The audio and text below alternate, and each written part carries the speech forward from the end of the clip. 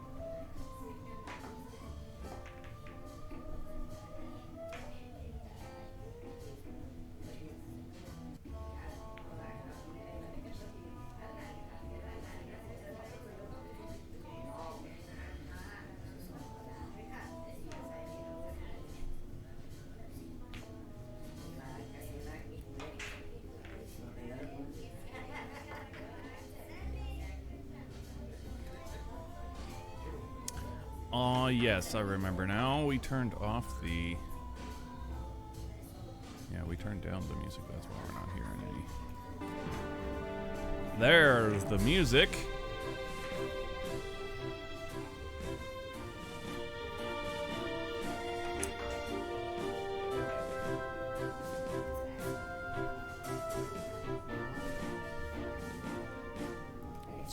Concerned for a second we may have a an audio issue, but we don't. We're cool.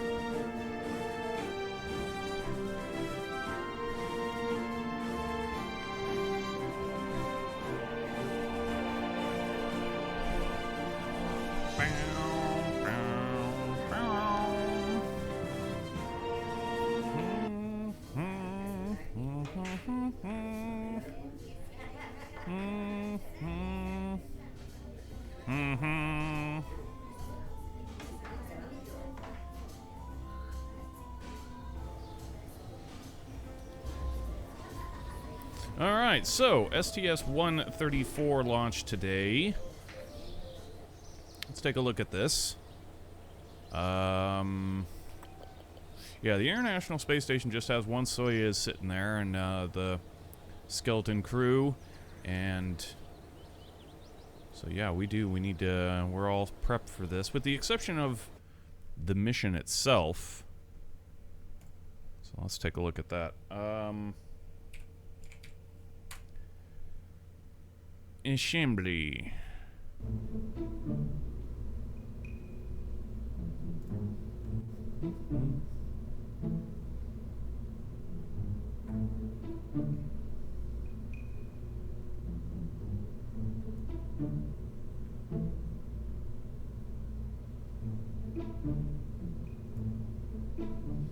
Okay, here was the shuttle from the last mission. The Terrace.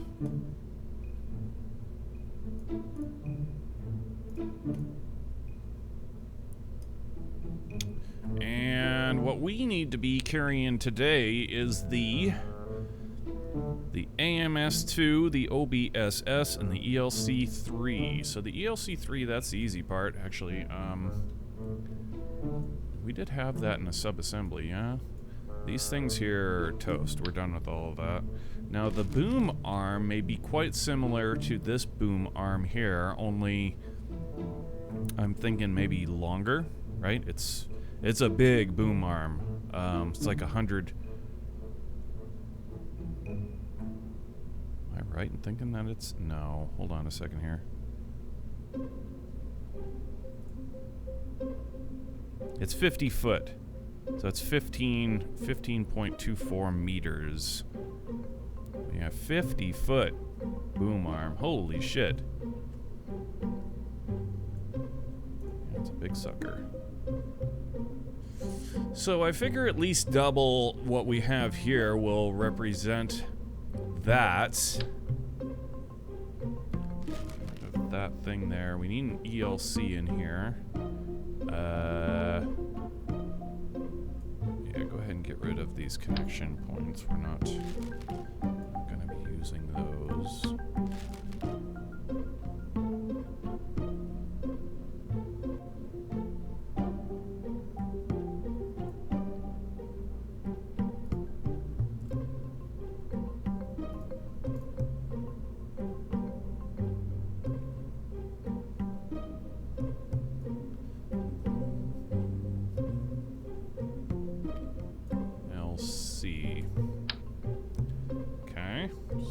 Have the ELC made, so the only thing that we need to create is really the particle accelerator, which is, I mean, we can pretty much use anything for that, right? Let's see here. Particle accelerator. What do you think? Well, we have the connection point for the particle accelerator actually already installed. So we need coupling. Give me that Daco Jr. Just pop a couple of these suckers in here. Maybe just, yeah, we'll go one at a time. Bring this guy out. What the hell? Oh, Alt, not Shift. There we go. Okay, so,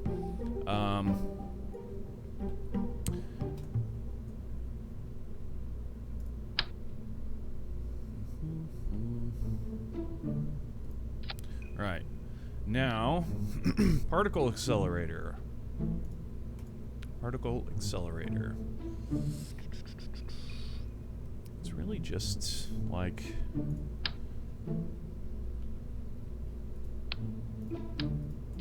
that painted white. There you go, bam. That's pretty much what it looks like. Unless it does in fact include on this photo, those look like just the things that are holding it. Yeah, more or less just kind of like a cabinet. It's actually really quite small. They have a, on this photo, they have a computer monitor sitting right next to it, and it's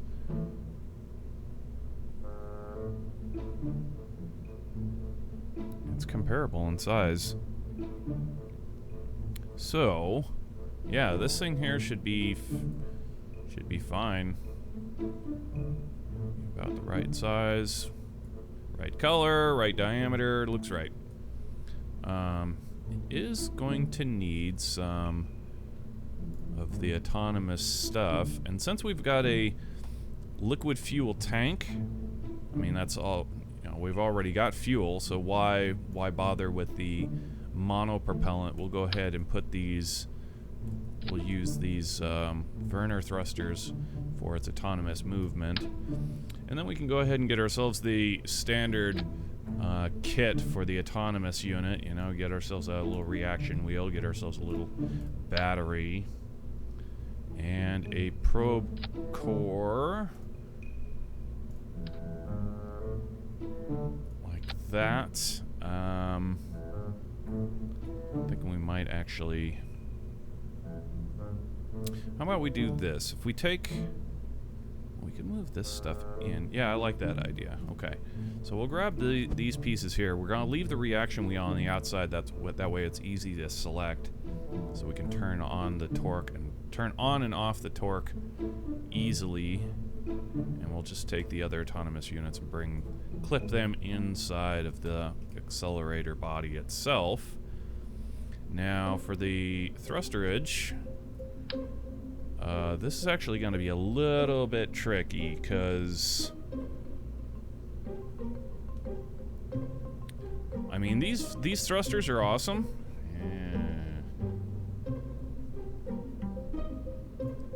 These thrusters are good, but they're not, like, we're gonna have to include a lot more parts. I don't like it. I don't like it. No, I don't like it. Start over. We're going to change our mind up a little bit here. We are going to take this tank and drain it, and we're only going to use the tank as a cosmetic piece, and that's it. And we are indeed going to use monopropellant, because it's just the thrusters for these monopropellants are just so much better and easier to work with.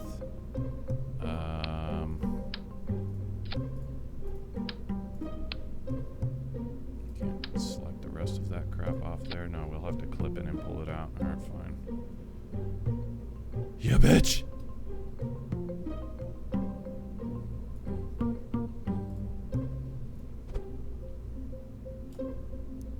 Nice, yeah. It made the noise as though it gave it to us, but then it's like, nope.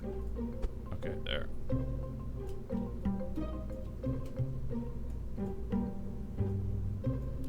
Pull those out. In fact, pull them off for the time being. There we go. And yeah, go ahead and put the battery, probe core, and then the fuel. Pull that fuel away from the rest of this stuff, and then do the same thing that we did before, where we pull this in. Is that going to affect it when we go to remove it?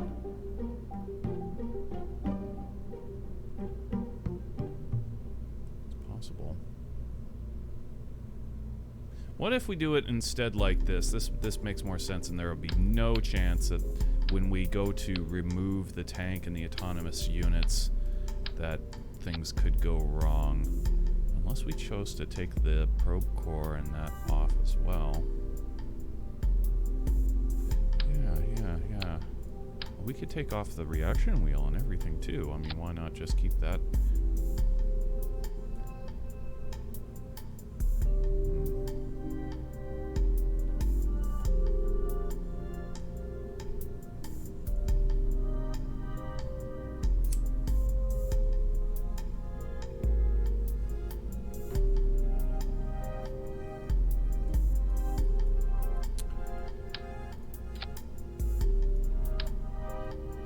Whoa, that's not what we wanted. Okay.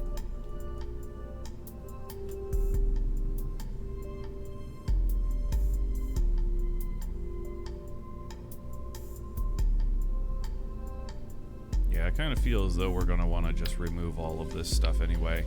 So if we're going to go down that road, let's cap off the end of the particle accelerator, as it were. Let's cap off both ends. Take the tank off, and what I'm looking for here is those tapers. If we can get just a gentle, not that one, the smaller one.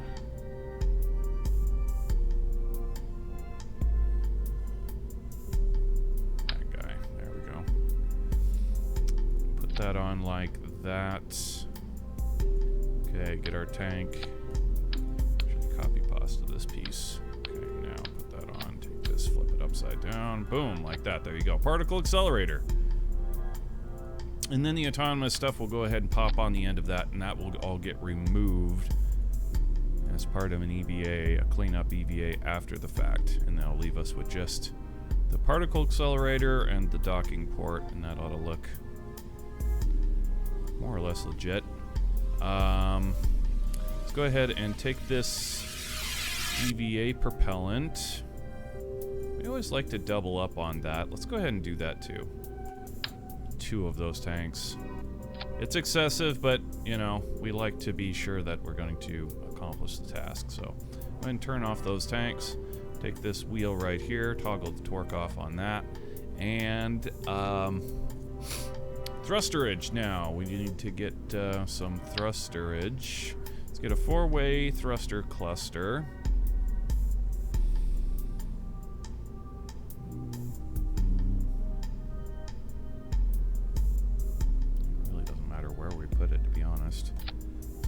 Actually, not four-way. What am I thinking? Two-way. Two-way thruster cluster. Boom, like that. Okay, and then a two-way thruster. The puff. Like that. There you go. Okay, now take these pieces here and pull them out so that they're absolutely not clipping. And then take this piece here, make sure take it and bring it all the way out to make our patented jack thrusters. Like that. There we go. And that should give us all the axes that we're going to need in order to install it. And it should easily break down without issue. So there's our particle accelerator. Let's start to... Oh. The biggest piece here is going to be the ELC4. What we're going to do here.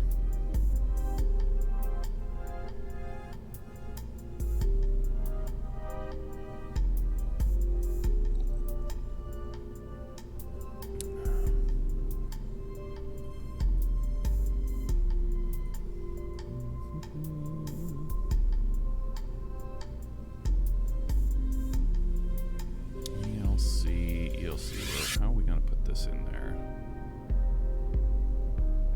We'll go ahead and give us another docking port. One. Uno mas.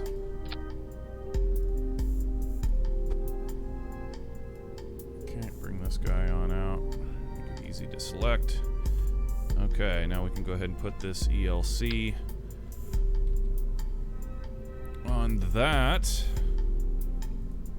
Oh, you rat bastard. Oh, you rat bastard.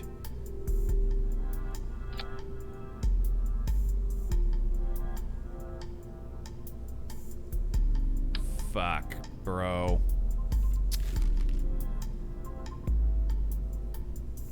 Alright, we get to make that all over again.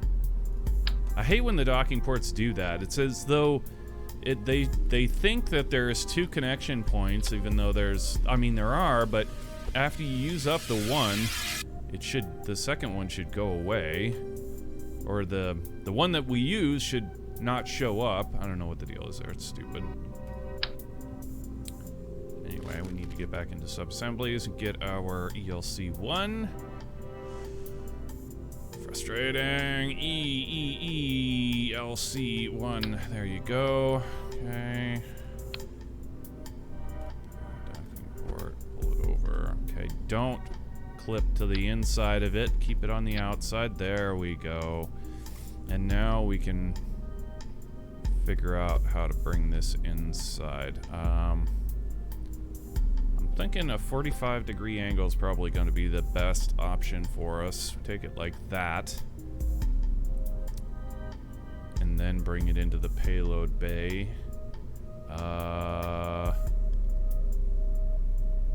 Yeah. I don't believe that the order in which we pull this stuff out of the payload bay and install it is really going to matter. So just inside the payload bay, something like that. Yeah, that'll work, at least until we start to put more stuff on this boom arm.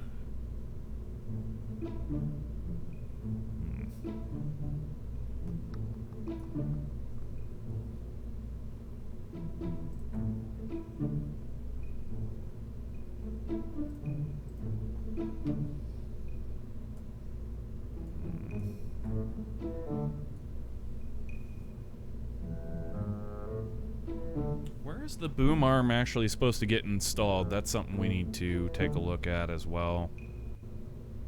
Well, I mean, actually, no. It really climbs all over the place, doesn't it? So we could put the boom arm essentially anywhere.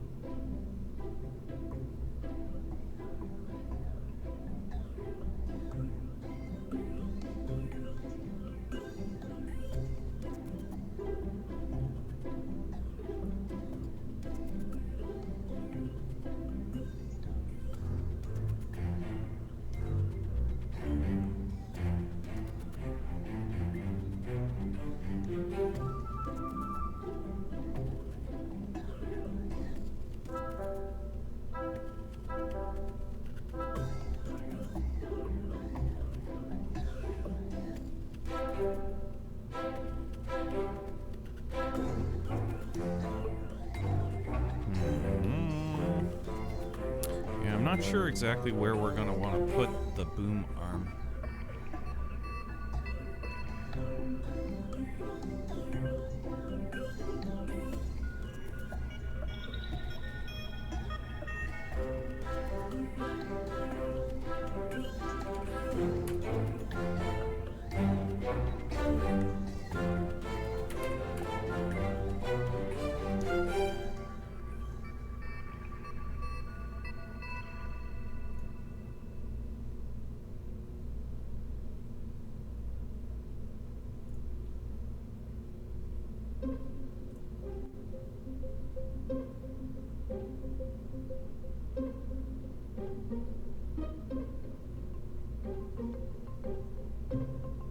Yeah, okay, I'm cool with that. So I've got a photo of it here showing the big 50-foot boom arm attached to the Harmony module. But like I said, it's just like the smaller Canada arm on the station, that it can actually like inchworm anywhere along the entirety of the station, so it really can go anywhere. But for the sake of our purposes, since ours is just a cosmetic, we'll want to install a port for this on probably on the zenith side of Harmony would be a good spot.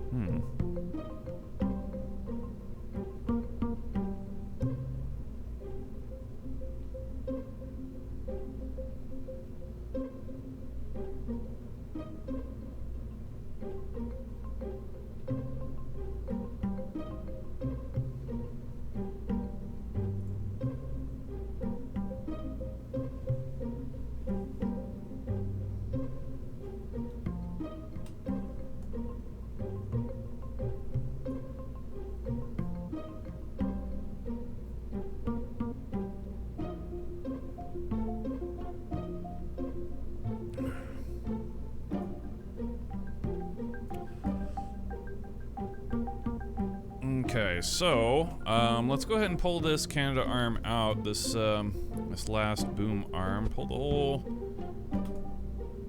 thing out. Kind of just move this particle accelerator out of the way for the time being. We'll figure out where to put it in a moment.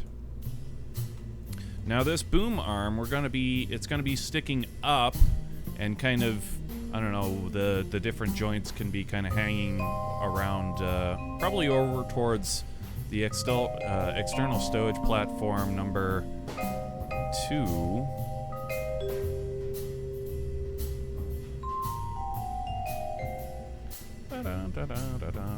Let's go ahead and save this project real quick, so I want to turn down the music on it. I think kind of screwed up. Too loud. This is going to be...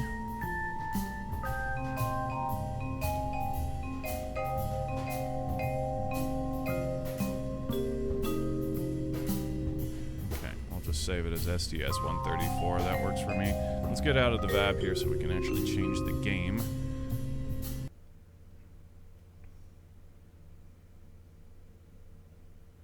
Starch Face? Hi. Hello, hello.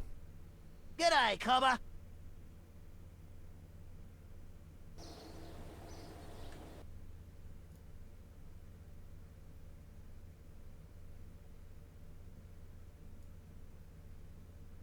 A little ambient kerbal music, but not that much.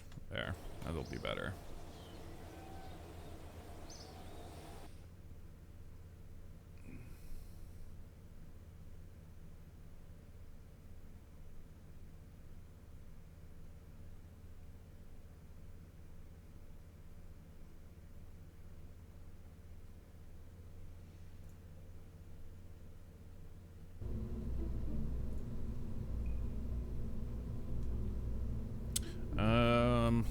Okay, so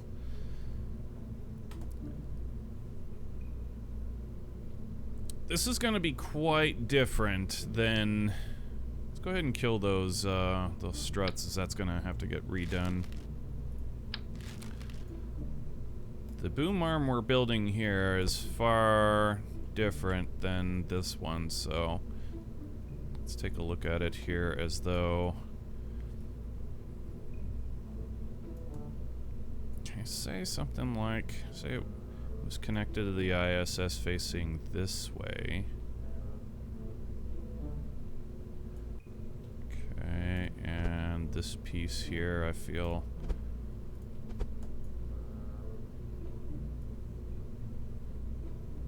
Something like that.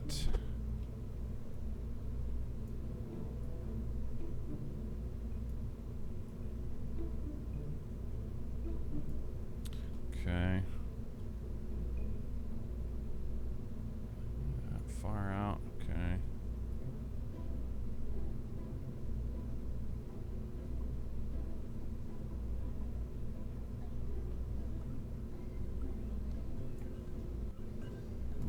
More turn.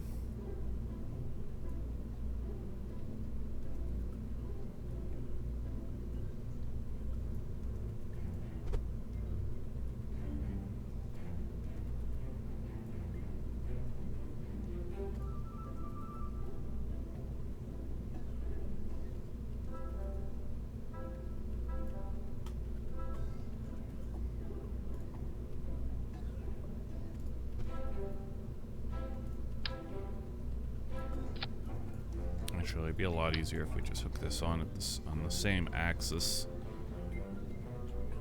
There we go. Like, god damn you, like that. Okay.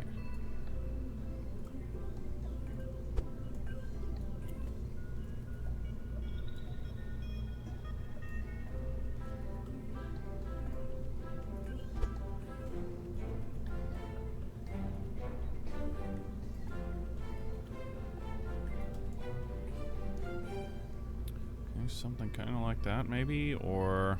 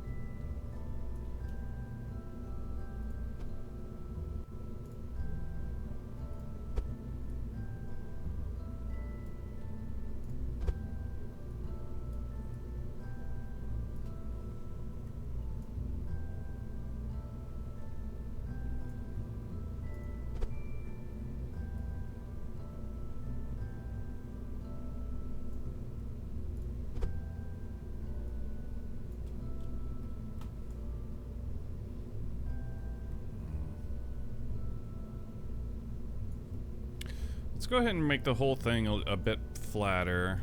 Can we get a turn on the rest of this stuff? No, we'll have to redo. Damn it. Yeah, we'll have to redo basically the whole thing. That's okay. Yeah, let's get this more flush. It makes more sense that it would be or should be. Let's get that like that. Okay, and then...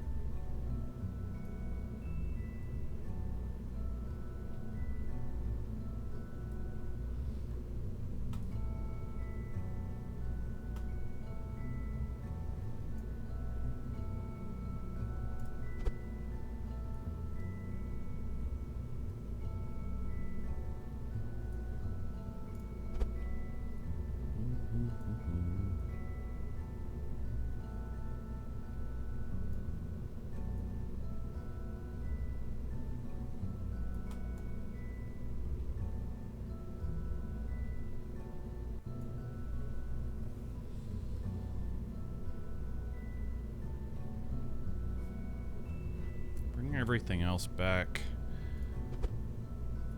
like this.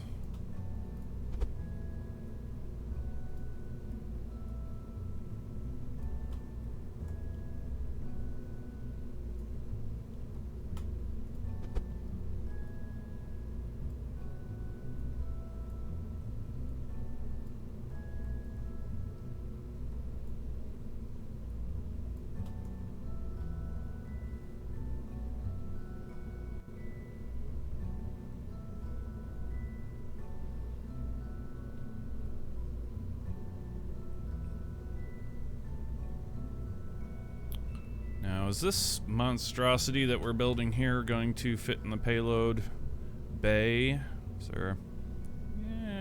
it'll be a little bit whack, sure, but I think we'll be able to fit it in there. So this, we're going to hook this onto a node on the top of Harmony, kind of sticking over towards starboard, I'd think.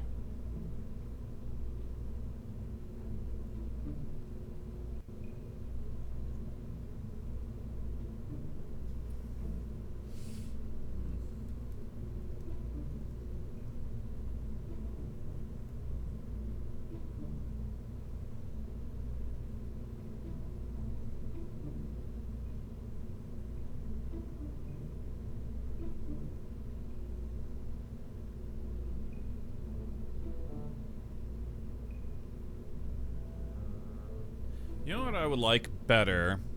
If this part here, if we each segment didn't hinge. So like, say we take this part here and we make it fixed. So each like part that would move is like 2 segments. I think that would look better for this purpose. So these pieces being like fixed, and then we get another 2 pieces that have an elbow right here. But we'll need one more.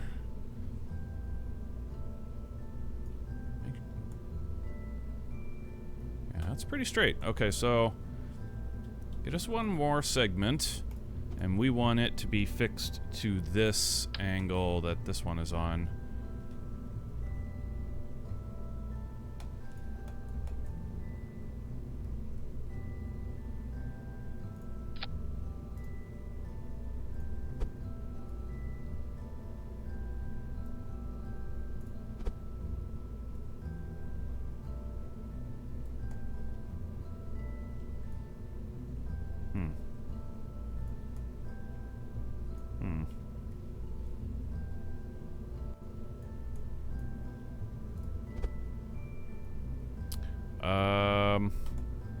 Also, yeah, flip it around.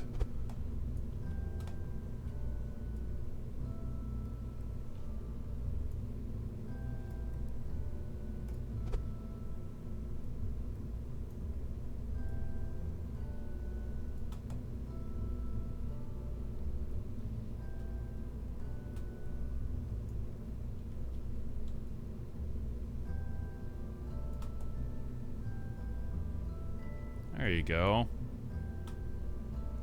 Feeling it a lot more now. This doesn't quite look as though it's on the right angle there.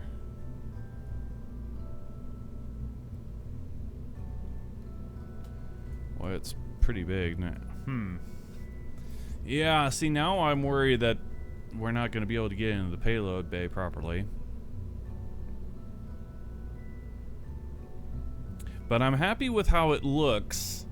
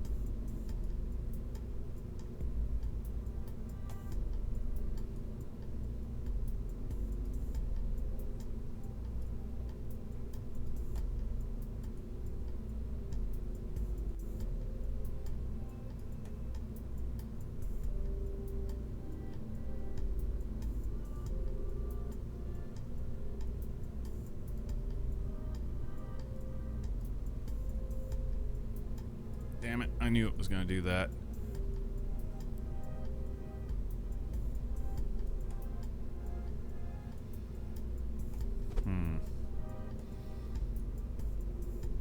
Yeah, that boom arm, man.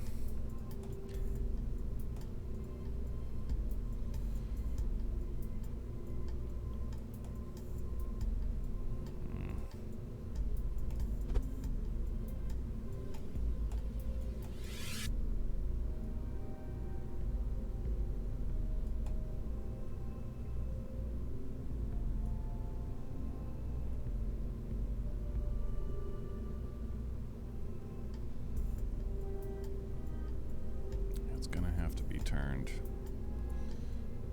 There's just no way it would fit otherwise.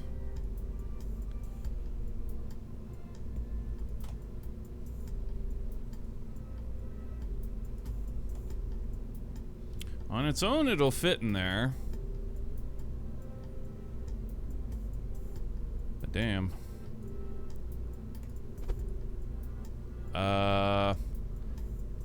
If we can turn it...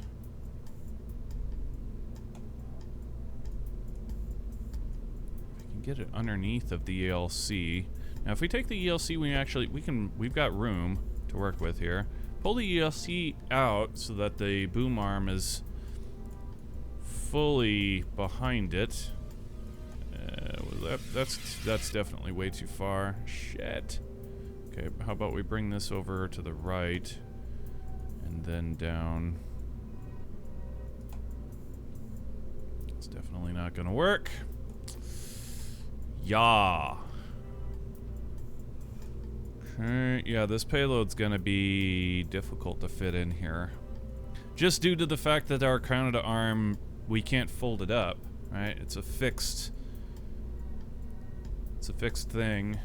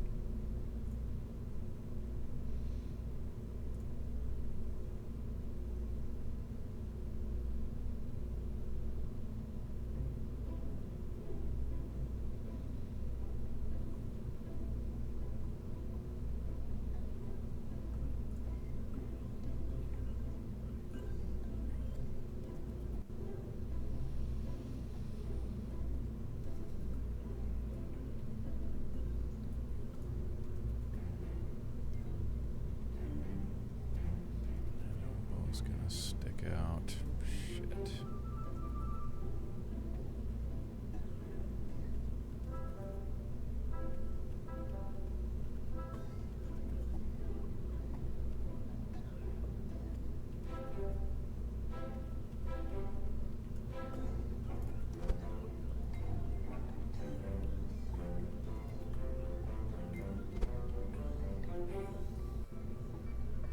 Well, maybe, actually. Maybe.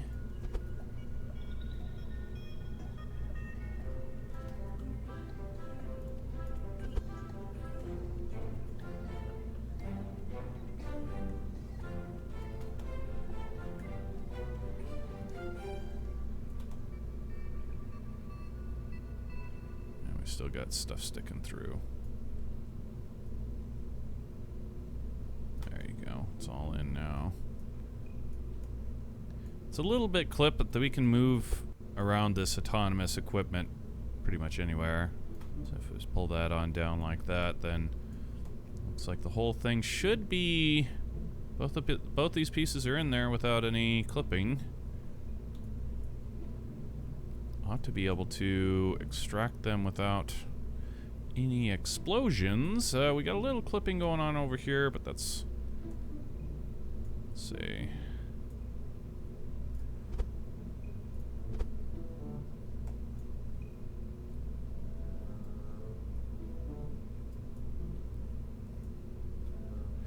Okay, can we close the payload bay doors without any clipping? Yes, we can. Alright, so now we just gotta find a place for the particle accelerator. And it ought to be a lot easier to park. Let's go ahead and grab that.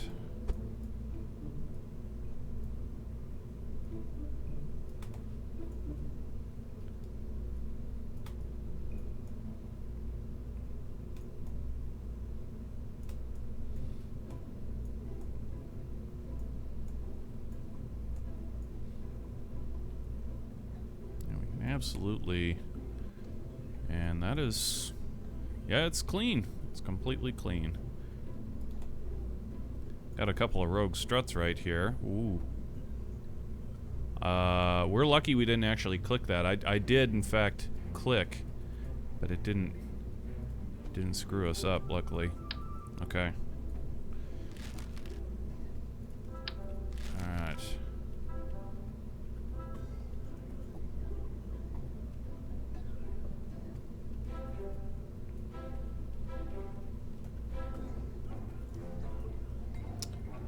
We can definitely pull this ELC more aft.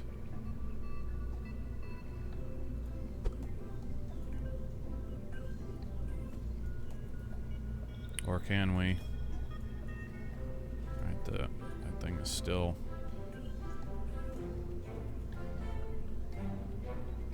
kinda not, huh? It's like... not that it really would do us any good to pull it aft, honestly.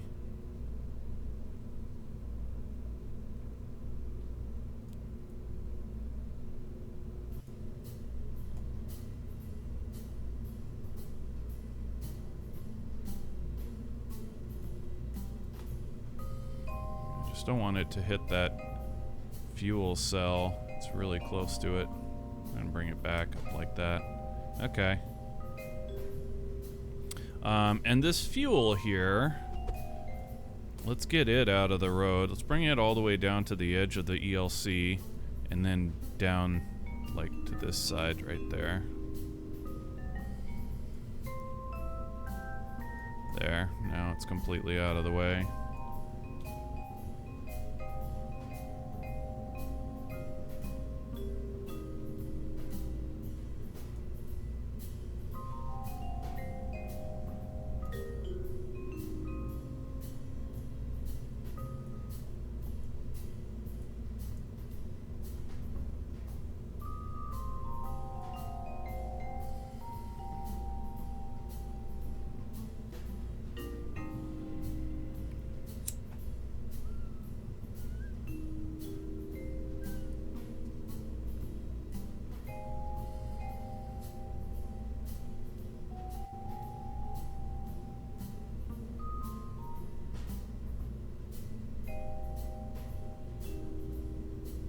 Well, let's go ahead and test it. See that we can get all of these pieces out, because I think we're... otherwise, I like what we've got going on here. We still have to do the prep mission to be able to install this this new boom arm. Although, I mean, honestly, we can do that when we get there. We've got lots of those miniature ports that we can put on there. Should be no problem at all.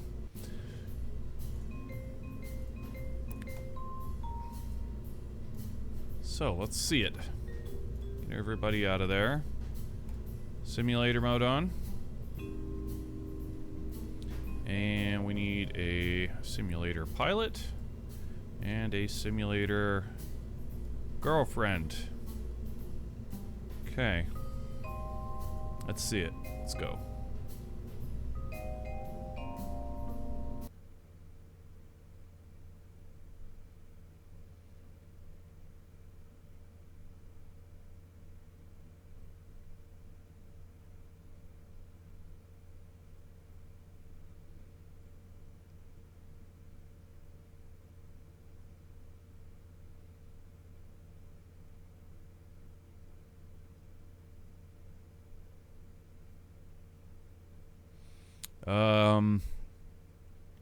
So you say the mod landed a base and sent a station, installed mods, but the mods don't show up in the tech tree. Not all mods will show up in the tech tree. Some of them are just automatically unlocked. Other mods will include them into the progression of the tech tree so that you actually have to unlock certain functions of the modded parts in like a progression, and others are just immediately unlocked. So I'm not sure. I have no idea what mods specifically are you talking about? Like what parts are not showing up?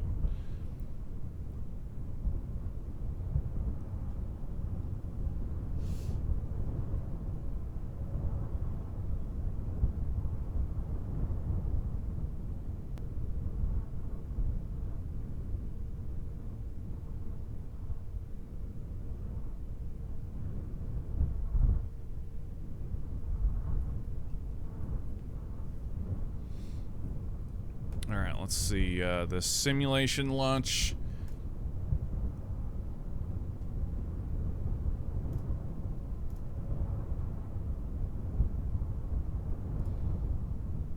Okay, all that looks correct.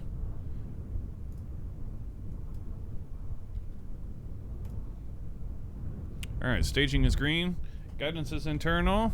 Ignition sequence start. 6, 5, 4, 3, 2, 1. Ooh, that was loud.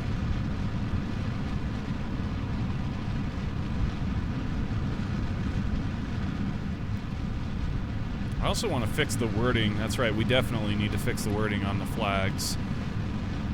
I feel like the United States is just too big. This game, I swear, when it comes to the scale, it's just... Starchface said it perfectly the other day when he said this game's scale has got three sizes. Too small, too big, and way too big. Boy, that's the truth. Oh, we're well past our roll. And our throttle up. Lost this up. Okay, throttle up. Yikes. Shnikes.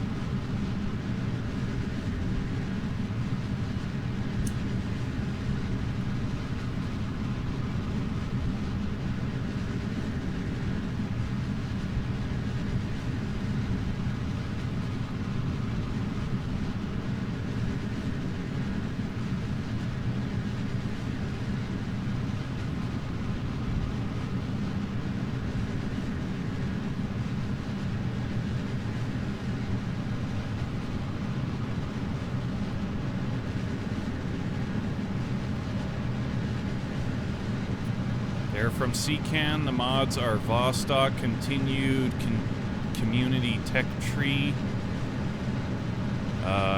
Kerbalized, SpaceX, Near Future. You're going to have to go through those mods one at a time and find out if you installed them correctly.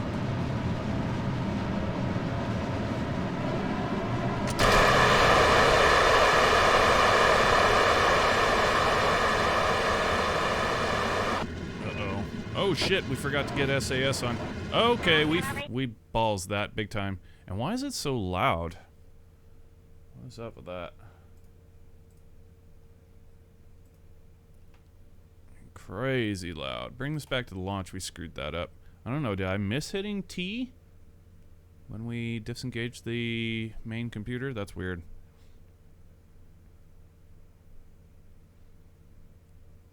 Yeah, you've got a massive list of mods. This is the wrong place to come and really ask specifics about any of those mods, because one, I don't use any of those mods. Not a single one of them I use. Two, our big thing on mods is don't use lots of them. Keep your mod list very tight. That way diagnosing the problems is easy, and or not having problems at all. That's my big thing. You know, the progression of our playthrough is unharmed because we use only this very, very supported select set of mods that we will not deviate from. So, but as far as talking to you as a like IT professional, yeah, you're gonna have to go through if your mods aren't working the way that they're claiming to. Maybe you've got the wrong version. Maybe maybe the version of KSP is conflicting with the version of the mods. Maybe the mod is conflicting with another mod. There's all kinds of stuff that you're gonna need to diagnose the problem first, and the only way to do that is to really strip your game of all the mods, put the one mod. This is what I would do. I would strip the game down of get a playthrough or get a game file that's completely clean, no mods. Take the one mod that you're concerned with, that you can't seem to figure out, plop that in there and see if it works then, and then work your way forward from there. That's what I would suggest. But yeah, let's go ahead and try this one more time. We need to throttle limit 58%, and guidance is internal. Ignition sequence start. 6, 5, 4, 3, 2.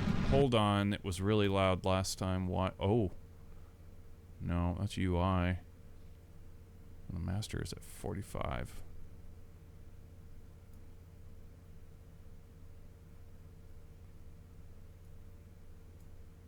Okay, try that. All right, and hit it. It's still quite loud when it lets go, but it's not ear-shattering.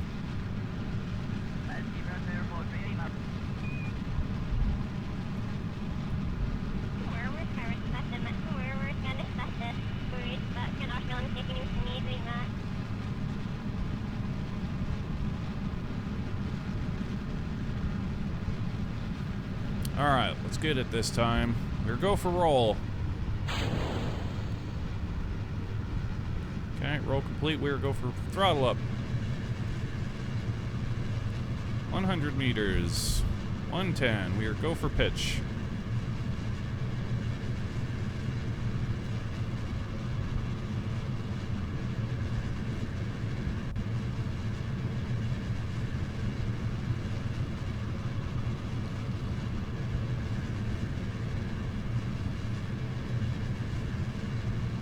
But hopefully you can get your mods ironed out and figured out what's causing you problems. Get your playthrough off the ground.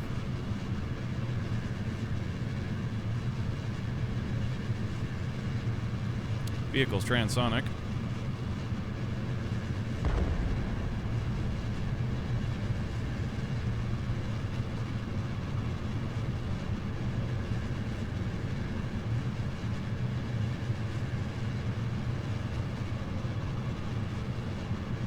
This time, do not screw up and forget to turn on the SAS after we disengage the main computer.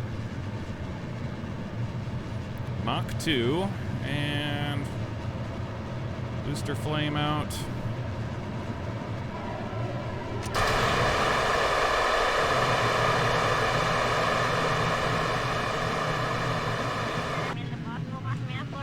There we go.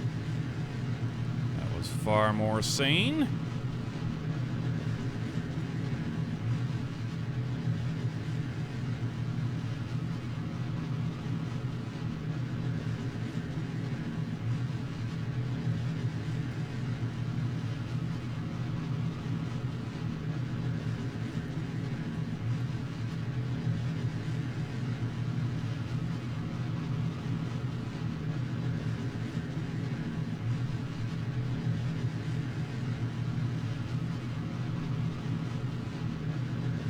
Yeah, like I said, you're using mods that I have never touched. I've never used any of those mods that you've mentioned. I know of them, but I've not once ever added them to our playthroughs. So, yeah, I can't tell you. You have to go to the mods creators, grep through their TLDRs and figure out what exactly, if they have dependents Some mods need other mods to be installed. So that's yeah, you'll have to go read the TLDRs.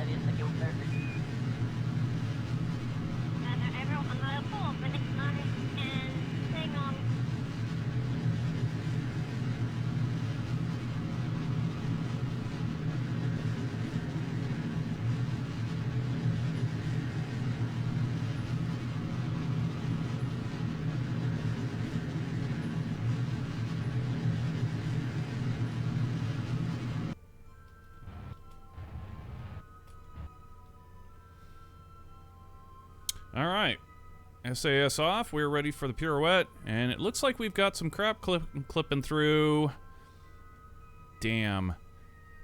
We may go ahead and not be concerned about that, because like this piece here that we're working with, this boom arm, that's a piece the connection point for is hard enough on its hard enough to deal with. All right, so let's go ahead and turn this.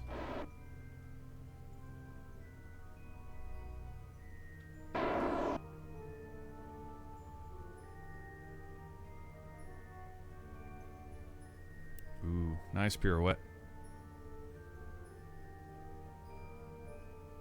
Yeah, that was pretty damn good.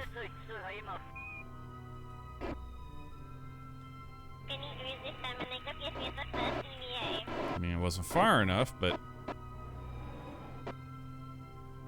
Okay.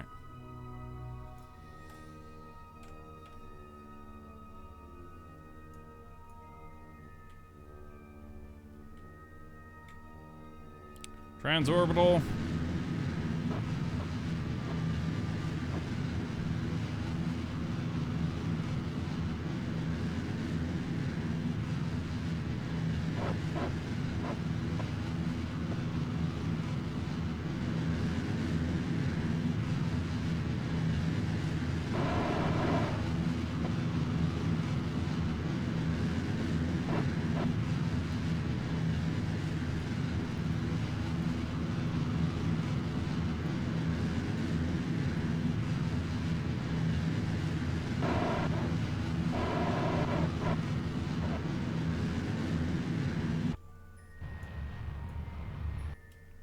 Take a look at the fuel.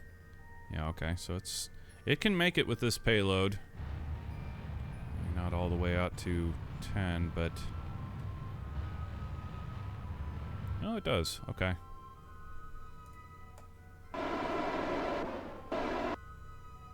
Alright, external tank jettison. Main engine shutdown. Ohm's computer engage. RCS off. Payload bay doors open. Prograde marker. Orbital insertion, go.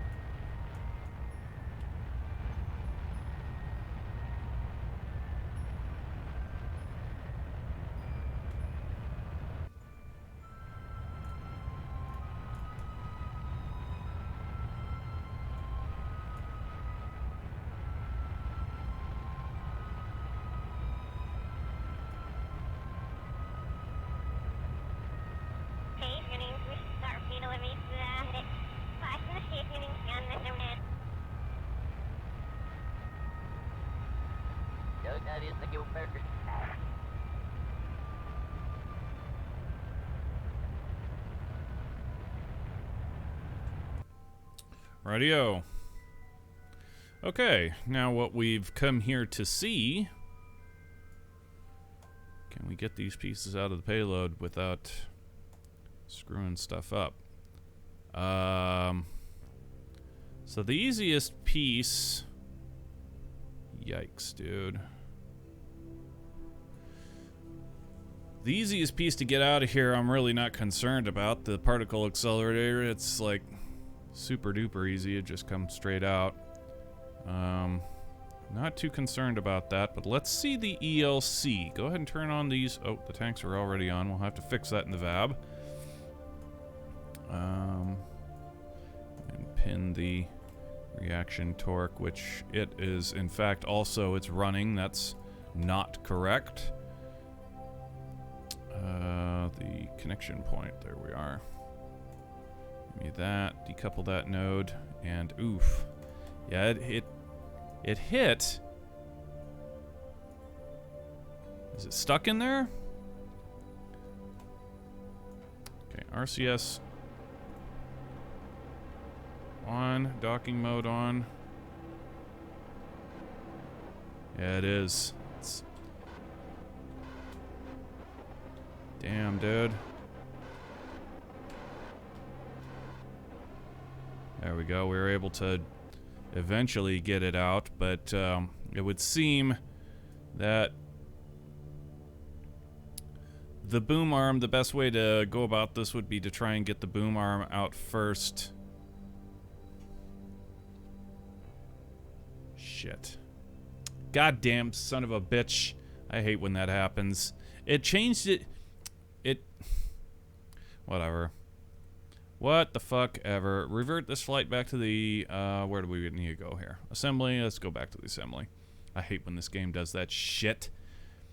It changes when we tab to change to the other vehicle or other piece so that we can get working on that. And instead of it tabbing to the right piece, it tabs to the fucking external tank that we just jettisoned. And instead of it allowing us to tab to the next piece because it feels like it's too far away, we're now stuck. And that's just irritating as all goddamn hell. Very, very frustrating. Anyway. We saw more or less what we needed to see. Let's go ahead and fix these flags. Also probably gonna change the size on it. Damn, dude. Like I said, I mean, look how small that medium is. It's absurd. Large is way, way too big. The medium was way, way too small.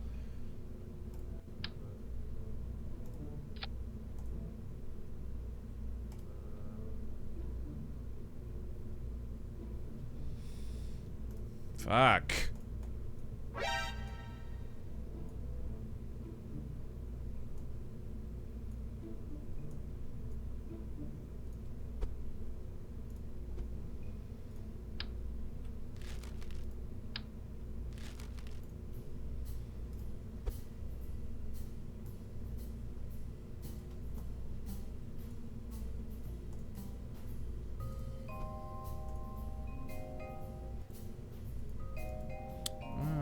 See.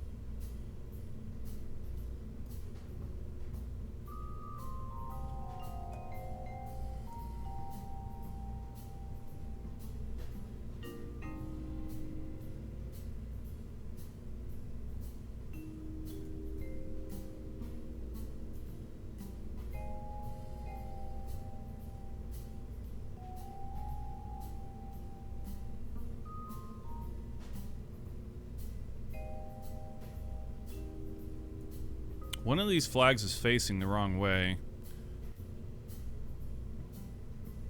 I'm pretty sure it's the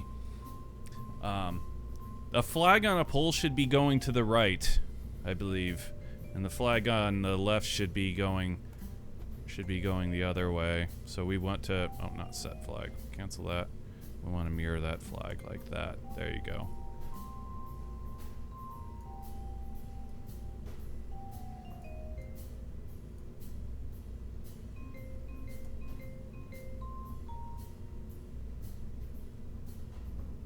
No, we got it the other way around. This is wrong. Backwards. Yeah, this needs to be the other way. No. Oh my god, I'm so confused.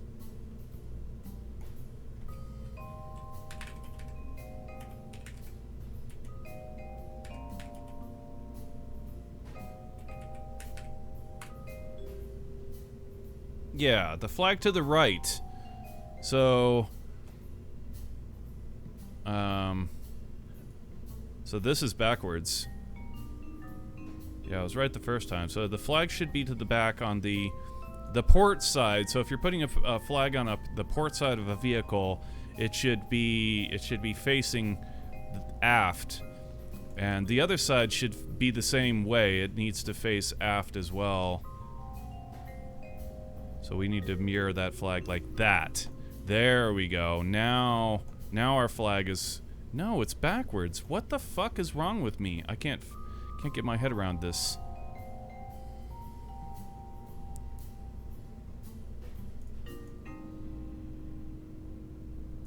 What the hell's wrong with me? Why can't I get my brain around this? Is it mirroring both sides? What is it? It is! No wonder. You prick. Remove that from the symmetry. Like, every time we make a change over here, the other one changes the opposite way, and it's like, no! It needs to be facing aft. Fuck's sake. There. Now it's correct. Because... There. Yes. That is correct. Oh my god.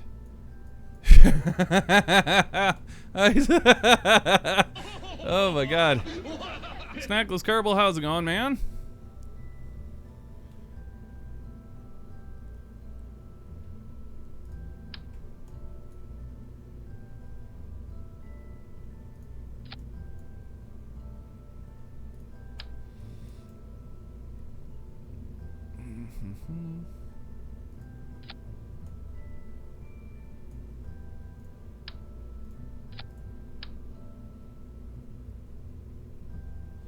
Yeah, where's the words? The words do not mirror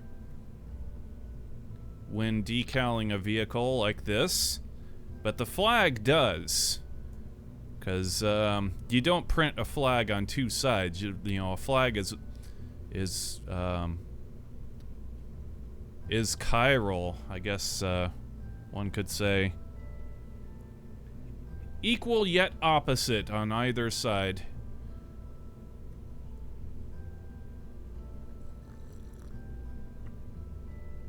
Thus, if the wind is blowing to the starboard, the stars should be on the left-hand side nearest the pole, and the stripes going starboard, which is... or aft, actually. Yeah, this is correct.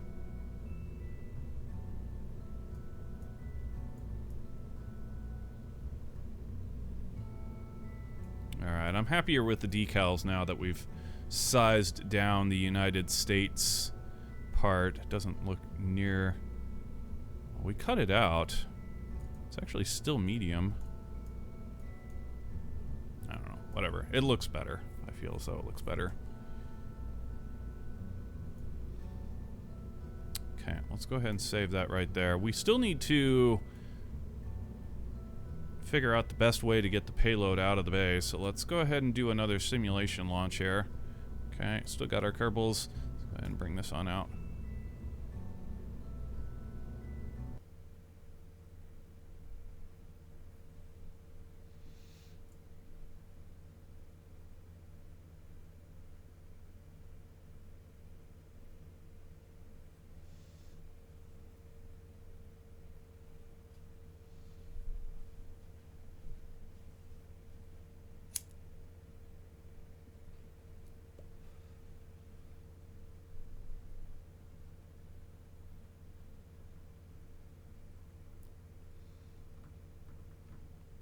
So this time what we're going to do is we're going to launch, get the thing up in the orbit, and we're going to try and remove the the Canada arm, the OBSS, first, and see if it doesn't make the extraction of these tools more streamlined. And I'd like to bring this down a little bit further too.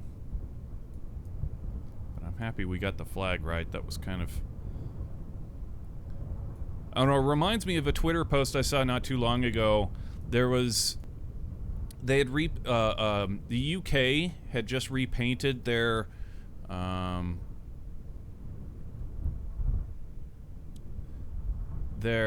prime minister's like plane.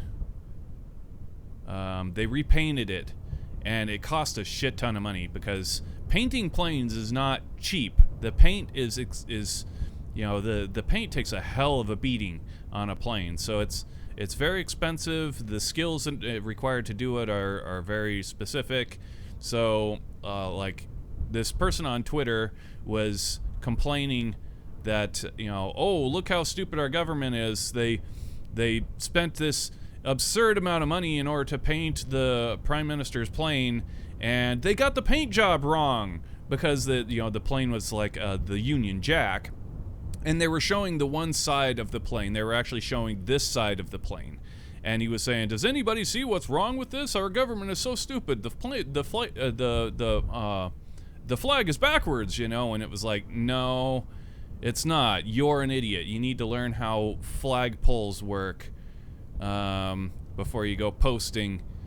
It's like, no, the flag doesn't get printed the same on on either side. It's not mirrored. It's, you know, it's one side, you know, so it's all about which side of the pole the flag is going to be flying on. And on a plane, on a vehicle, it's always the direction of travel. So the flag, you can say the flagpole on a plane is always going to be the wing, and so it's the direction of travel of the plane is the way that the flag is supposed to be facing. Anyway, so that's kind of what got my head around this. You know, I saw the flag facing the wrong way. It's like, oh my god, people are gonna start criticizing us here soon. We need to fix this because we can't handle criticism.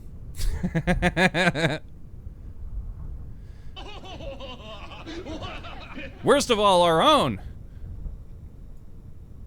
All right. Anyway, ascent guidance. Yeah, that guy was an idiot. He was so sure about, you know, oh my god, the UK spent, you know, the $1 million, $3 million to paint this plane. It's like, well, you know what? That's actually a pretty damn good deal. All things considered, like, you know, painting a plane is not cheap. And then he was all stupefied about the way the flag was facing. Like, dude, you're an idiot.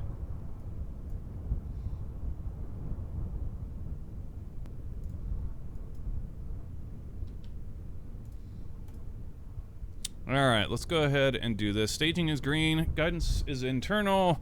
Ignition sequence start. 6, 5, 4, 3, 2, 1.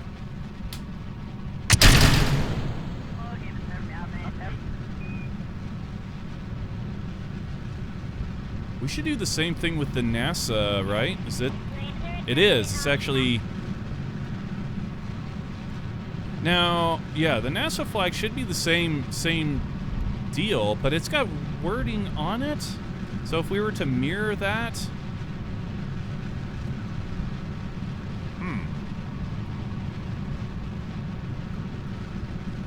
That's a whole different kind of thing. How would it work with a flag that's got... Oh, we paying too much attention to the flag, not enough attention to the flight.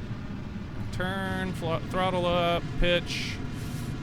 Alright, now that that's all done, we can obsess about the flag. Yeah, if a flag has wording on it, it wouldn't work the same way. It couldn't.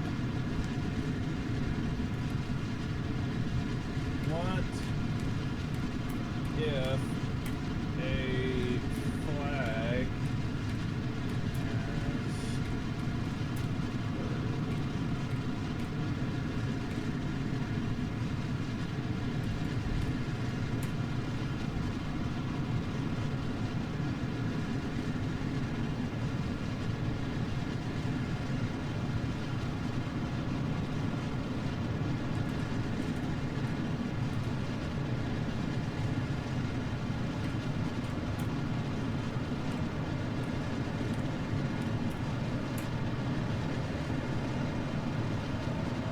here's a thread.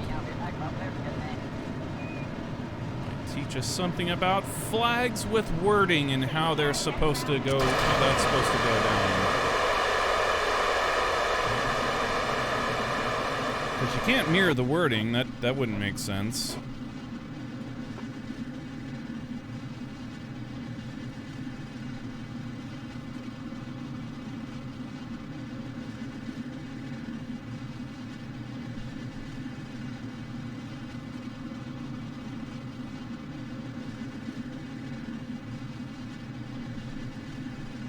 If the flag is one-sided, yes, the other side will have a mirror image, 60 to 70%. Yeah, I would expect what they probably would do would be to mirror the background, but obviously keep the wording proper.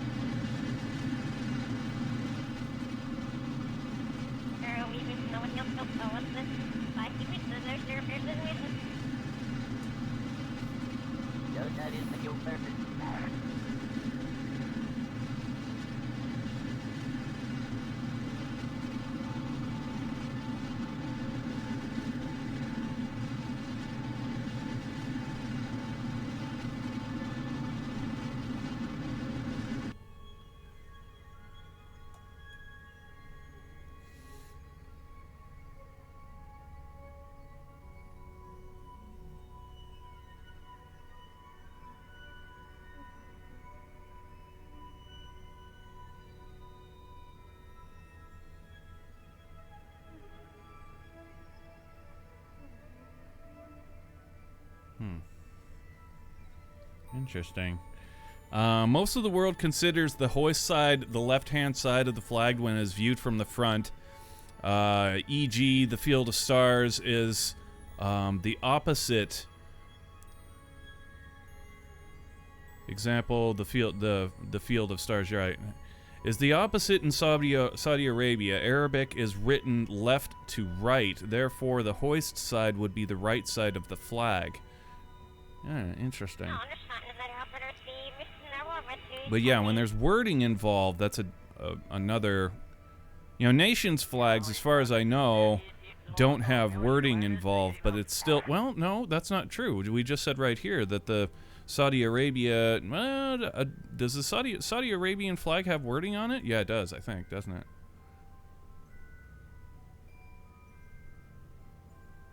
Wow, okay. It's kind of a mindfuck.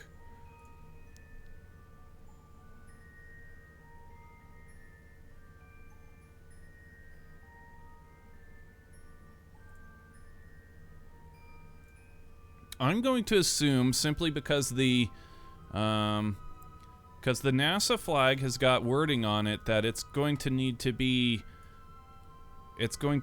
just flat out one-sided, whereas the nation's flag is got a hoist side on the left.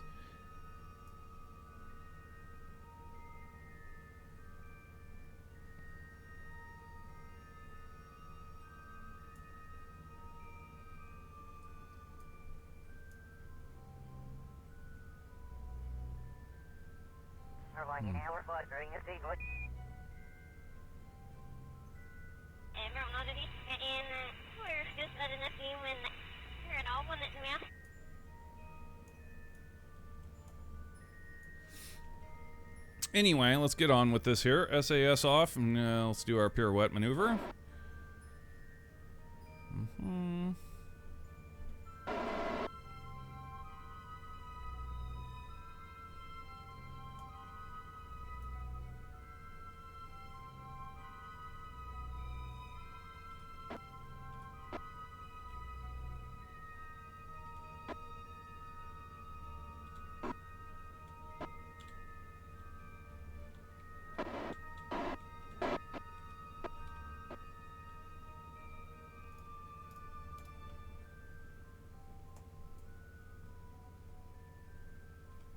pushed it way too deep. Huh?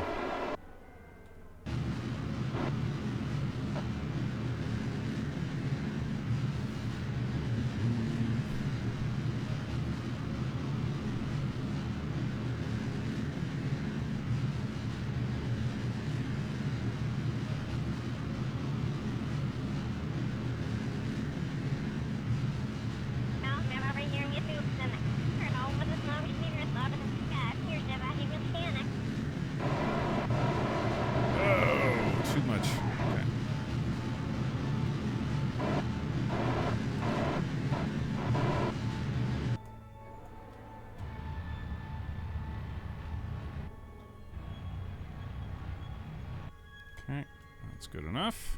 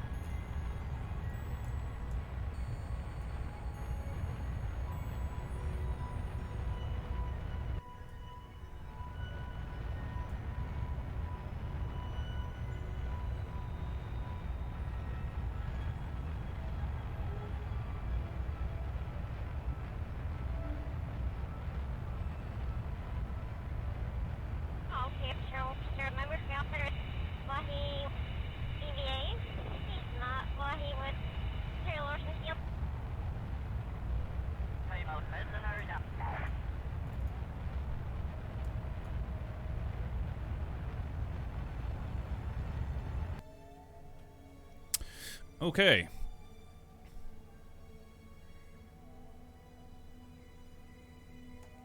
Now, what we wanted to do here was see if we could get the boom. Oh, we've got a very, very rogue strut there. My God. We didn't get rid of those, huh? Okay. Well, anyway, let's go ahead and test this here.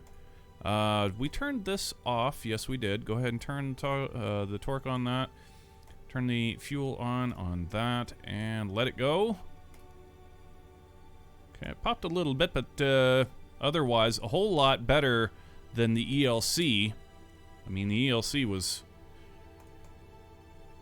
we really had to force it out of there.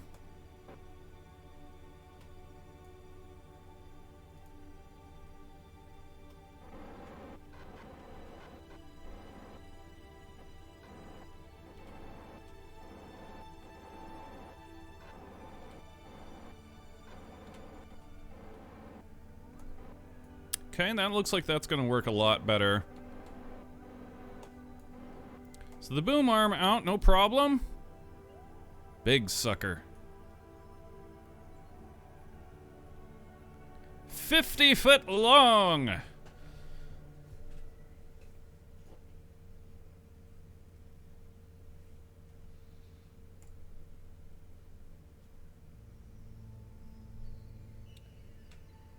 Whoa. Wrong button, bro. Oop. This fucking game, I swear to God. Yep, see, it did it again on us. We tabbed, and instead of tabbing to the item we wanted, it tabbed over here to an item that's too far away to tab back. That's so lame. That is so fucking irritating. Oh my God, I'll choke a son of a bitch for this shit. So irritating. Alright, bring it back to the VAB. I guess we've seen... well, psst. Nothing we can do now. I'm not going to go into a live mode just because of this stupid glitch. God damn it. Trying to make it real compared to what? Sock it to me.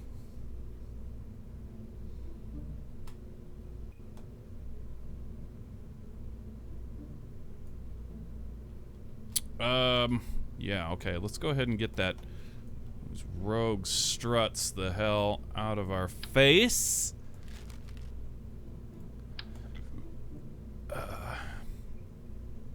And otherwise, I feel as though... I mean, we haven't tested everything, though. Yeah. Alright, this time... What else did we need to change about this? Oh, right, the tanks need to be turned off. The reaction needs to be turned off. And on this one, I believe we already did all that. Yeah, that one's cool. Ready to go. But we redid the torque, so that may be... No, it's off. Okay, we're cool.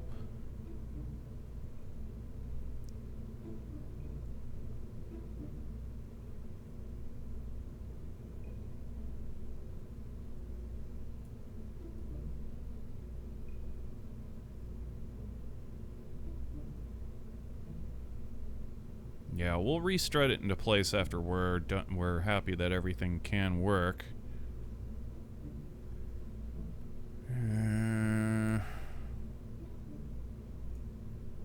Yeah, we need to see all three get out of the payload. At least the ELC4 and the boom arm.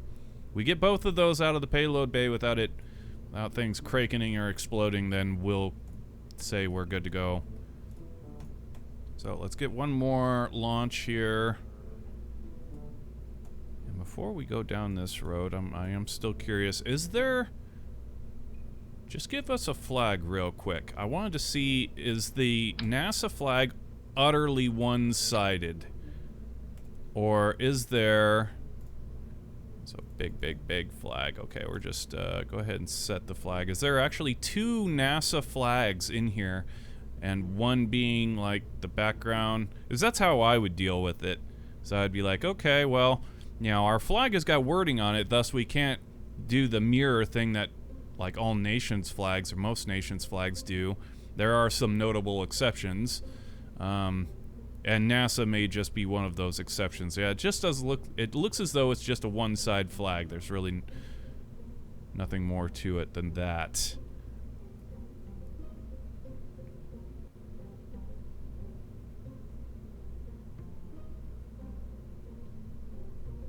Yeah.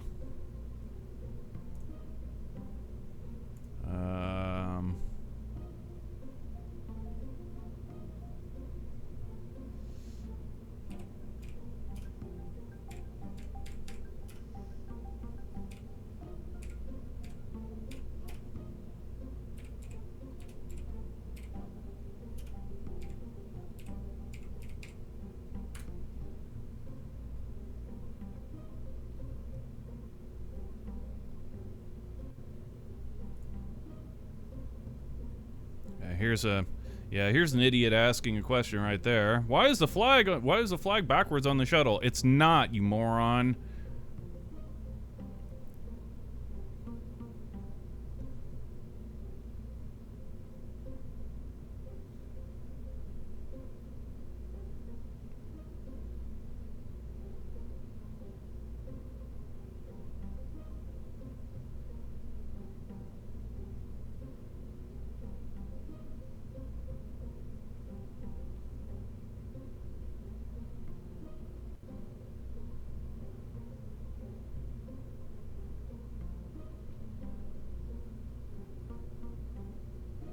Yeah, it's simply just got to be one-sided. But they fly flags. I don't. It's just got to be backwards, I guess. On like their actual cloth flag. As far as a decal is concerned, you can do anything with a decal, but with a flag, it's, you know, a legit flag isn't going to be printed opposite on either side. It has to be mirrored on one side because it's one piece of cloth.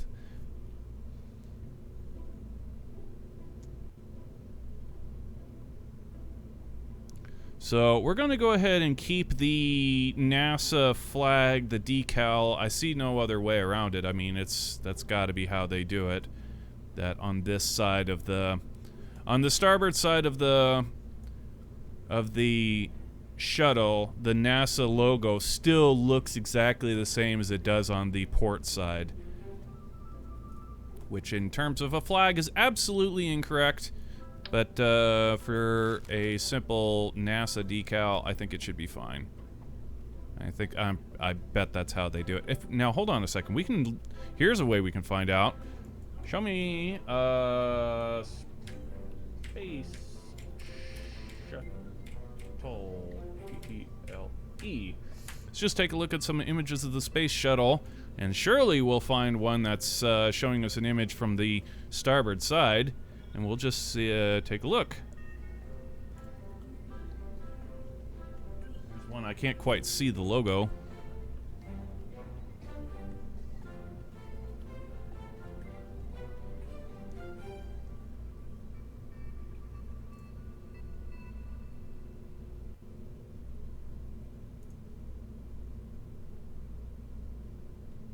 Yeah, it's decaled the same way.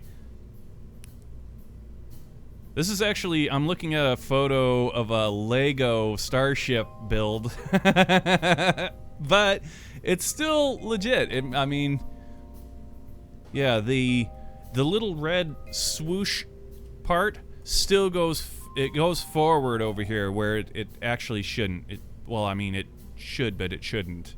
In terms of a flag, it shouldn't. In terms of a decal, you can do wherever the hell you want.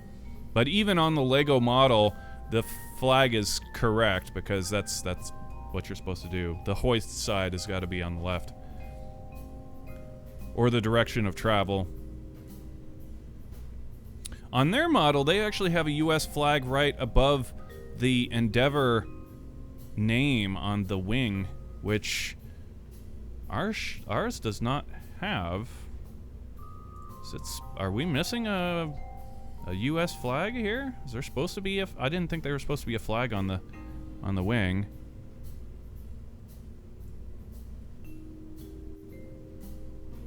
There is a flag on the wing. Son of a bitch.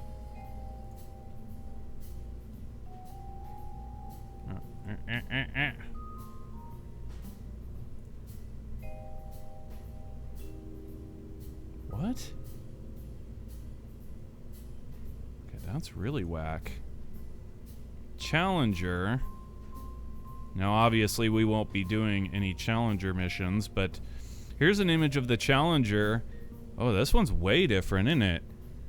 Okay, the decals on the Challenger were way different than the decals I've seen on all the other ones. On the Challenger, they had United States written on this part of the wing.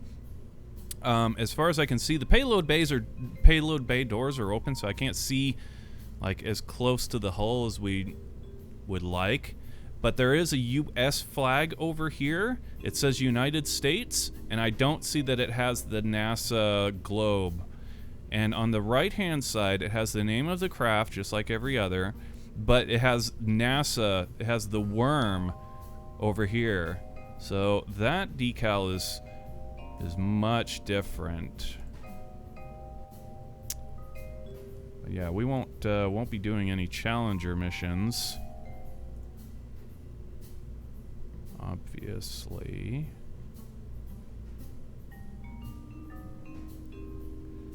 And you know, we also I'm pretty sure Endeavour, this is the Endeavour flight, but let's make damn sure. Yes, it is. Okay, so Sts-134 is in fact Endeavour, no doubt. Without a shadow of a doubt, we're cool on this, and it does have the globe on the wing, nothing else over there. Endeavour right here, and I can't see. Tell me there's no flag above the name. There is a flag above the name. I can't believe it. Okay. All right. Well, let's go ahead and do it. Get ourselves a medium-sized flag right here. Set the flag as the United States flag. Cut that flag out. Also, on here, cut that out. Okay, it is cut out. Yeah, both sides are cut out. No, they are cut out now. That one was not. Okay. Now, this flag here on the wing needs to be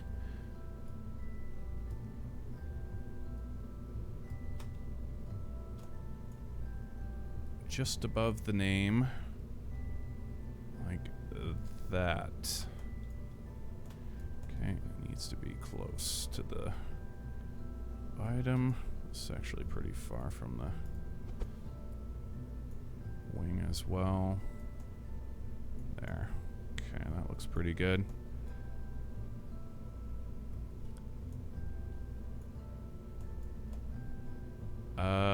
Is the distance doesn't quite look right. Just a little bit. Bring it down.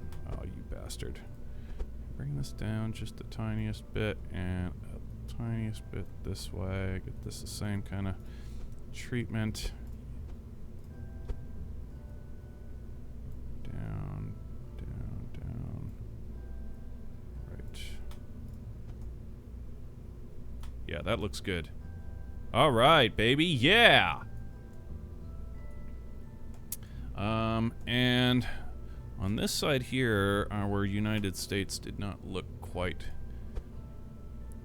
centered or really all that good. Let's bring the States a bit closer to the globe. Bring the United a little bit away from the flag. And they're not quite... Yeah, United is good. Bring this a bit up. Bring the States up a bit. There you go. Okay, that looks pretty good. I like it over here much better. I don't know why. It looks more legit. Maybe the space between United and States is the kicker.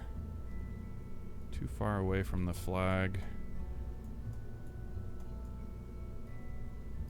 Okay, bring the States back.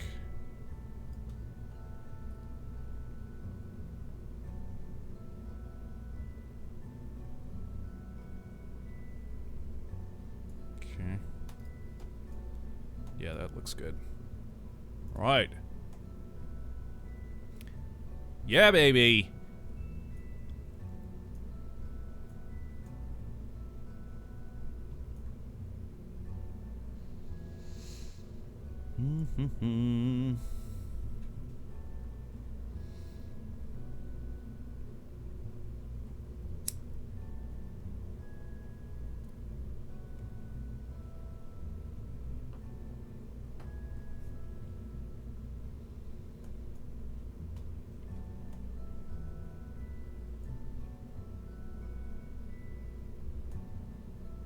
All right, so let's go ahead and save this, get one more simulation going on. And what we're looking for here is we want to get the ELC-4 and the boom arm out the door of the payload bay to confirm that all things do work.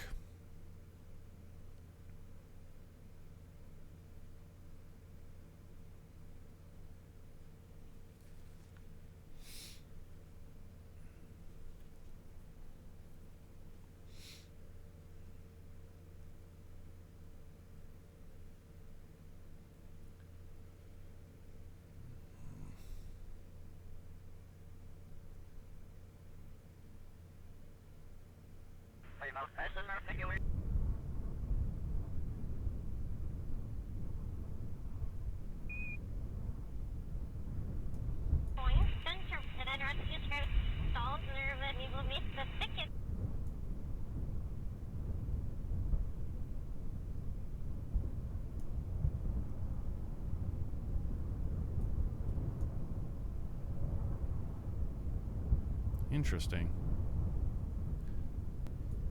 I just realized this, you know, since we're in the discussion of the hoist side and the flags and everything, this is absolutely incorrect.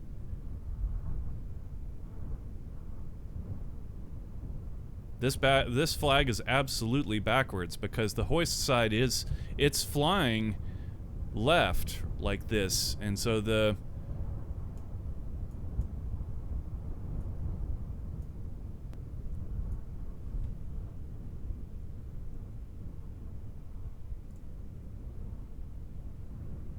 yeah, absolutely. Wait, no, you're an idiot. The pole is on the left, but that's not what I saw earlier. Oh my god.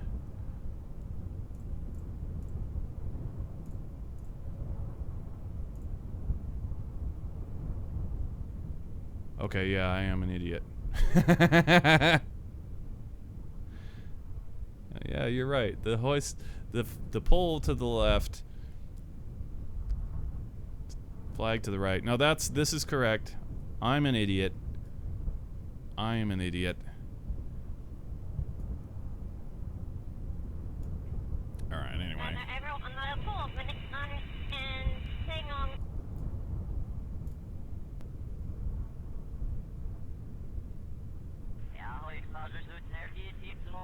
Where's the ascent guidance? There it is.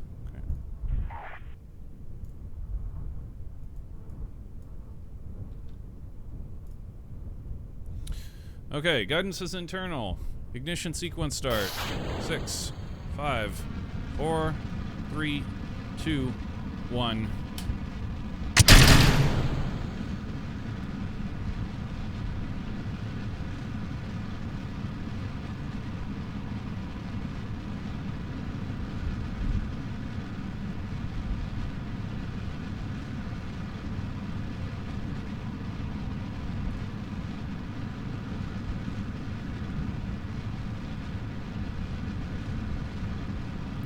Go for roll.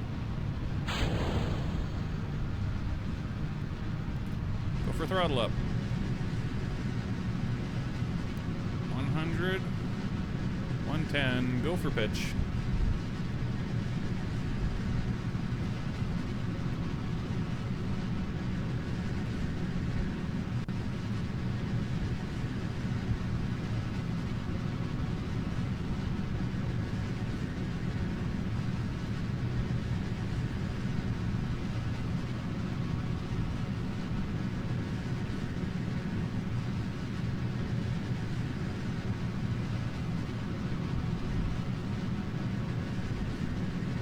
Vehicle's transonic.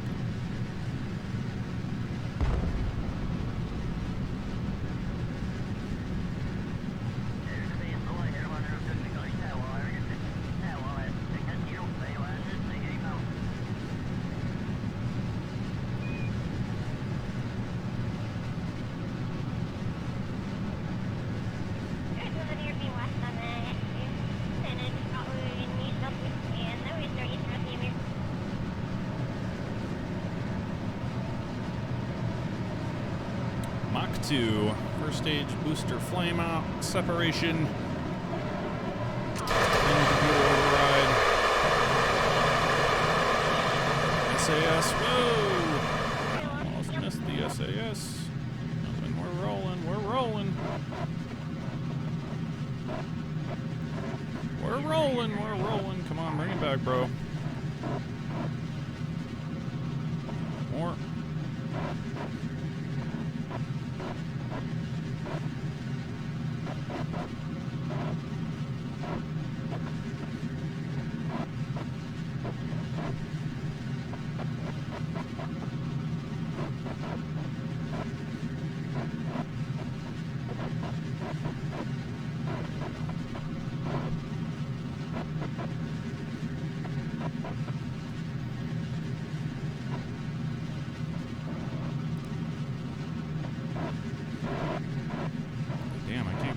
The damn thing.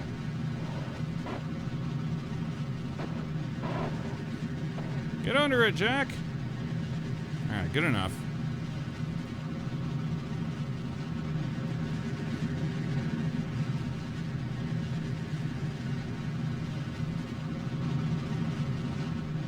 Hell. That doesn't make sense, does it?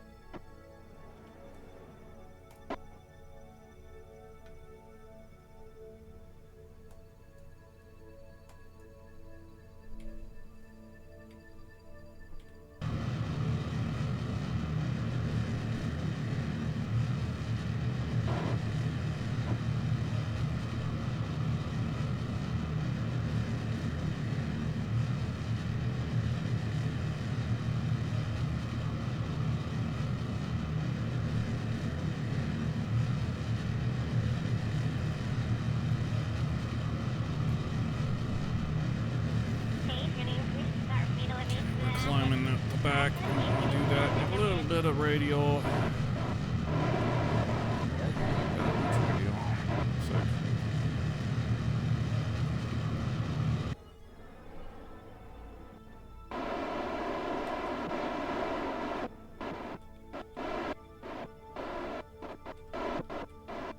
All right, external tank jettison.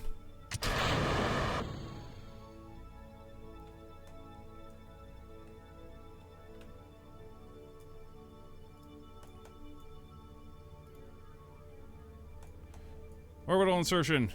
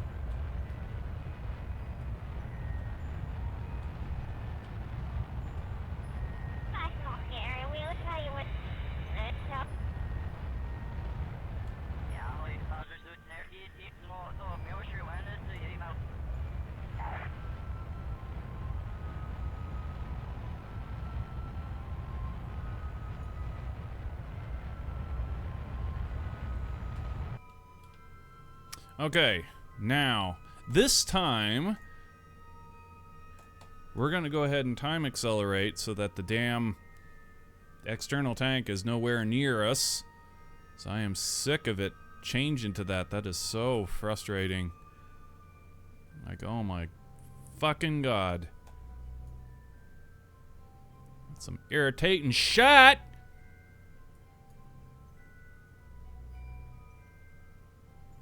Get out of here! Alright, it is gone. Go all the way around.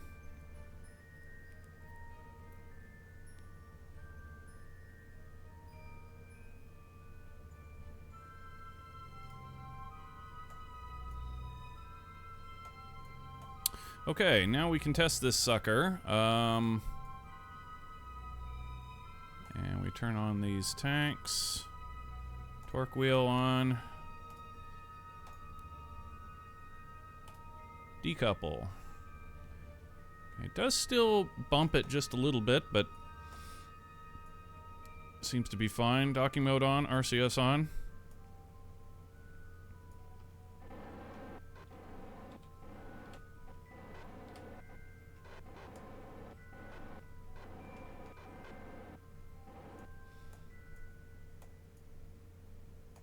Alright, the boom arm. Out the door, no problem. And hooray, we actually tabbed to the right thing. I'm so thrilled. Okay, we need to turn on these tanks. And the torque. Okay, and we are ready to send it out the door. Get out of here. Okay, and then, yeah, it comes out nice and gently. RCS on, docking mode on. I said docking mode on. Oh, it's still kind of whack, isn't it? What was I bumping? Was it the? It must have been the edge of that cow controller. We were bumping there, but yeah, it's definitely much easier to get out when the boom arm comes out first. And the last piece there is a no-brainer, but we'll do it anyway.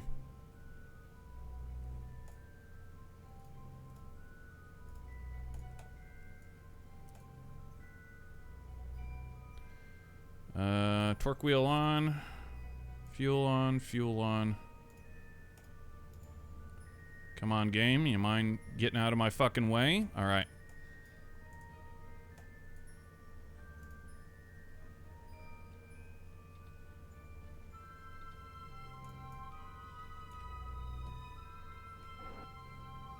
And there you go, the particle accelerator. So, that's all of it. That's all we needed to see. And it does all work, so let's go ahead and bring this on back into the VAB and get it strutted down and get ourselves into a live scenario.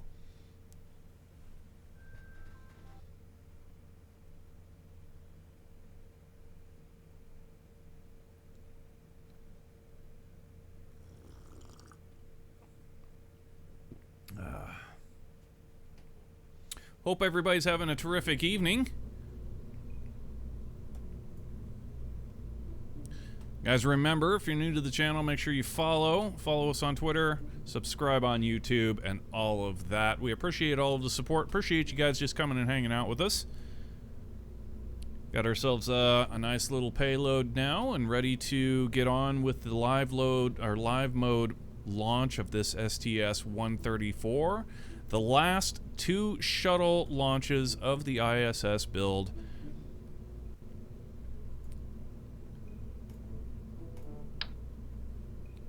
Fun stuff. Good stuff. Alright, so let's go ahead and get some struttage going on. Let's just ad hoc this one at a time. Boom. That right there will do. Go ahead and copy pasta. Give us another one, something like over here. Sure, that'll be fine. There's another struttage up here. Oh, I'm reluctant to go. Yeah, that'll be fine. So long as it doesn't break. It won't break. It'll be fine. Okay. A strut there. There's a strut from here. Could be fun.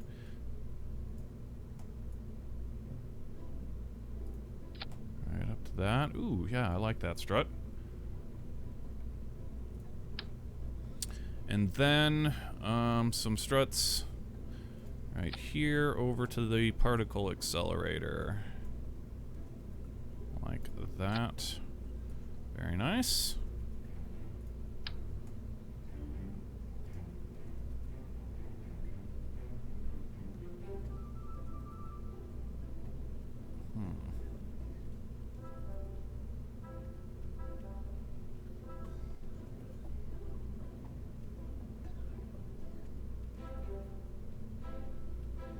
Let's get another strut from here to the boom arm.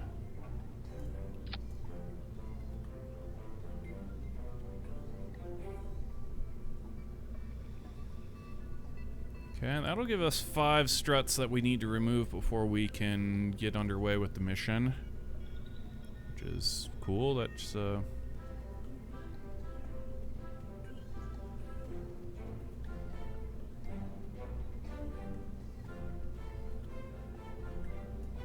get one more.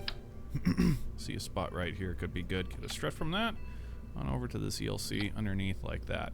Very nice. That should make for a really cool EVA. I like it.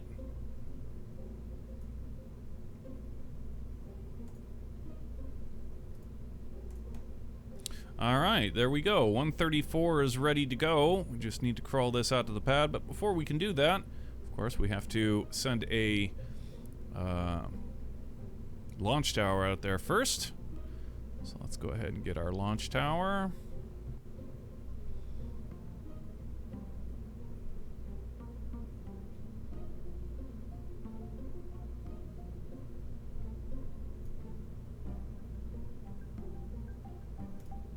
Launch tower shuttle 3B. Live mode on.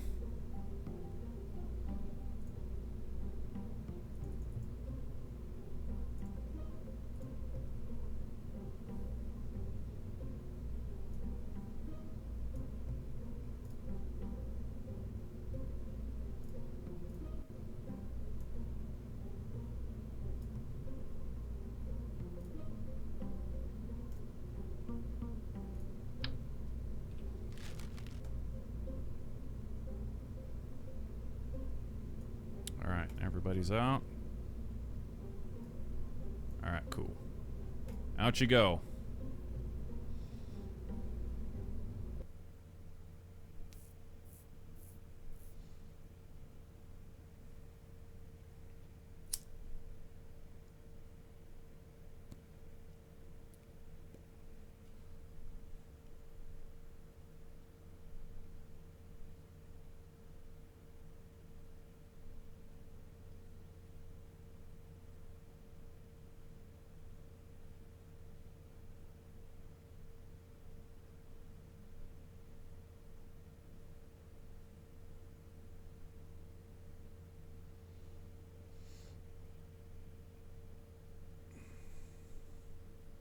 On re-entry, the cosmonaut would eject from the craft at about 7,000 meters,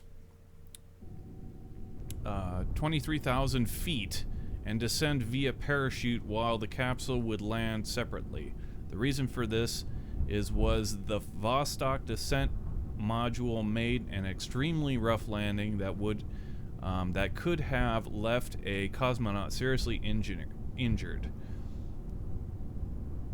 The parachute at 23,000? My God. Yeah, we were talking about that yesterday. I had called somebody out saying that it sounded like a wives' tale that they would do such a thing. But yeah, there you go. No wives' tale. It's actually real. That's how they did it, and that is insane. That is utterly insane. At 23,000, they're going to need oxygen too. So like we're talking like a halo jump sort of scenario, right? So it's like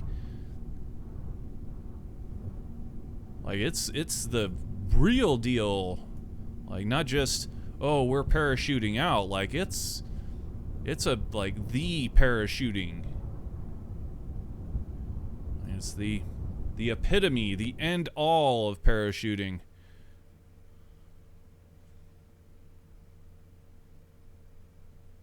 Yeah, that's absurd.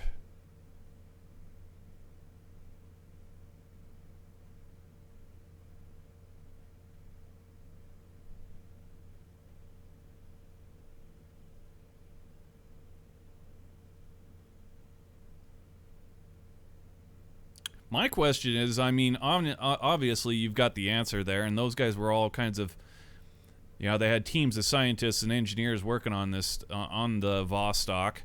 But, like, the question that I put forth, or the statement I put forth is, what's the point of a vehicle if you are asked to get out of it before one of the most critical, points? You know?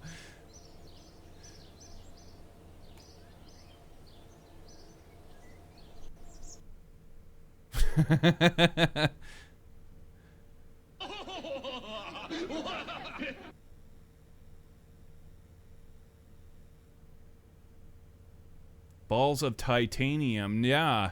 Like, seriously. Like, no, I wouldn't even say balls of titanium. Like, you're looking for people at that point, you're looking for astronauts that have a death wish.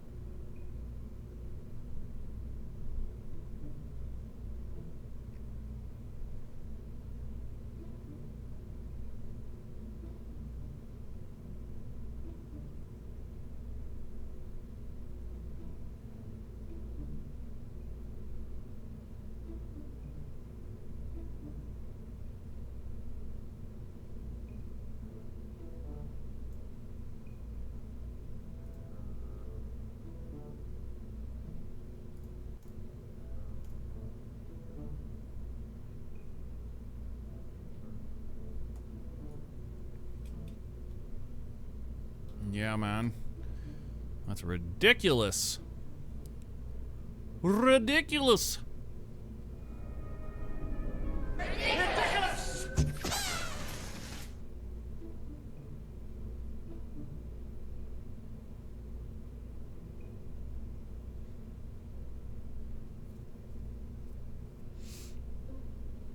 The last flight of Vostok 6 carrying the first woman into space, Valentina, took place on June 16, 1963.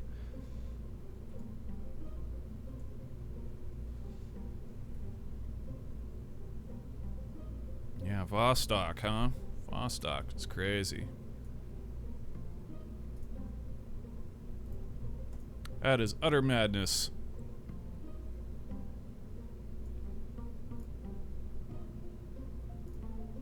Utter freaking madness.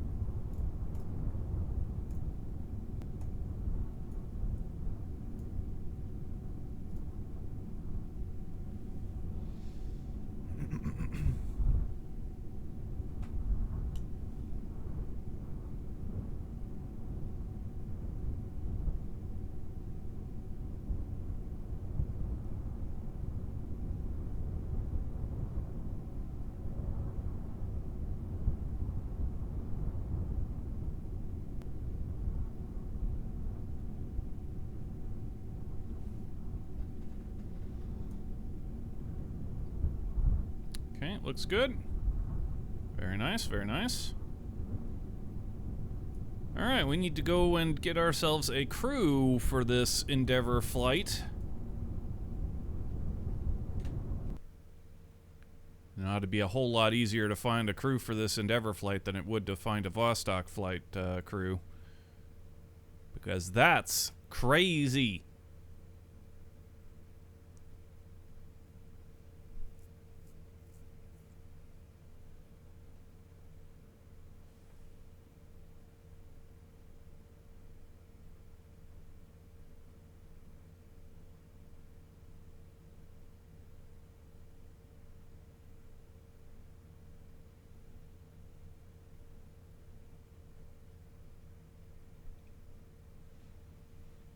It's flat out madness.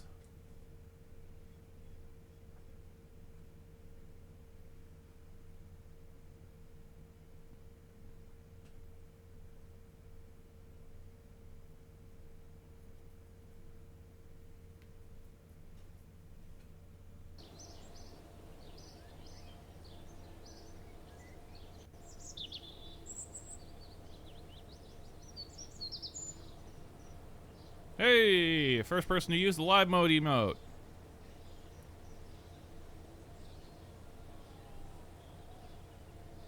I think it's kind of cool. It was actually a lot harder to cut than I'd originally thought. Like, we spent a lot more time on that than we should have. But I think it looks nice. I think it's cool. We'll get good use out of it.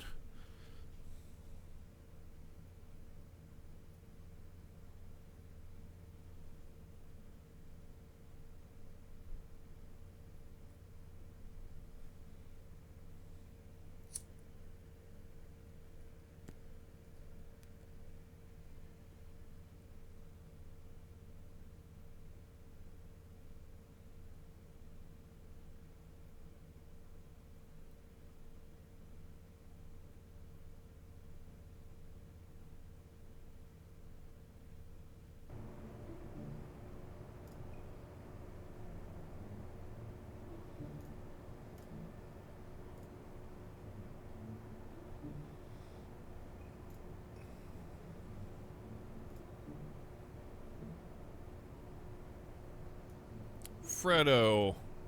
Actually, no. Fred's gonna fly on this flight. You know, one of the Apollo 13 astronauts did in fact fly the shuttle. Which one was it? Was it the one that got stuck? That got stuck on Earth because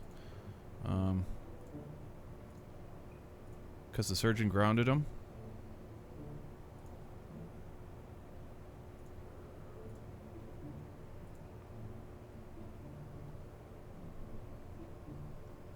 Let's take a look at the astronauts. Who are the astronauts of STS-134? Got Mark E. Kelly, Gregory H. Johnson, Michael Fink. Boy, there's a name to have. Fink. Roberto Vittori, Andrew J. Futel, and Gregory Chimitov.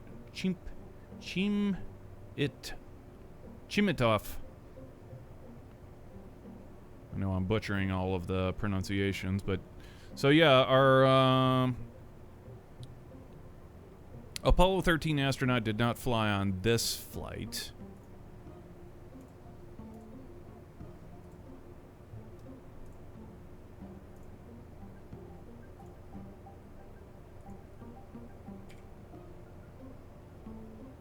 John Young? What?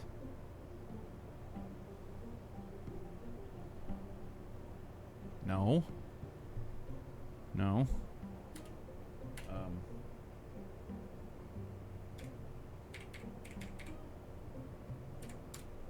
Yeah, that's not right. I mean, one of the big four or whatever that... Let's see here. Jack Swigert? Was it Swigert?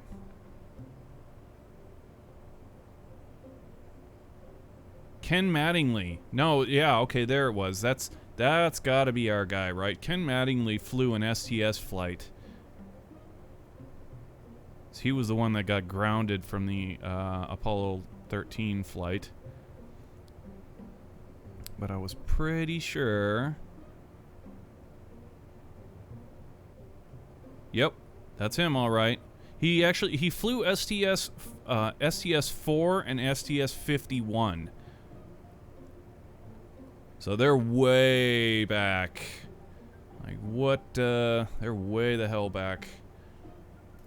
And we don't even have Ken Mattingly as an astronaut in here.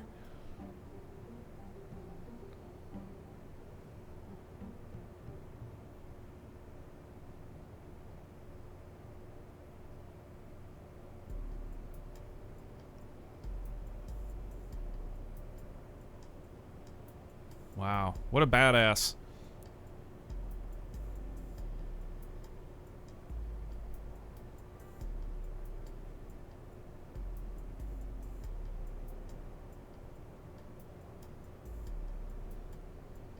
Delivering a Department of Defense payload. So he delivered a weapon, huh? Launched a weapon into orbit.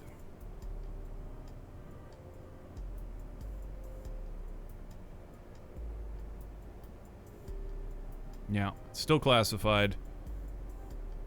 So Ken Mattingly on STS-51C delivered a space weapon, which is still classified to this day.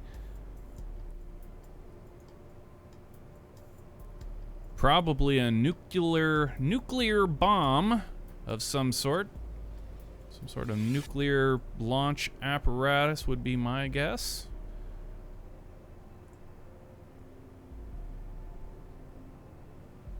What was your question? Don't really have one. My question when you answered John Young was, who was the guy from Apollo 13 who flew the space shuttle? And the answer was Ken Mattingly. He flew the space shuttle twice. He was the one guy that didn't get put onto the... He didn't have to go through all of the hell of Apollo 13. He wasn't on board Apollo 13, but he was going to be. He got grounded by the flight surgeon because they thought he had the measles.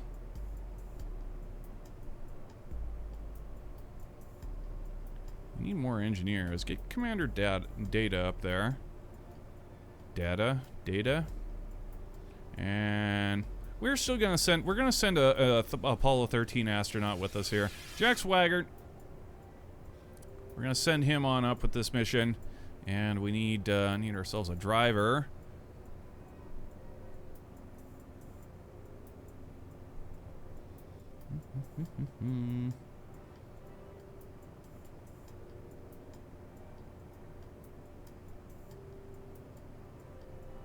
John Cleese. John Cleese is gonna drive us. Celebrity driver John Cleese.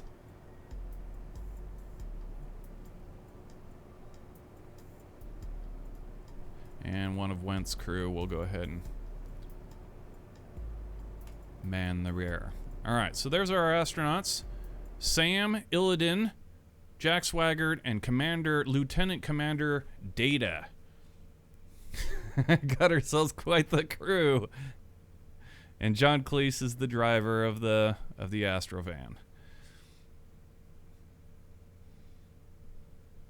An all-star cast.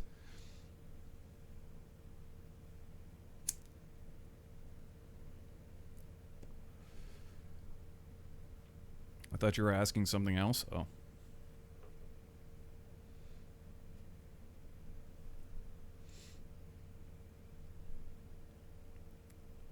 Well, then you gotten two things wrong. You got the answer to my question wrong, and then you also got the question wrong. Banhammer. Permaband. Pay attention, goddammit. You know, it's really frustrating for me if you don't pay attention.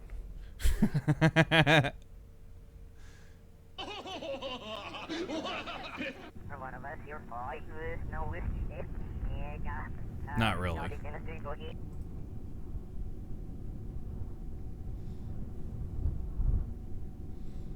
It's like if you guys have ever seen the movie The Game with oh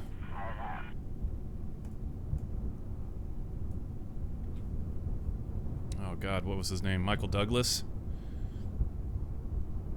He's sitting in his house, kind of eating a little bit of dinner, watching the news, and the news keeps like talking directly to him, and he doesn't really notice until like at the very end when it's like really, really obvious. But the newscaster's like, are you gonna fiddle around all night? You know, it's really frustrating for me when you don't pay attention.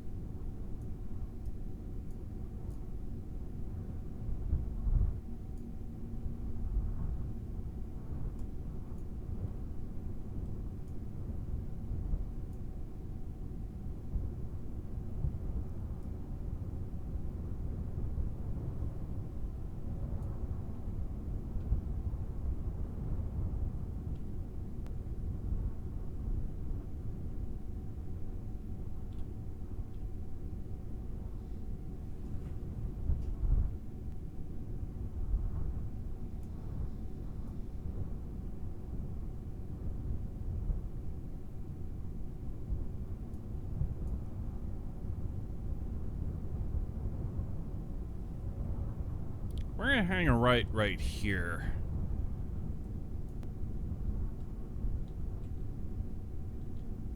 Because John Cleese is silly. He's our driver. Yes, I agree. Silly, silly, silly.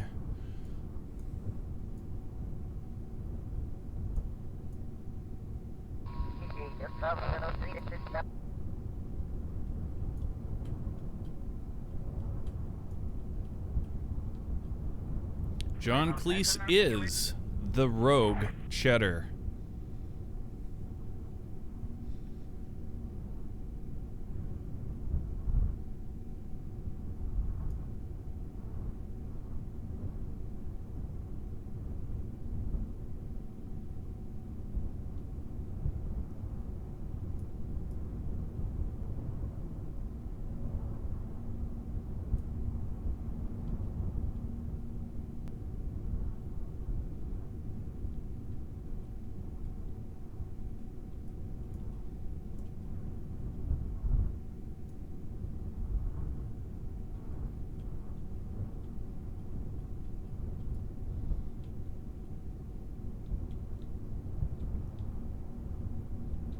So on Kerbin, are you supposed to drive on the right side of the road or the left side of the road?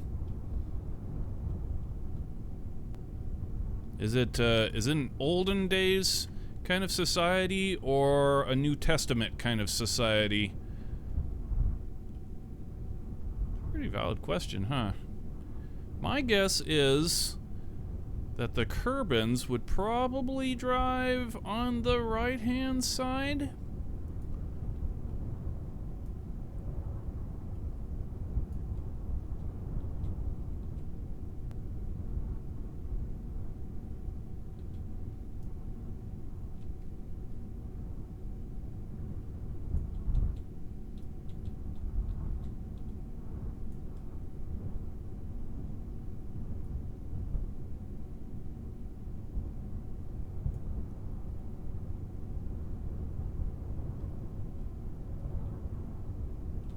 Here's another question.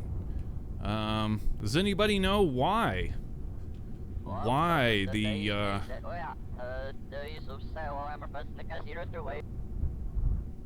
why is it that people in the UK drive on the left-hand side of the road? Does anybody know why? Is everybody ready, prepared to learn something? Watch out. Knowledge alert, guys. Knowledge alert.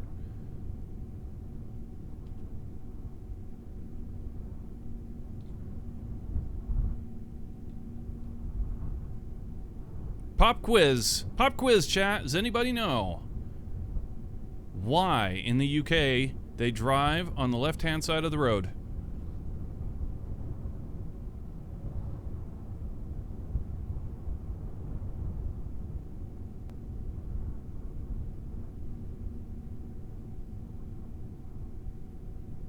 I think they veer all over the road when they're not off the road. They're not off-road? What?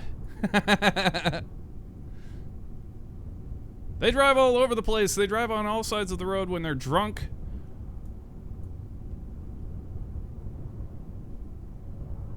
Or in a police chase.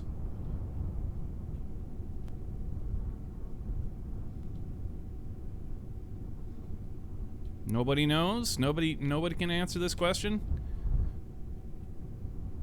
None of you dumbasses know.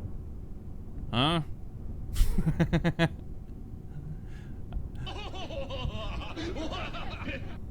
I'm kidding. I'm not actually calling you guys dumbasses. I'm joking. It's all in good fun. Don't unfollow. Don't leave. Unsub. Thumbs down. All right. Well, since nobody can answer it, I'll jump in here. What was the question? The question was, why do people in the UK drive on the right-hand side of the road, or the left-hand side of the road? That is easy. It is easy. Do you know the answer, Pixie?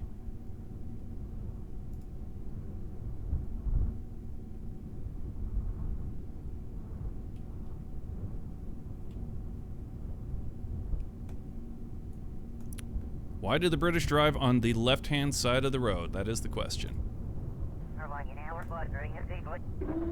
It's actually quite a fascinating answer. I'll give you a second to go ahead and type it out, as the explanation for it is actually kind of Yes, you are absolutely correct, Pixie. I'm glad somebody in chat knew. That is absolutely correct. Back in olden days, when people rode horses, they had to, most people are right-handed, and so people on horseback, they would swing their blade of their sword with their right hand, and so when passing another person on the road, you would have to be on the left-hand side of the road in order to swing at them with your sword on the right. Absolutely correct, Pixie.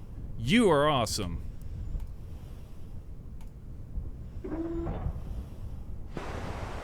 Hell yeah.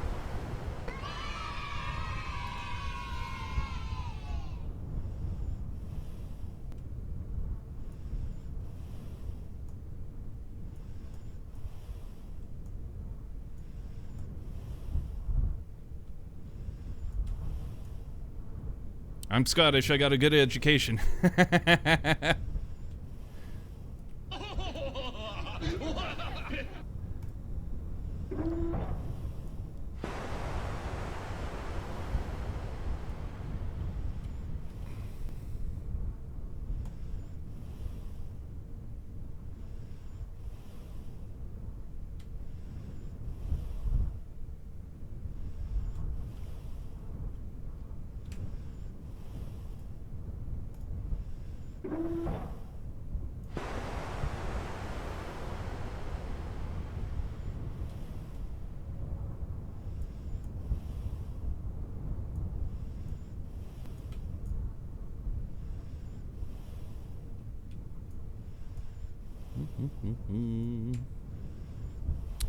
And Gunter.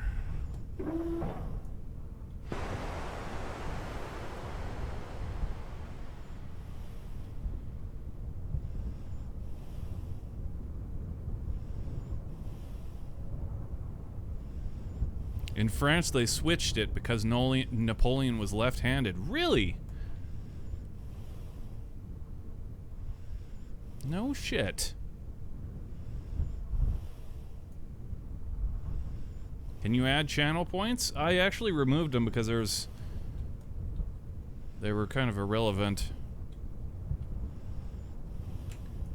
But if the opportunity presents itself, the relevance is there, I will absolutely put them back on.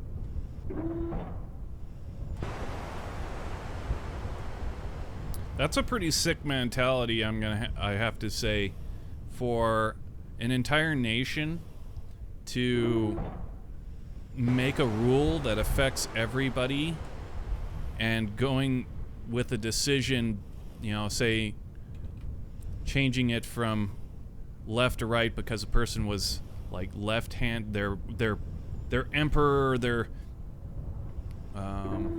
leader was left-handed. And you got to know that most of the people in their society were definitely right-handed. I mean, that's just how, you know, humanity is. Most of the humans are right-handed. That's kind of imagine all the right-handed people in France when they changed that were like, what the fuck? You know?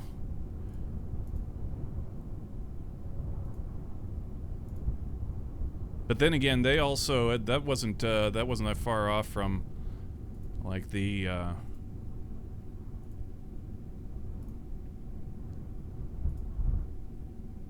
French Revolution, right? Tyranny, leading the people through tyranny.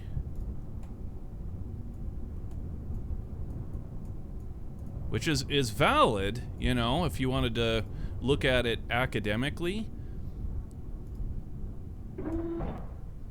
It absolutely academically makes sense, but it's just it's immoral. It's absolutely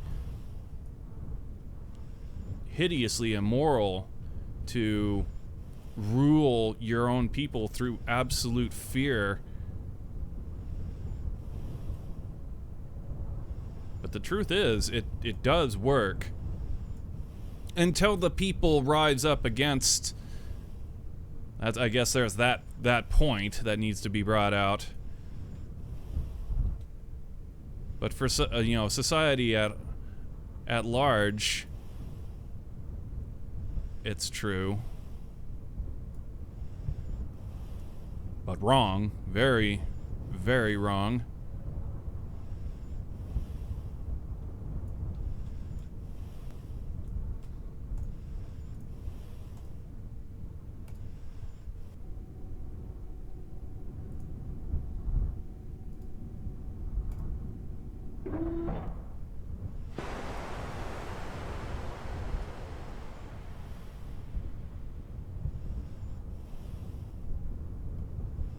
Now all the Americans drive on the right-hand side of the road because they don't realize it's because Napoleon was left-handed.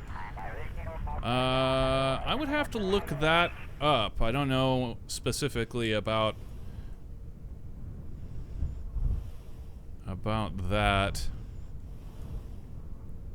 that we, and I use the term we very loosely.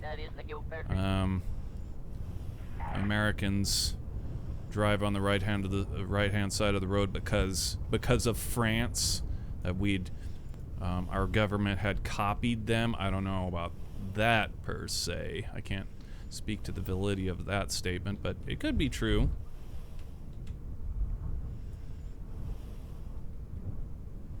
Have some basis.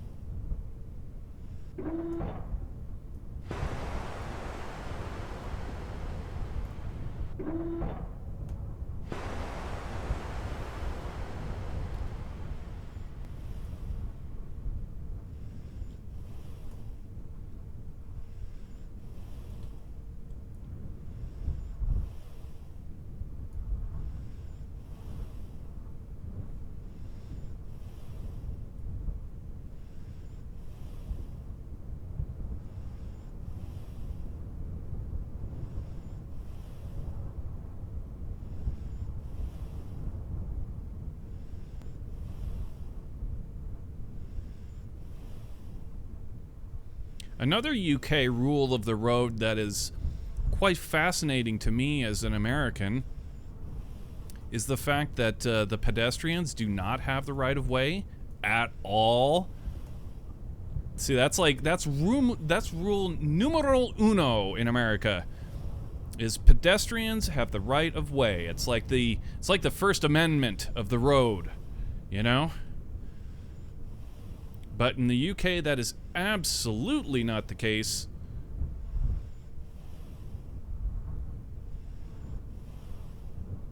Which, when I was told that, I was like, "What? What do you mean?" So, like, they just encourage people to get run over? No, just people who are pedestrians need to be smart. I was like, "Whoa, seriously? Yeah, they just." Don't be an idiot.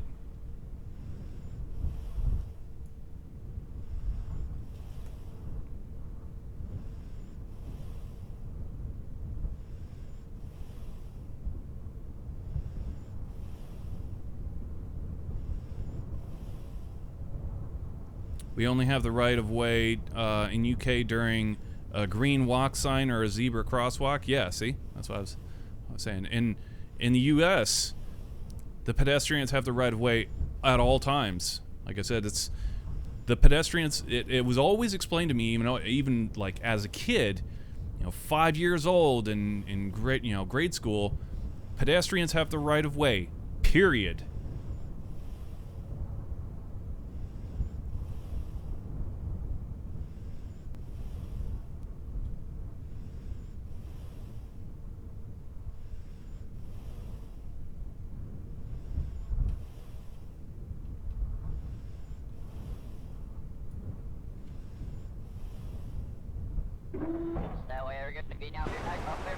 Not true, not true in England.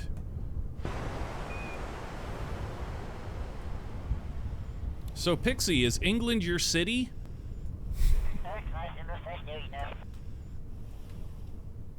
That's a meme, by the way, if you guys didn't get that.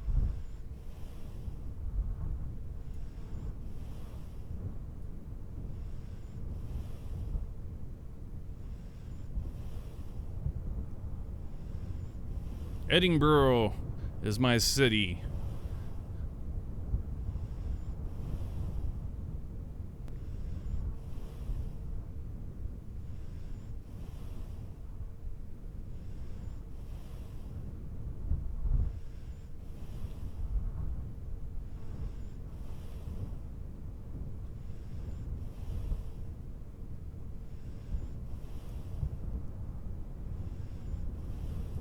That's why New Yorkers say, "Hey, I'm walking here."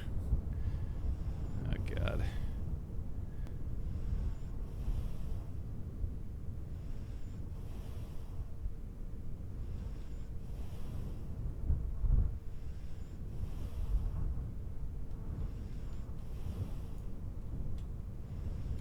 Oops, we actually moved away from it. There you go.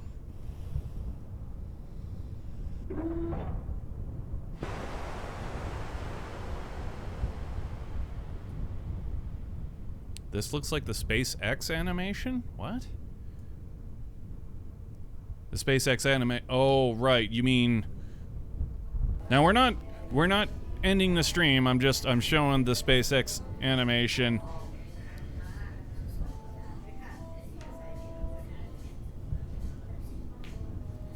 Not ending. But thanks for watching. Wait for it, wait for it. I think it's right after this.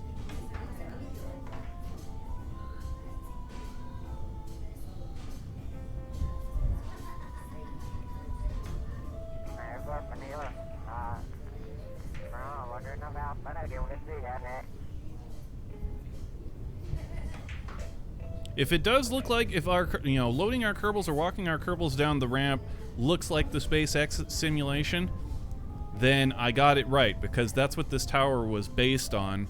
We had originally built the tower in the first place for the loading of the Dragon capsule.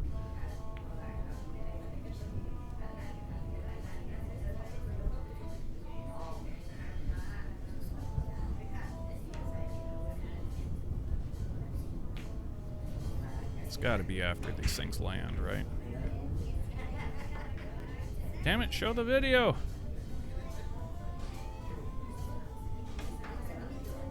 Yeah, the Crew Dragon access arm, that's what this tower was meant to look like. That's what we designed it off of, and that's why it's off to the right. Or it's east. Actually, it's actually north. Right, it's actually on the north side of the vehicle.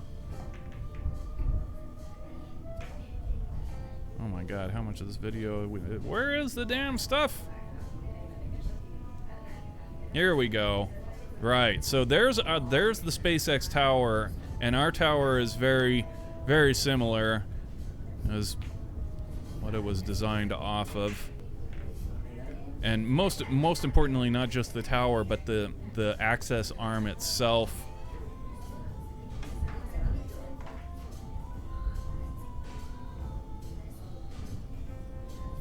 Yeah, like this right here.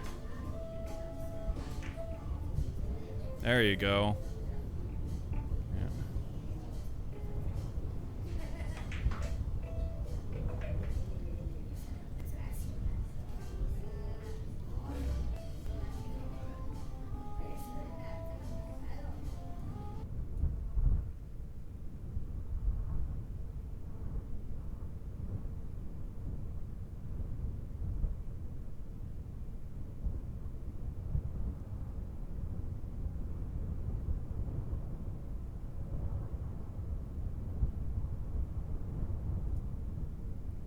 more people live in London than in the whole world of Scotland combined.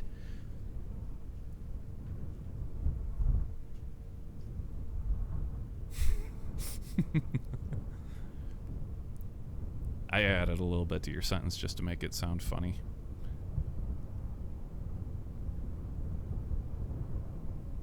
That's actually not very surprising to me. Scotland is known as the Highlands, right? Like it's vast and countryside and, you know, kind of farm-esque sort of stuff, whereas London is a major metropolitan city and quite shitty. From what I've heard, not many people who live there say that they like it. Very few people who live in London will say, "Oh yeah, London's a great place to live. There's no crime. There's no litter. There's no, you know, the traffic is good." I'm of course being extremely facetious. But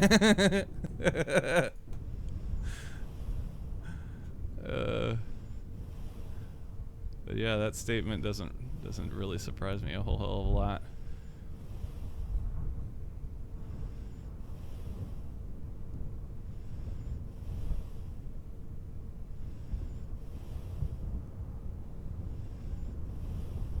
The Crew Dragon, where the astronaut walks up to the spaceship. SpaceX using the NASA tower that used the Apollo mission and space shuttle.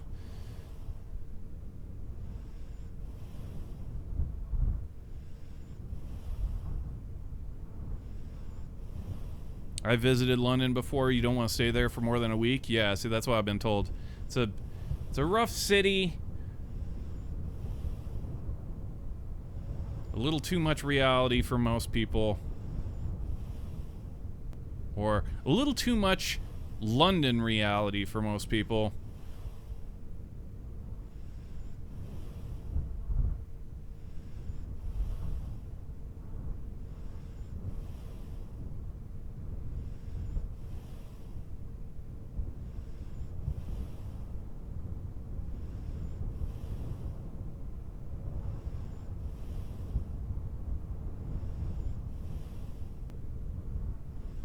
SpaceX built a new access arm and the old one was in the wrong place.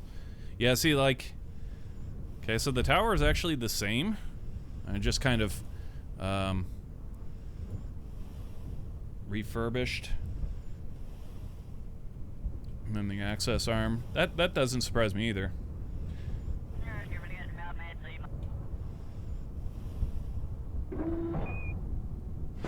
For our shuttle, yeah, see the shuttle ramp. Now, I shouldn't be so quick to say the shuttle ramps. I'm not sure about that per se, but I know the ramp for the Apollo missions went straight to the door. The access arm didn't like wrap around the vehicle or past the vehicle like we do here. And that's the same thing that we do with our Apollo flights. Did we use a tower on the Apollo flights? I don't think that we did, actually. We may have. I seem to recall we did. Man, that was a long time ago. But the access arm went like directly to the door and then stopped. So the access arm, the door was like right in front of the end of the access arm. And it wasn't, you know, like there was a area around it. But that's how SpaceX does it. It's past the vehicle, and there's area around the access door like this. And for the shuttle, it just made sense for us to do that, even though I'm quite certain that our tower setup is not in the right place for accuracy of the shuttle. But the shuttle is actually also, I'm pretty sure, yeah, see, the shuttle should be facing with the shuttle on the west side. So if we're looking at it here, we're looking out to the east. The shuttle should be actually turned like this, with the shuttle on this side facing us, is how the real shuttle would work. But it kind of doesn't make sense for me. Like, why would you do that is kind of my question. They obviously had their reasons, but for the purposes of our launch, it made more sense for us to have the shuttle on the north side of the boosters, because the roll to get to 52 degree inclination is very little. Like, we don't have to roll hardly at all. We just very, very quick over to the side, and then bang, we're done. We can go ahead and get into throttle up. Whereas if we were over here on this side, we'd have to roll like way over, like quite a lot, almost a whole, I would say, like 70 degrees, which, you know, like, damn, dude, that's crazy.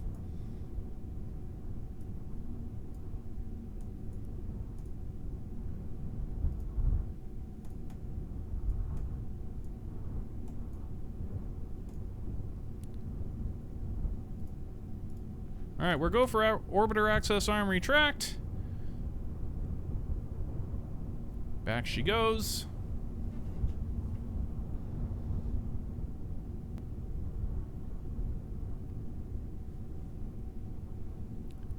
The best reason to visit London is for the museums and maybe some of the cinemas. That's what I enjoyed the most. Yeah, go check out the MI6 building, MI5 building, Buckingham Palace, London Underground.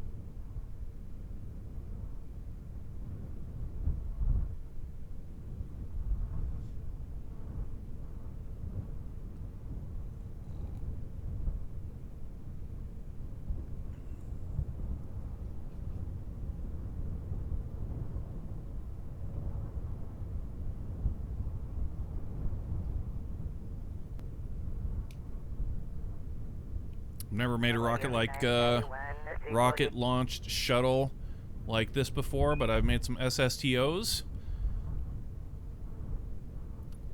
Yeah, they're cool. We haven't really gone down the route of any kind of single-staged orbit planes, but we'll probably get around to that sort of thing before too much longer. After we're done here with the shuttle program and the ISS, I mean, after we're done with the shuttle program, we've got the Dragon program, which is already built and all ready to go, and we're going to be launching the rest of the missions for the ISS. And then essentially after we're caught up to date with where the current ISS is, we're going to change gears back over to our colonization project and continue on colonizing the rest of the planets in the solar system. Currently, we have these.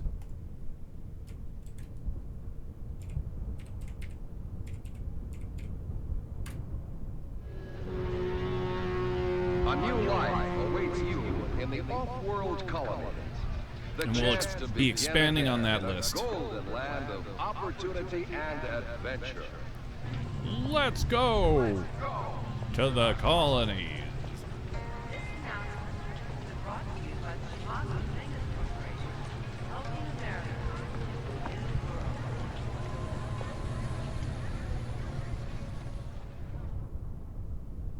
We'll be getting back to that program and continuing on colonizing the rest of the solar system. And who knows where we go from there. Maybe by the time we do all of that, who knows, maybe Kerbal Space Program 2 will be a thing.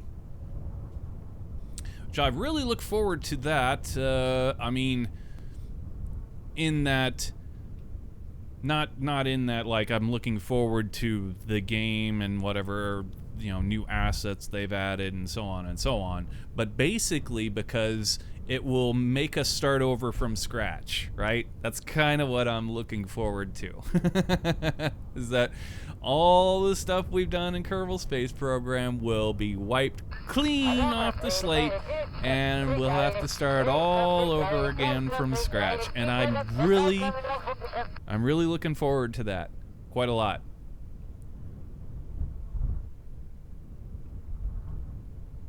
Yeah, it should be fun.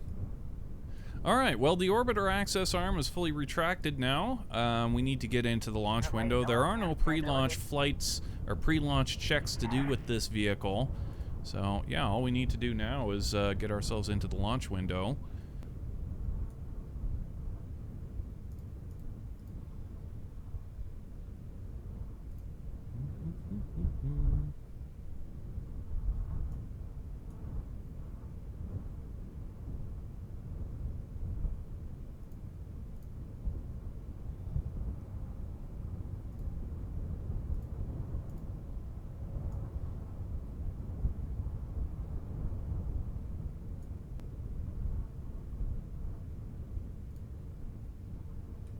All right, that's close enough.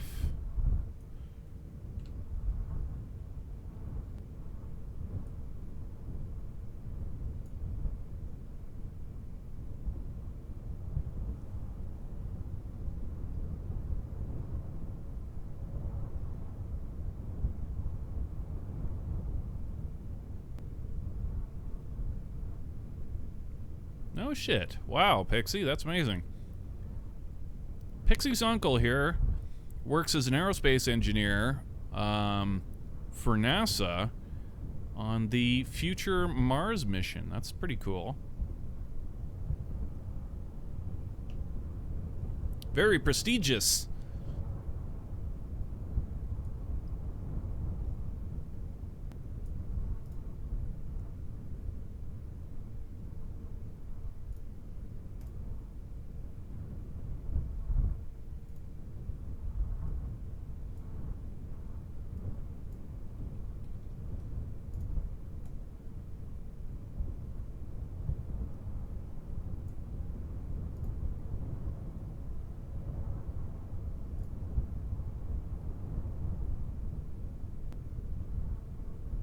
Okay. Yeah, it looks like the program, the flight computer is programmed properly. All right, we are in the launch window, and pre-flight checks complete.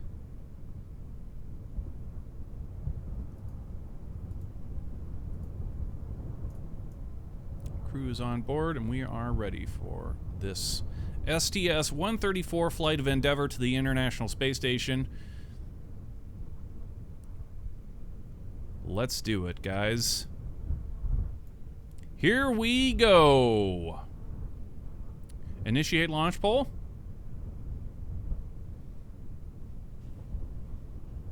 All stations, go for terminal count, beginning with mission assurance. Mission assurance is go. DC, DC is go for terminal count. GC, GC is go. Sys-1, Sys-1 is go. Sys-2, Sys-2 is go, CC, CC go. Nav, Nav is go. flight software, Flight software go. mission software, Mission software is go. IT, IT is go. recovery, Recovery go. RC, RC go. OSM, OSM go. ROC. Rock is go. LC is go, DC, you are go to enable the terminal count auto sequence. All stations, terminal count auto sequence is enabled. T-minus 25 seconds.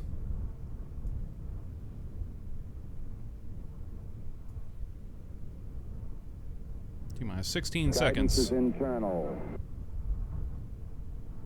T-minus 10 seconds. Ignition sequence start. 6, 5, 4, 3, 2, 1. Launch.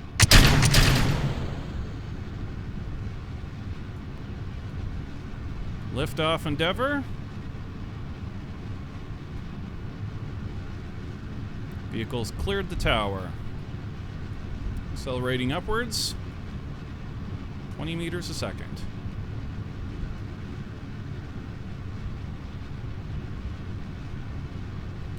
30.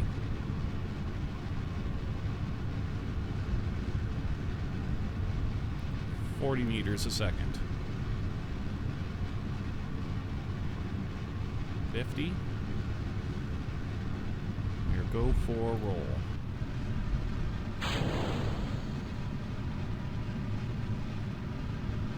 Roll maneuvers complete. We are go for throttle up.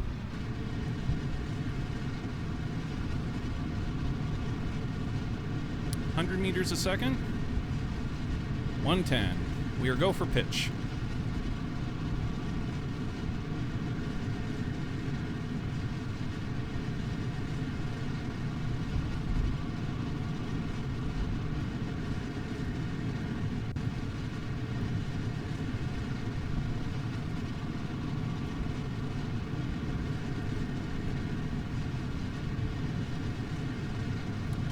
.40 meters a second.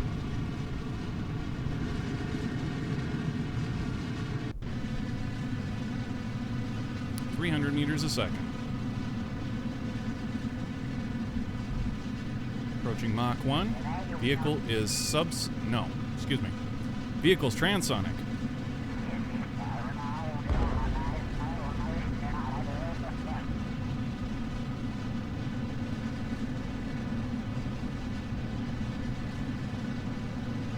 .500 meters a second.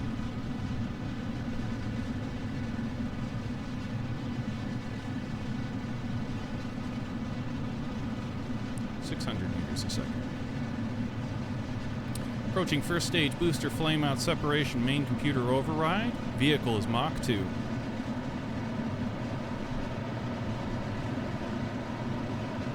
Flame out.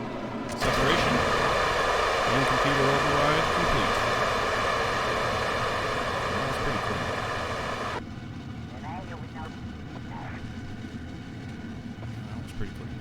Not bad, not bad.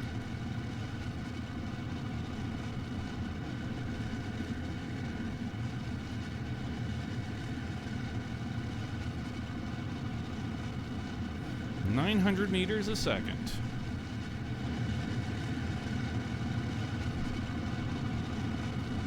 We got a long way to go.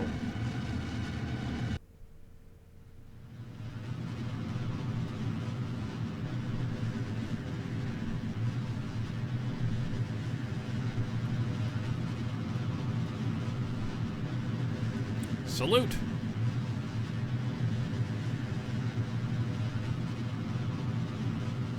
Thumbs up.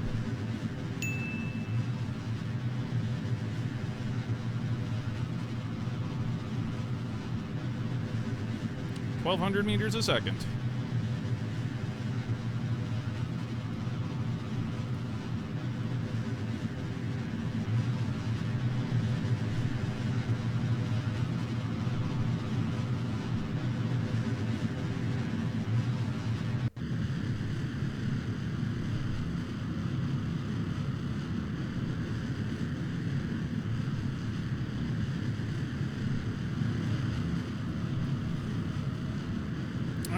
We are on apoapse of 170 going to 270.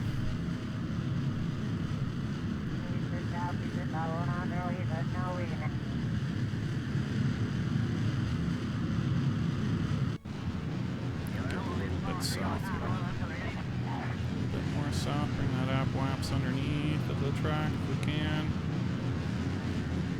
Shut down. Almost there. A little bit further.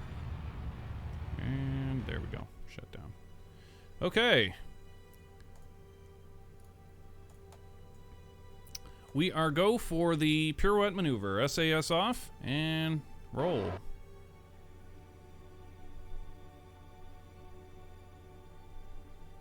Dip.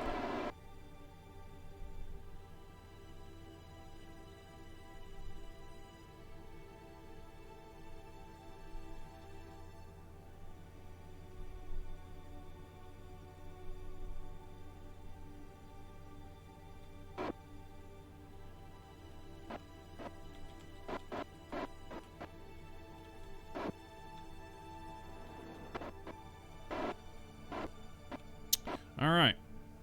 Pirouette maneuver is complete. Up we go. Okay, we are ready for the transorbital injection.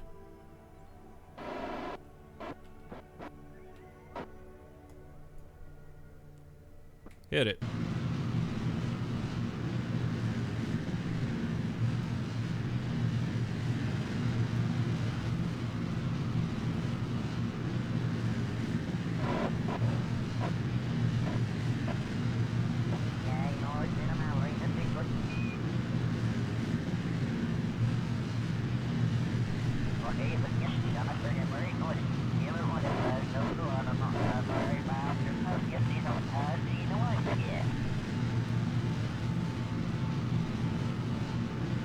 Approaching main engine cutoff and shut down.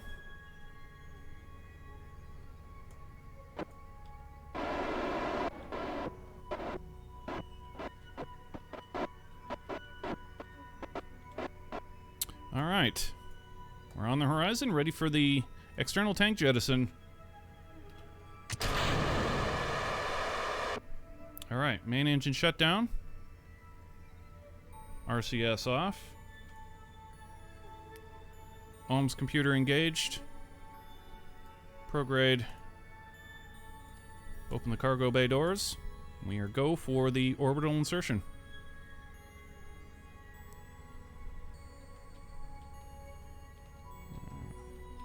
There. Hit it.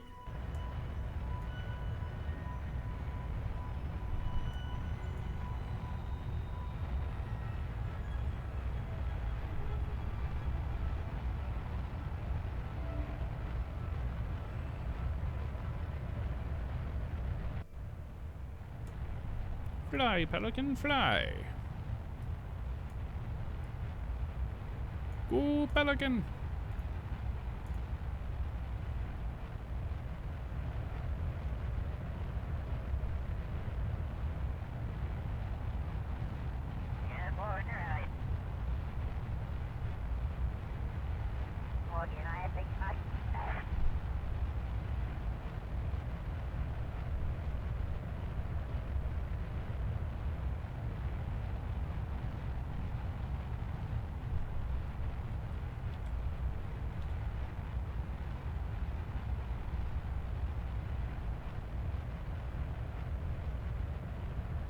Okay, and ohms shutdown. We are in orbit. Cheers.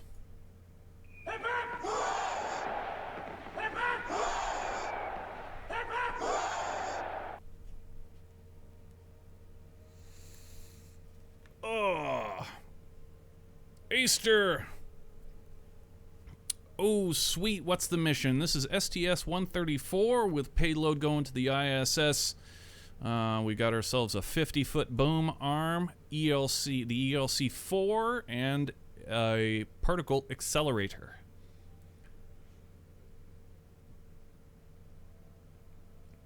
So that's what we're carrying back here, and that is where we're going. So, now that we're in orbit here, we can go ahead and... I mean, we still got quite a bit of catch-up. I think we can stay in this cut for at least one orbit. So we'll go ahead and target the ISS, and let's go ahead and clean up our orbital insertion, or our orbital inclination. And we need to match those planes. You know what, hold up. Before we do that, and what we're going to do is we're going to do a lap, and when we get back over to Apoaps here, we're going to do a little burn. Going to do a prograde burn to slow our ass down. Actually, speed our asses up, but slow it down at the same time. Get out to about there. And then we'll do the inclination correction burn.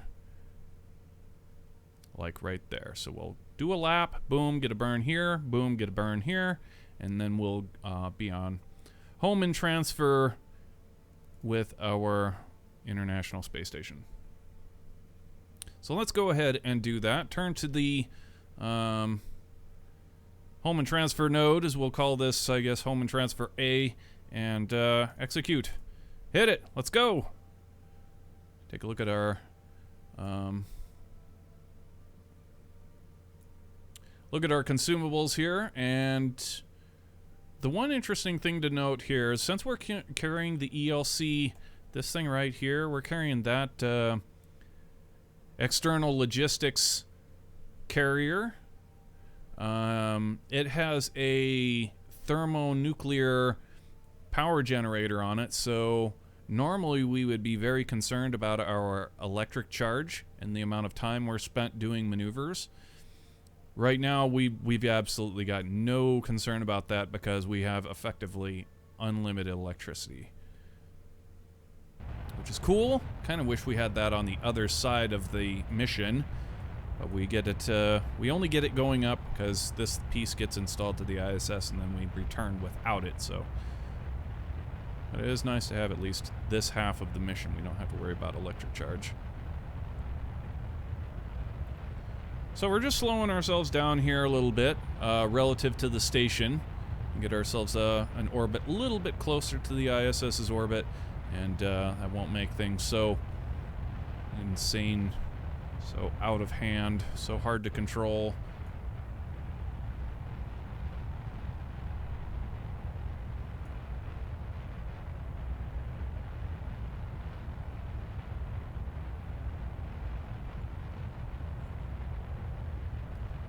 Sounds like fun. It is fun. You're missing out. You're all missing out. No, wait. Never mind. You're all here. Everybody who's not here is missing out. Poor suckers.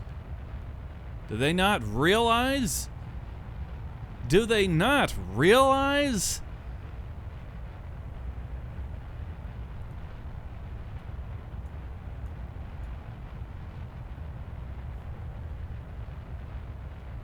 Poor shuttleless bastards.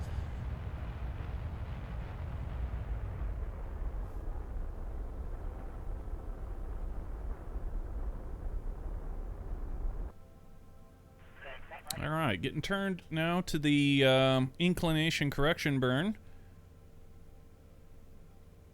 which is not very far away, T-minus 2 minutes. So it's just right around the corner here. 72 meters, yeah. Pretty standard. Pretty standard.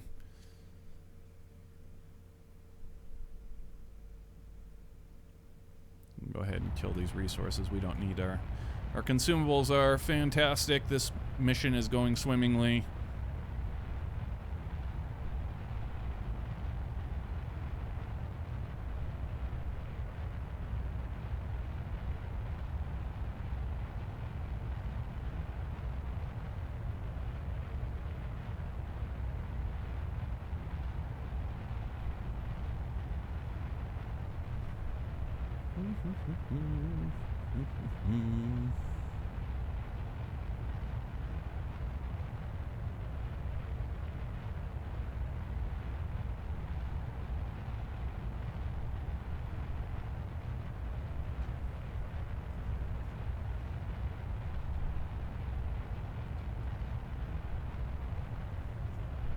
I've played a little KSP. I can never get myself to properly learn this stuff for some reason, but love watching other people come up with stuff. Well, if you're not thoroughly versed on the intimate details of the space shuttle program, then you're not much fucking good to me, are ya?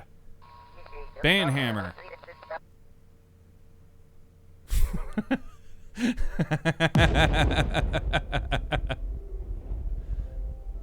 You're fired. I'm kidding. I'm kidding. You guys are all welcome. Yeah, I'm like that with a lot of streams. There's actually a lot of streamers that I watch that the games that they're playing, I don't even play at all. Whatsoever. Yeah, two notable streamers that I frequent all the time. I don't play the games that they play at all. In any shape or form. Not off stream, not on stream. I just like chilling with them, bro. I like chilling and watching them play. Nothing wrong with that.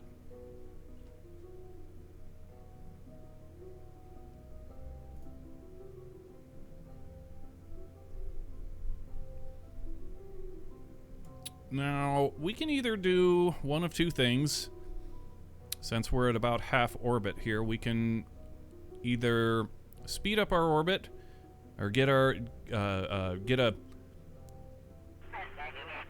we can speed up and get our orbit slower than the ISS and let it catch up to us, or we can stay in this orbit here and catch up with it.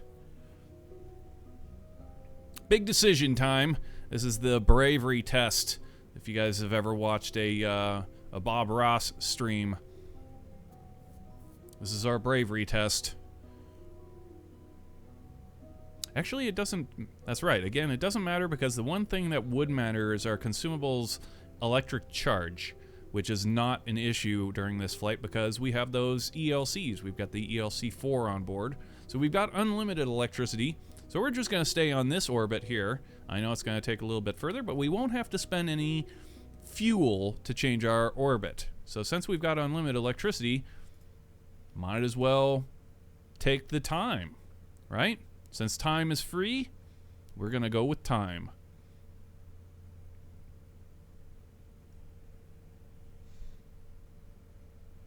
I've played KSP since early alpha. Remember the original pod and the parts? I've played since beta, then Ava.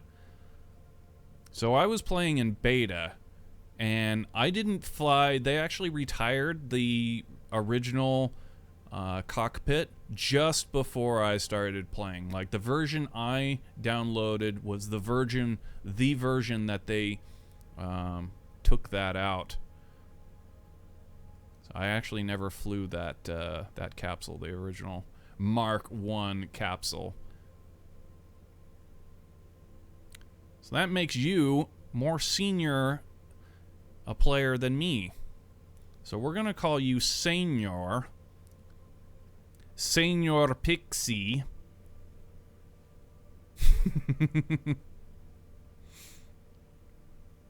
Don't call me Senor. I've never been to Spain.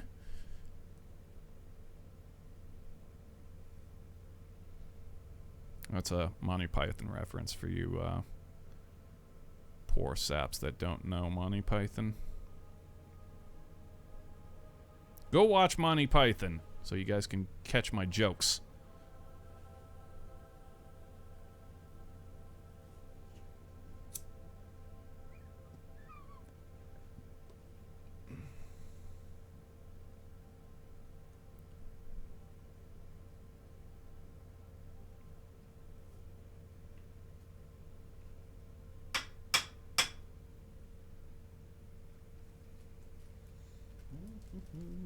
I'll take one more look at that just to be damn sure. Yeah, our electric charge is thermonuclear.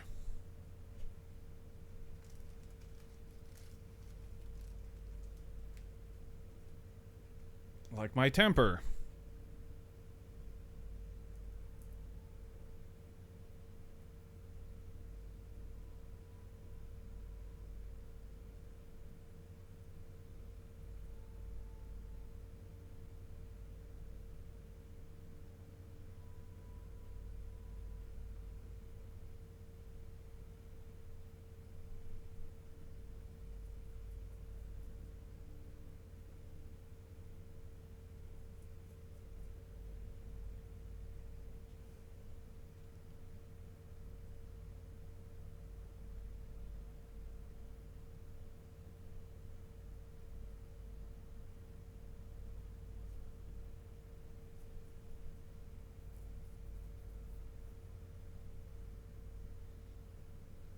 Try and make weapon systems? I've made weapon systems.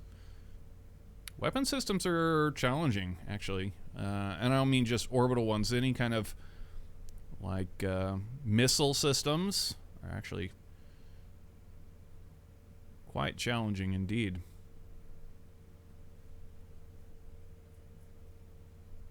We've only ever been able to hit our target building that we've set out.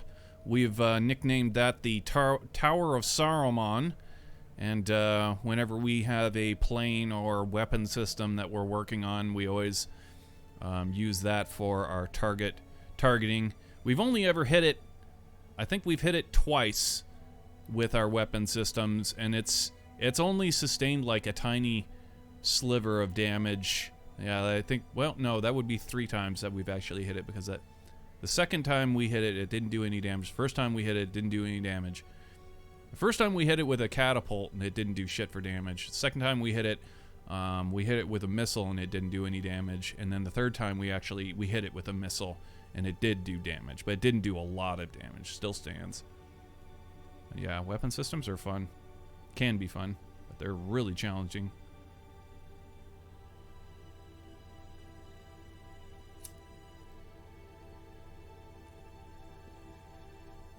Even made a Scud missile that we tried to shoot at it once. That didn't work. That was actually our worst attempt, to be honest. I thought it would be super simple, that we would be able, since we were controlling the rocket fly-by-wire, it'd be really easy. No, still quite difficult.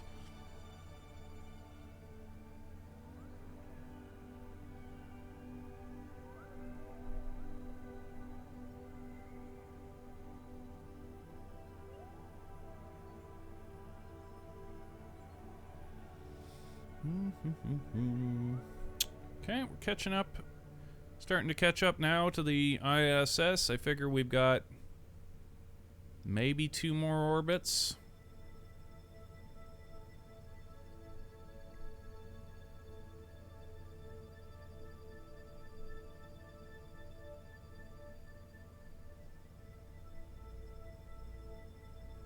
Yeah, we'll plot for the next orbit past periapsis is what we're going to do here. I actually think it's probably going to happen up here. Our closest approach will probably happen up there. But let's wait till we get past periapsis and we'll start plotting. So let's see this. Go ahead and plot a maneuver over here. A home and transfer burn out. And yeah, we're still quite a ways out.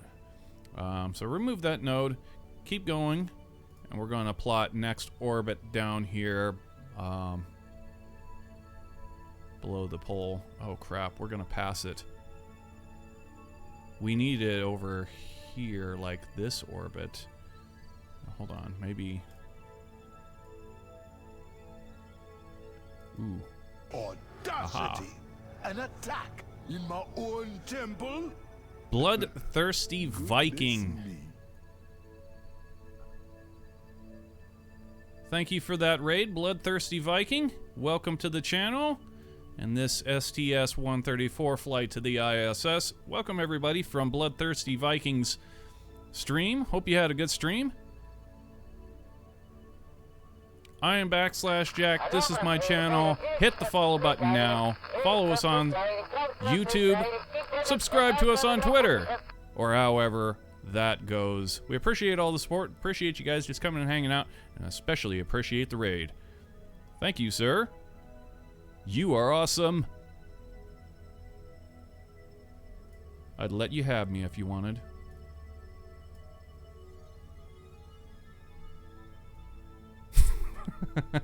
Maybe not.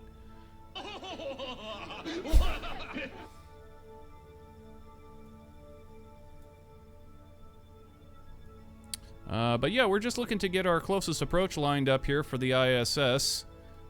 I was expecting to have it happen next orbit, but this is... Then I started to realize how much we were cutting in, so we need to get this... Okay, so closest approach right there, 3 kilometers. We could do better than that if we need some prograde. No. Yeah, we're going to have to get some radial to get this going down. Which way? Nope, wrong way.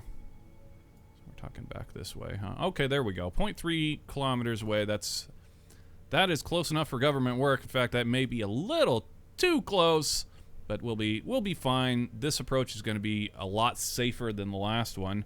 Last one was quite stupid dangerous. We could have, had we been on a collision course, we could have done a lot of damage.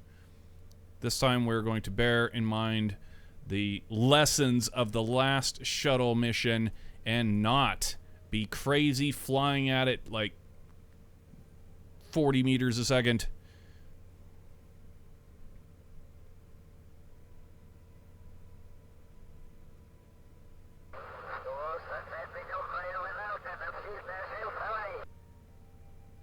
Just, so you're new to this game? Nice. Yeah. Learning orbital mechanics and all of that. Well, that's great to know. Maybe, hopefully, you'll pick up something from us and maybe learn something while you're here. Most people, I understand, as they raid, they're generally like on their way to bed. But you know, if you got to jam out because you've got bedtime, that's cool. If you're able to hang out and learn a few things, that's doubly cool. So we got ourselves a closest approach right here. We're getting a burn right over here. We're on the node. We're looking to burn 22.5 meters a second, T-minus 4 minutes, 56 seconds till that burn. Let's go ahead and do it. Hit it.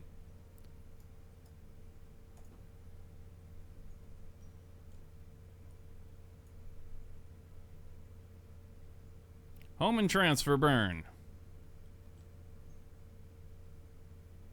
Go.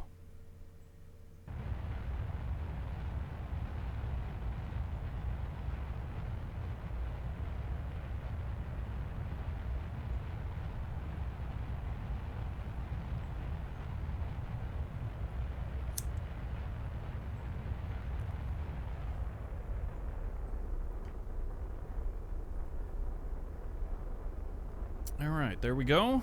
There's our home and transfer burn. Now we need to match our velocities at the closest approach. Go ahead and just... We're using a mod you guys, you may not be familiar with, Bloodthirsty Viking.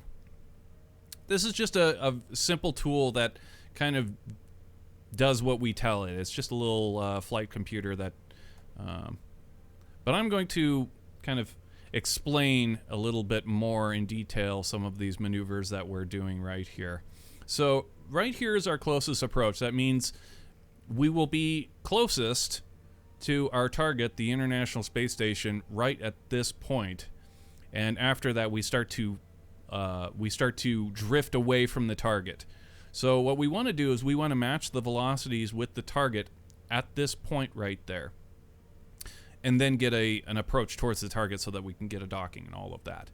But first off, what we're basically doing is we're changing our orbit to be identical to its orbit. So our orbit's showing up here in this kind of aqua green, and the orbit of our target is the yellow. And so, yeah, as soon as we get up there, what we're going to do is we're going to be doing a prograde burn in order to, well, a prograde with some radial out in order to get the orbit, basically this periapsis, to this periapsis, essentially. And once that's done, then we'll be effectively 0-0 will be the relative speed between the International Space Station and us will be pretty much 0, and then we can start to fly towards it.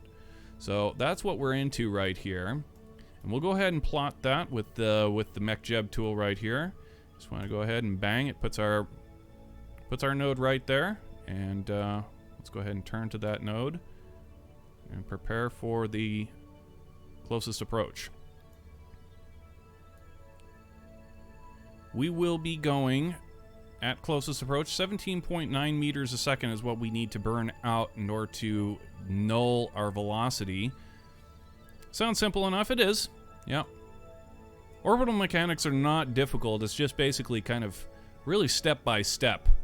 You know, do things step by step. Things are pretty cut and dried. Anyway, we're on our node and ready for closest approach. What side of the planet is that going to be on from us? Okay, so we're about a quarter. Yeah, God knows. We'll flip this way.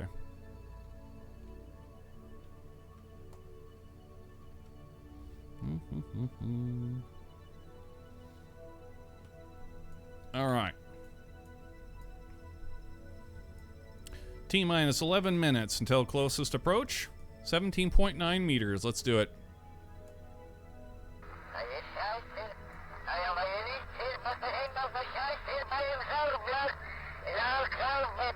T-minus 10 minutes. 9 minutes. Should be able to see the ISS. There it is. Okay, 13 kilometers away. Closest approach in 7 minutes.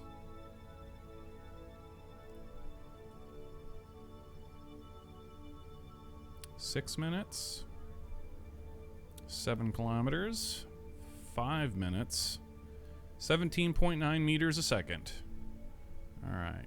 Let's go ahead and come out of time acceleration right here. We're going to get an F5 just before we get into render distance.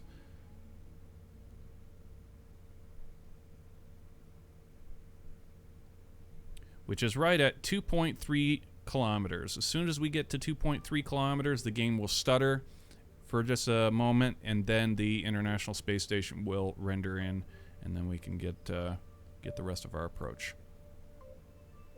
17.9 meters. We're going to burn a little bit of this speed. We're going to cut a little bit closer. Okay, we're within 2.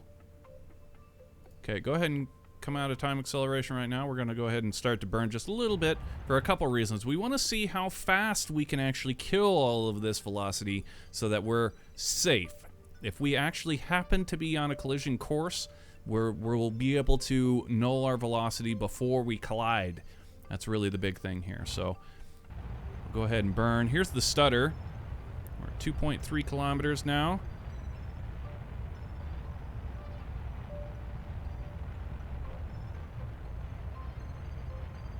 Okay, there's the ISS rendering in. 15 meters a second. Yeah, let's go ahead and burn this down to something like...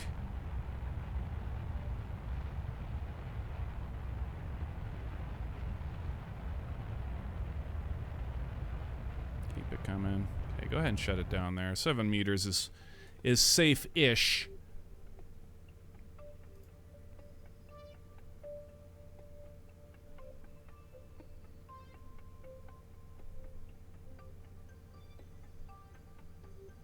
Two kilometers away now. 7.1 meters a second. We're actually currently going 8.1 meters a second relative to the target, but that will slow down as the arc of our orbit matches the arc of its orbit. That will slow down. Okay, so we're coming close to our closest approach is actually in T-minus 40 seconds. 1.5 kilometers out now. 7.1 meters, yeah. That's pretty safe. We'll keep it coming.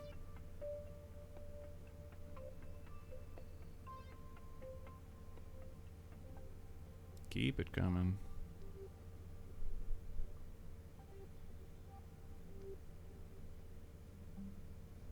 Yeah, we'll take this opportunity to hit you guys up one more time. You guys remember, if you're new to the channel, be sure to hit that follow button. Subscribe to us on YouTube. Follow us on Twitter. Those are not nearly as important as giving us the follow here on Twitch, so do it now before you forget. Hit that follow button. You guys know you want to. It makes you feel good. Trust me. It's like taking drugs.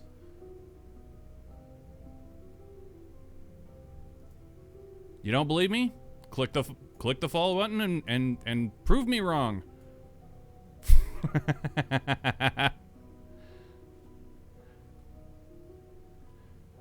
All right. 800 meters now, still going 7 meters a second. But I think we're still looking safe. Feels safe.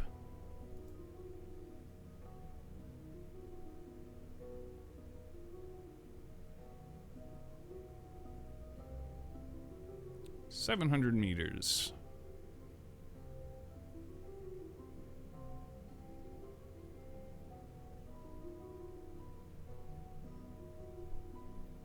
.600 meters, and we are absolutely, unequivocally not on a collision course. So we can go ahead and bring this, probably really push it as far as we can, get as close to the station as we can before we would start to drift away, which, given the angle that we're traveling on, if we go ahead and look at the camera like this, or put the camera like this, you can see just about where the station is going to pass us. Right about. Keep it coming, keep it coming. Okay, right about there. Let's go ahead and kill our velocity right here.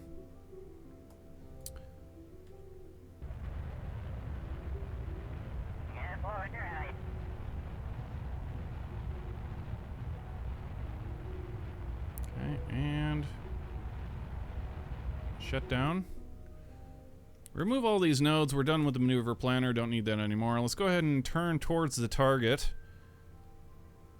and get ourselves a little bit of an approach, and also kill the rest of this velocity. We're traveling 1 meter a second in a rogue direction, which I'm not even at this point aware of what direction we're going. But we'll want to get rid of that nonetheless, no matter which direction it is that we're traveling. It looks like we're traveling away, so we're not gaining on it. So yeah, there's our retrograde marker. And yeah, we'll go ahead and turn, flip ourselves over here. RCS on, docking mode on.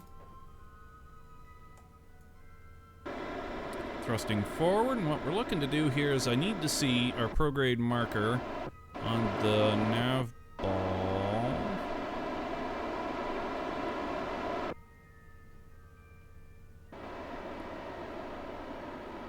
I thought we saw the retrograde marker up here, so if I thrust, okay. There's the retrograde marker. Okay, perfect. So what we do is we take this retrograde marker and we just use our docking thrusters to kind of maneuver it into the pink circle, which is the target indicator of our target. Bring that down just into that. Now we can go ahead and say retrograde burn.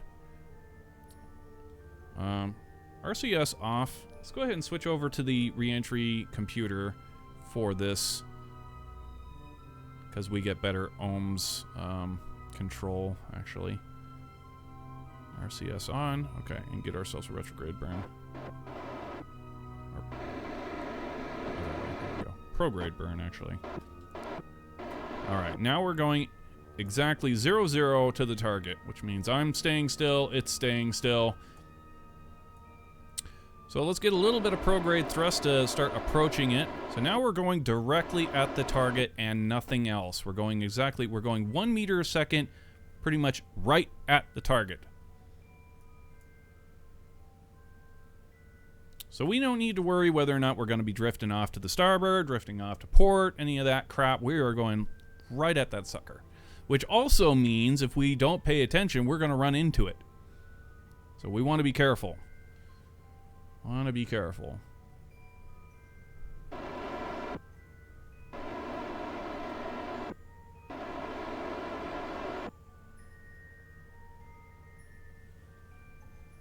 Now we're just going to get a little bit of an approach on this. We'll get just a little bit closer, and at what point we'll kill all of our velocities back to 0 again, and the shuttle will just kind of park and sit there while the station goes ahead and does its little turn on the catwalk. We need the station to turn to its proper attitude, and that takes just a little bit of time, and we'll just float out here and chillax while the station turns. But it won't turn until we get within a certain range.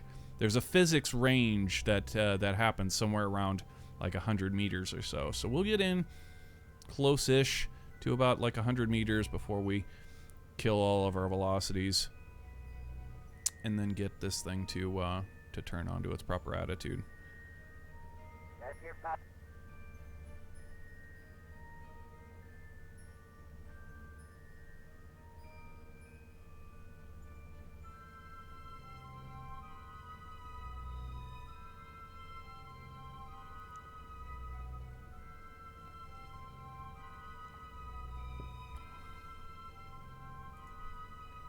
Okay, 390 meters out now. Gonna be doing all space stuff next month, starting the 1st. Cool!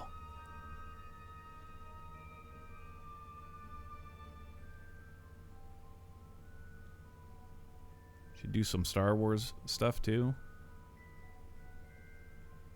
I actually want to make the ring from the prequels that allows the starfighters to reach faster than light speeds. Yeah. We would call those, Aster, we would call those transfer engines. That's what those are. Commonly known as transfer engines.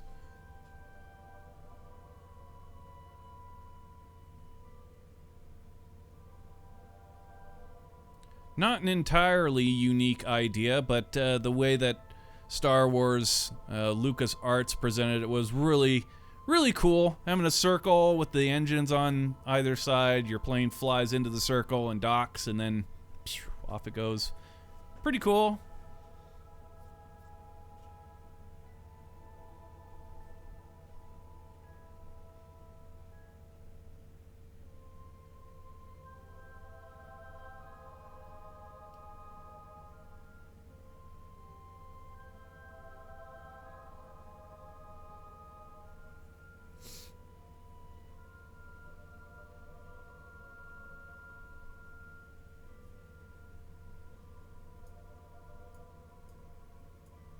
Actually, we're at this point we're close enough and safe enough on our approach that we're going to go ahead and just tab over to the ISS real quick, because I know that it's not on its proper attitude, and that it's not turning yet because we haven't gotten in physics range.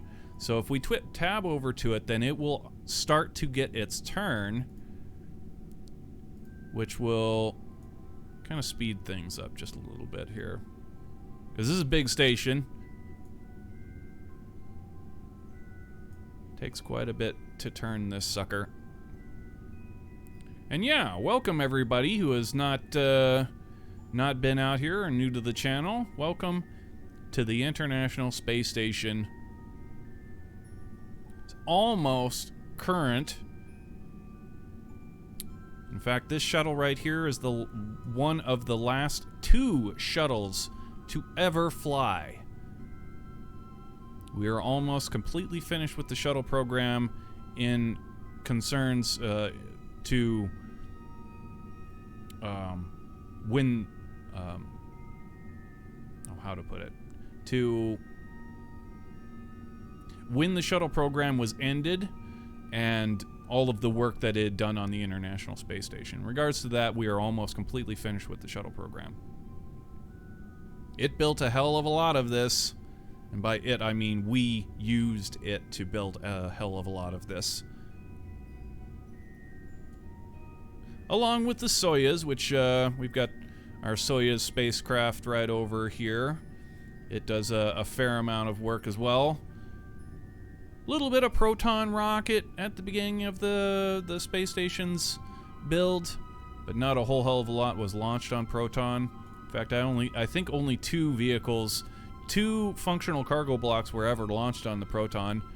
That would be Zarya, the very first module ever launched, and Zvezda, the 3rd module launched.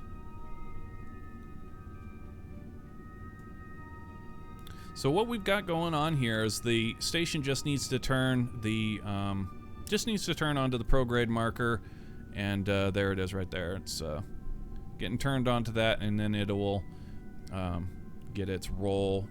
And that's really all we're waiting for here.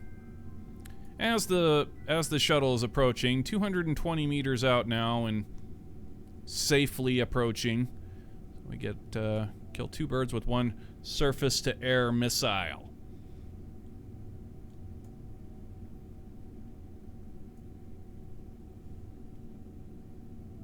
I wonder if a bird has ever been hit by a missile, like a bird strike. Could you imagine that? Like in combat or something? Bird just happens to be in a combat theater flying along, minding its own business. Here comes this Patriot missile. Bam. Probably wouldn't even trigger it, would it? Probably the missile would probably just rip straight through.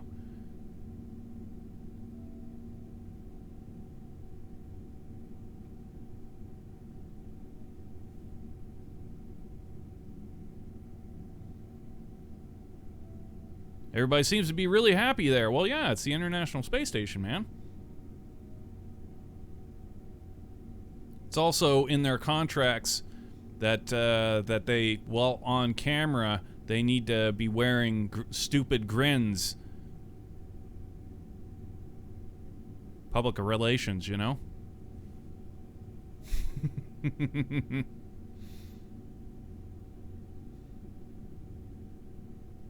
That's what killed all the bald eagles, Patriot missiles. Yeah.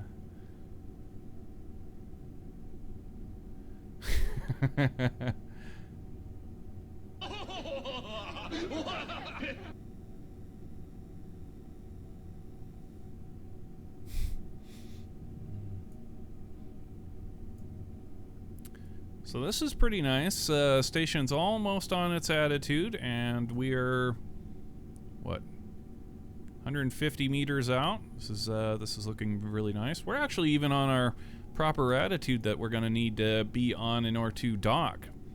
So we're going right here to PMA2, the forward-facing pressurized mating adapter. That is our berthing location.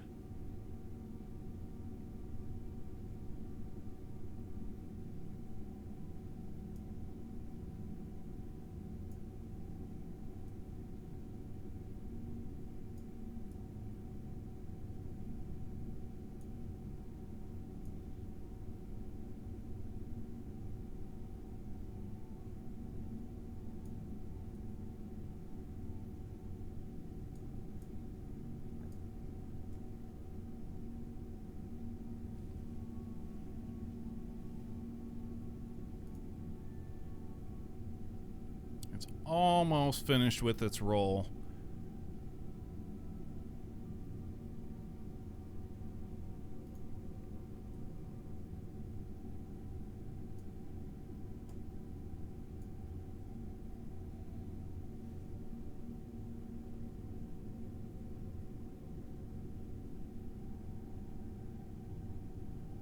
As soon as the camera turns off, they start to panic and flail their arms around. Indeed.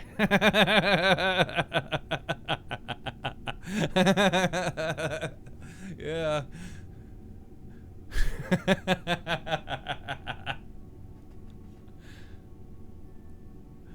Oh my god. That sounds like the kind of stunt that, oh, what's his name? Chris Cassidy would pull.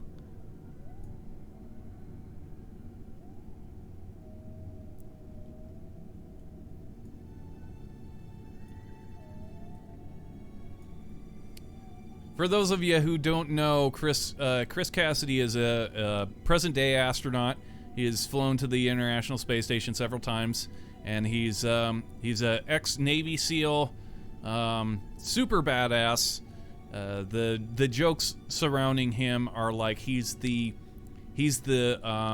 Chuck Norris of astronauts. Ignition sequence start. In that, you know, like the memes of Chuck Norris, you know, that like he can, but underneath his goatee he has another fist, you know, stuff like that. And so we poke fun at Chris Cassidy a lot. He's kind of the present day Pete Conrad, in that he's the you know, enjoys life. You see him with a smile on his face. You can always expect he's got a witty comment, that kind of thing. He's the Jay Leno of the ISS. I don't think he's on board the ISS right now, but yeah. That does sound absolutely like the kind of prank that Chris Cassidy would play. Like, camera turns on and you see him in the background, running around, flailing his arms, acting all like he's in panic or something. Great.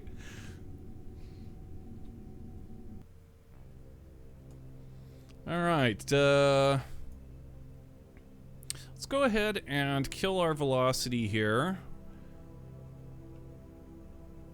Oh, that's not going to work. We need to change to docking mode. There we go. RCS on, docking mode on, and kill all of our velocities.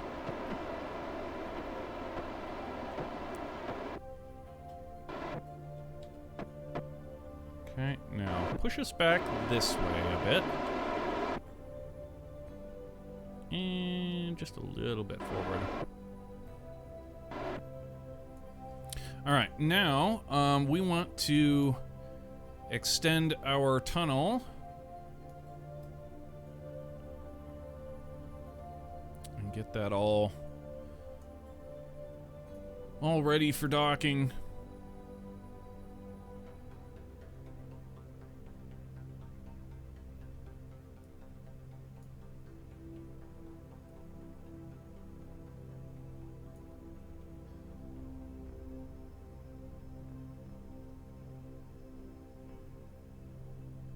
Andrew, hello, hello. G'day, Cobber. All right, so our tunnel is extended. We can go ahead and lock that now. Auto strut that sucker. Okay. And RCS off. Go ahead and target this forward pressurized mating adapter. And then we want to square up our docking port to that docking port. So target negative parallel, and we'll figure out our own roll. This is incorrect. Stop. Yeah, that's incorrect. We didn't have the right control point. So we want to control from here. Now negative parallel.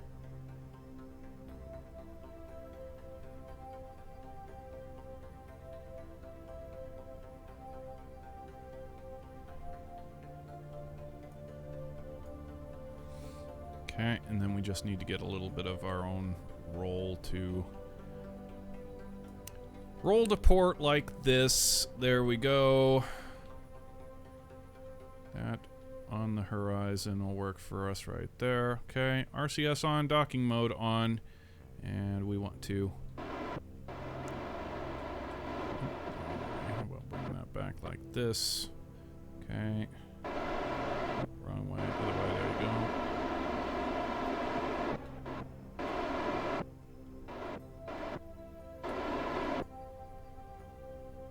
And up. Yeah, up. There we go.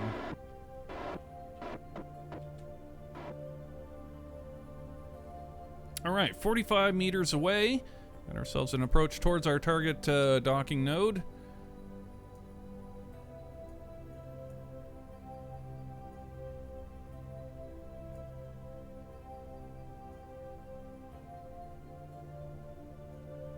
Yeah, that's why I always say, like, it's standard procedure for us to turn off the RCS before doing any kind of control point changes and such. Because if your RCS and all of that's on and your SAS is on towards like a prograde or something like that, as soon as you, if you're not on the right control point, it can, and you're really close to something, it can really screw you up. It can lounge you all up.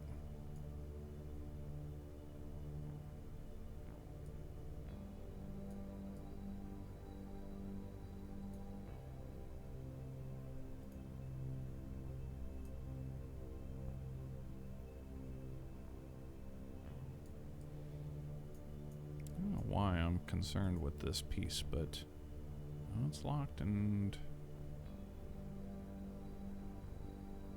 yeah, it's locked and strode. We're golden. We're fine. Keep it coming.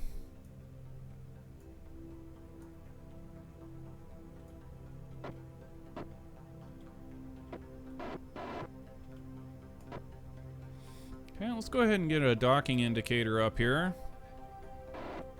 So go ahead and make things easy on us.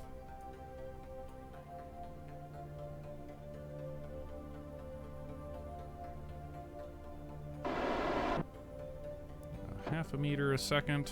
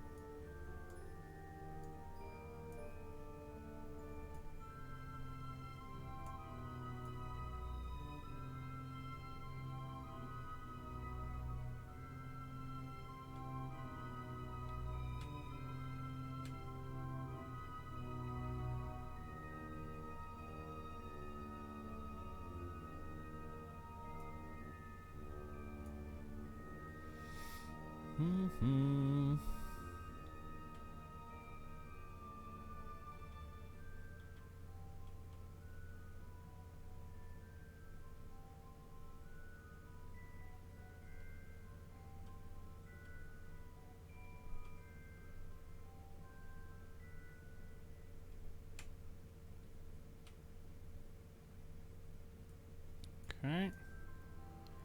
And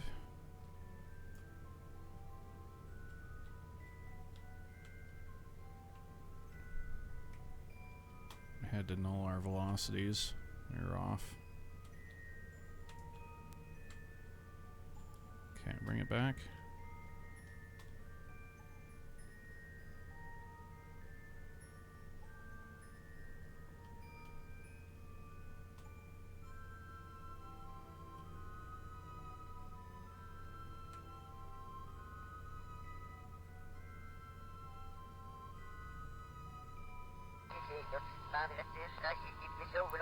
And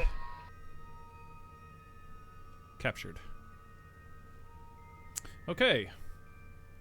So first thing we want to see here is our control from point. Come on, game. Okay, RCS is off. Our control point is correct. Fine controls off. Docking mode off. Docking indicator off. And we are hard docked. Cheers.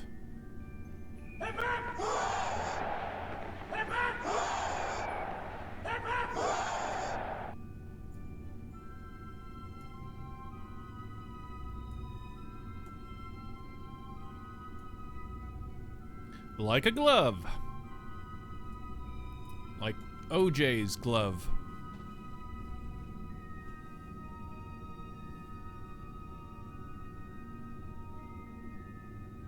If the glove don't fit, you're full of shit.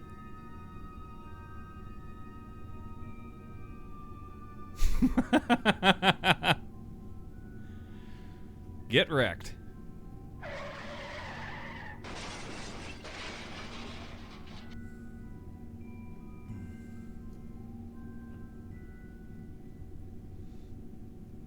Break out the single malt. That's right. Don't we have, yeah, Pixie. Pixies are Scottish.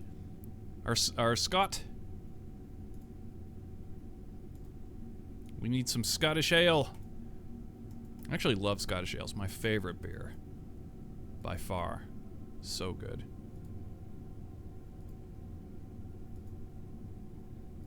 Okay, get our astronauts, climb up out of there, and say hi to the crew of the International Space Station as it sits.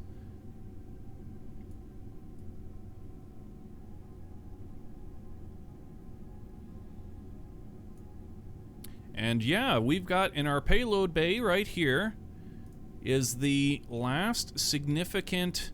Actually, this is the last module pieces to ever be carried to the International Space Station via the shuttle. This is the last install we will ever do to this station on the shuttle, with the shuttle.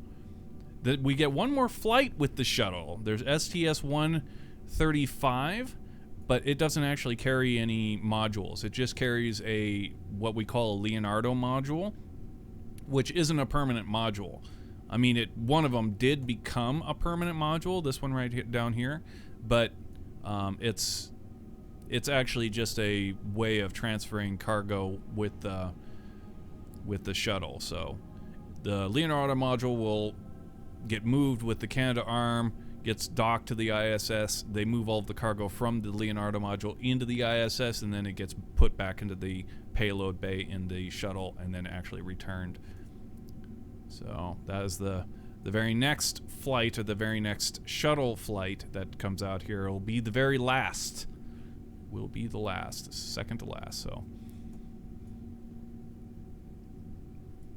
we are almost there.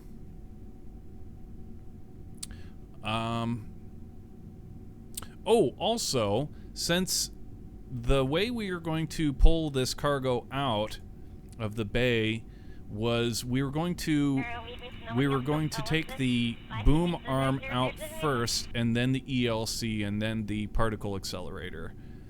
And in order to do that, we were going to put we need to put a little docking adapter on either Destiny or Harmony. That's where we were going to put the new 50-foot boom arm. Actually, looking at how this is sitting, I'm thinking we're probably going to put it right up here on Destiny and not Harmony.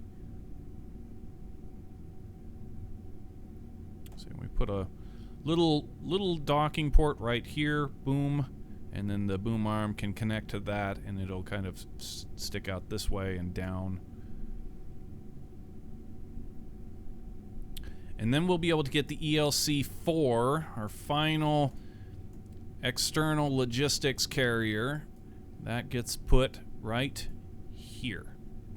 Boom.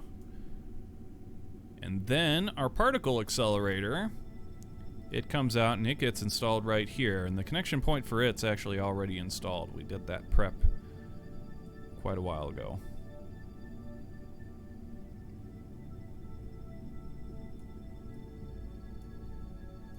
Sweat!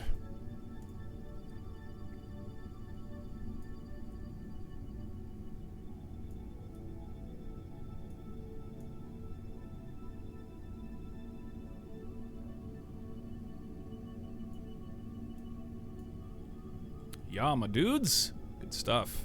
Yeah, I'm much happier with the United States, the flags that we did down here. Sure, they're small, they're too small, but I'd rather them be too small than too big. The too big is just like, man, the United States painted across the entire side of the shuttle just is so... What's the word I'm looking for? Something. I can't put my tongue on the word.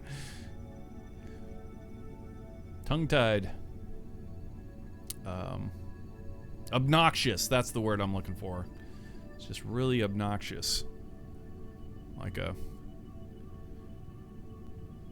good old boy waving their flag or painting a flag on the side of their truck or something like that, you know? It's just not very classy, very obnoxious looking.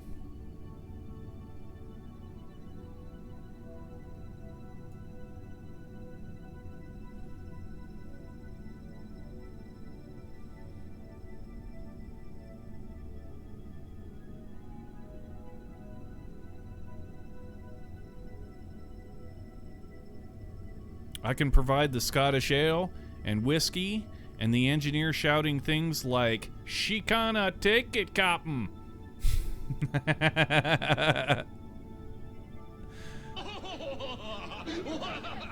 Oh, shit. Pixie, you're a character, you know that? Oh, man.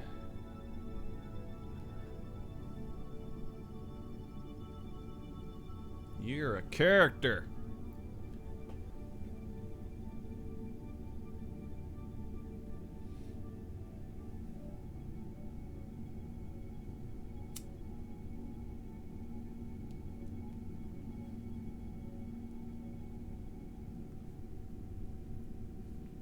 Yeah.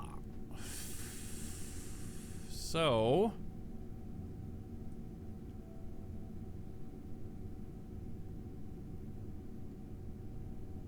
now with the shuttle here, the next thing we need to do, we're not going to get into the install right away. In fact, we generally like to leave one flight in between the installs. So the shuttle will remain parked over here. It'll chillax, and all of their crew are going to chillax. They're going to get themselves a good floating night's sleep. I can't imagine trying to sleep while floating around in microgravity, but I guess eventually you get tired enough, you're gonna pass out.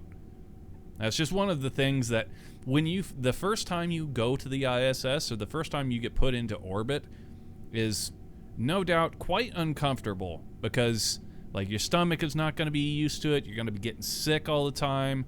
A lot of the arriving astronauts at the International Space Station, boy, you can pick them out.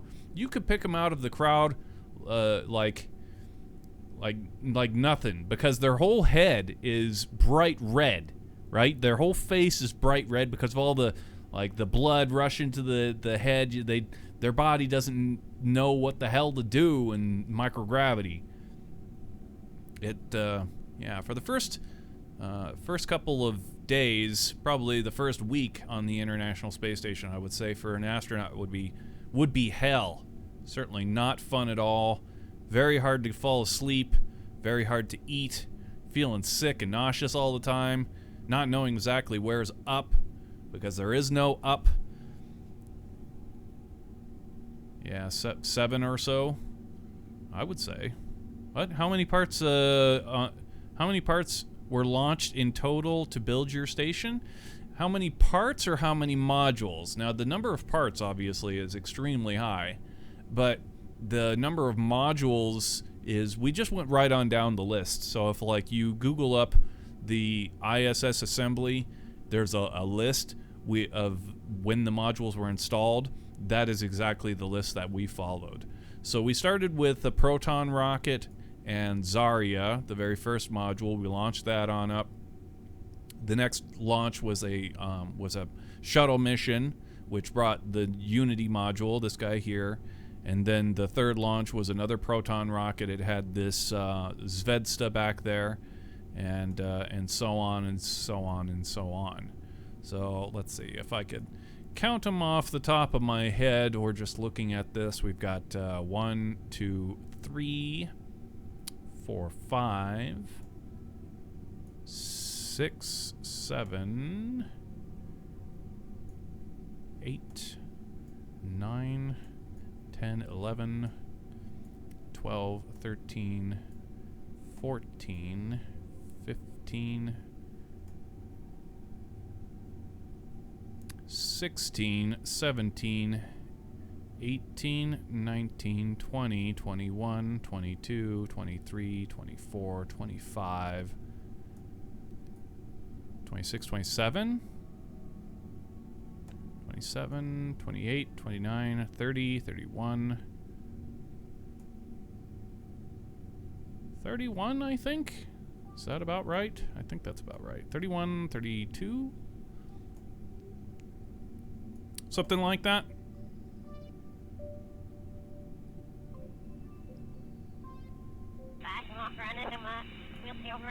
Yeah, we went right on down the list. Boom, boom, boom, boom, boom. Yeah, and we tried to do it. You did it accurately. Well, we tried to do it as accurately as we could. There is one. I'll point this. We've made mistakes. We've made some mistakes, but all of the launch and all of the intention to getting it chronologically correct was, I mean, we tried to put as much effort into that as we possibly could. One notable exception was the last mission that we did was actually Sts-134, which we missed. We were going down the list and we accidentally somehow skipped the terrace. So we just built the terrace like yesterday on STS-120, 127, 124. 124? No, it was 127. It was 127. Anyway, it was out of the chronological order, and I think we had made another chronological order. Oh, right, the ELCs. This ELC should not be installed yet. This ELC should be installed over here, and the ELC that we're carrying should be the one that gets installed up here. So that's another notable mistake that we had made in the order. But all in all, I would rate it as a 9.9 out of 10 for chronological accuracy.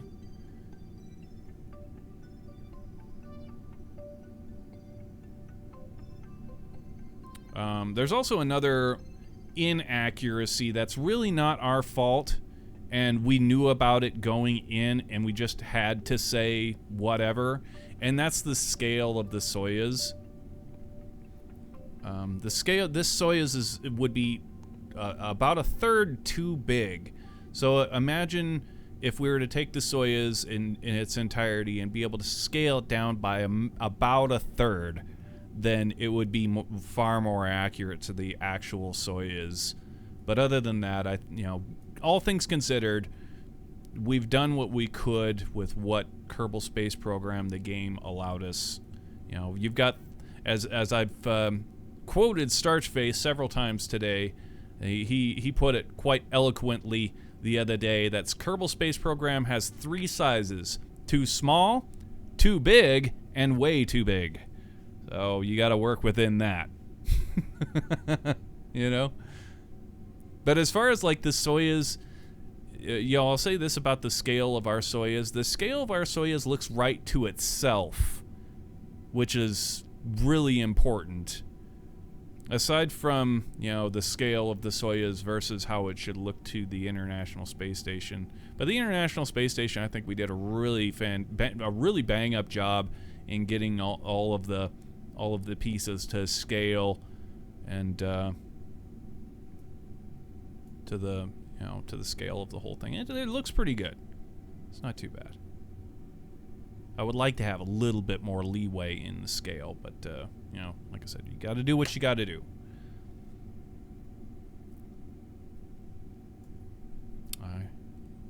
I think we did an all right job. What do you guys think? Let us know in chat. Leave a comment in the section below. Arrows, fingers, circle.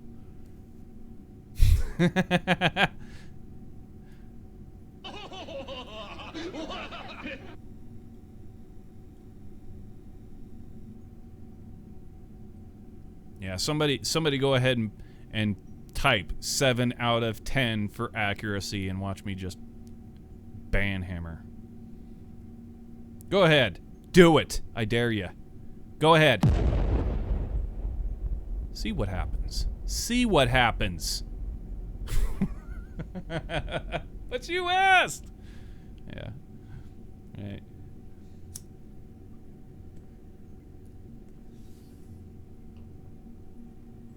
All right. We're going to go ahead and take a quick break right here. Just going to fill up the coffee, stretch the legs, get our little post-docking break as we always do get. And when we come back, I think we're going to go back to the Jesus Christ. I almost said ISS, and then after that, to correct myself, I almost said space station, and then no, Kerbal Space Center.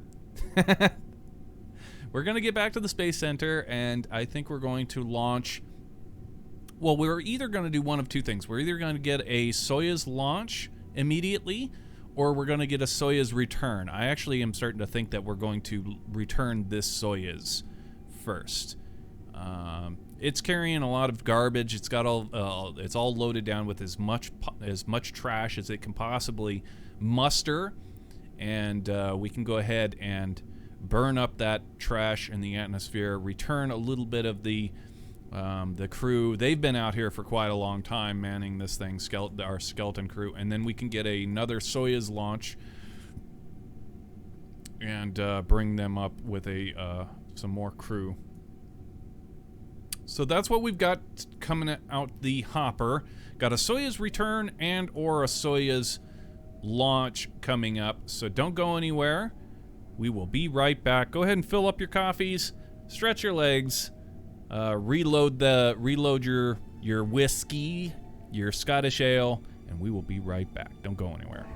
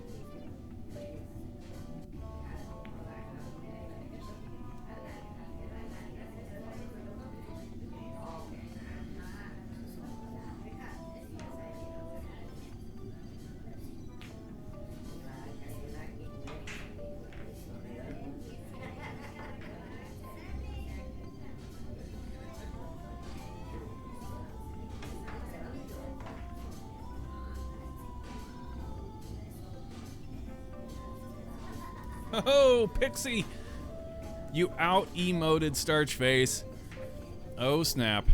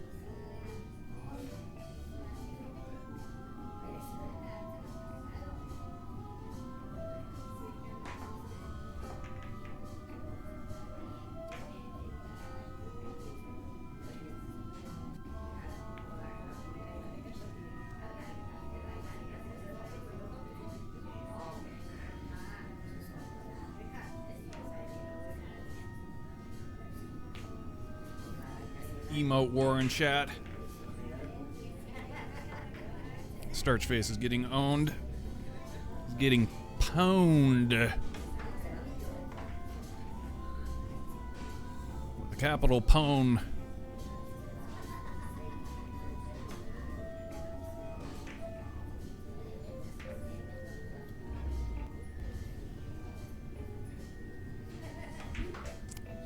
Okay, so we are back, and now what we were going to do is I feel as though we want to do a return with this Soyuz. Let's go ahead and do that. F2. Also would be a good idea to get an F5 right here as well. That would be wise.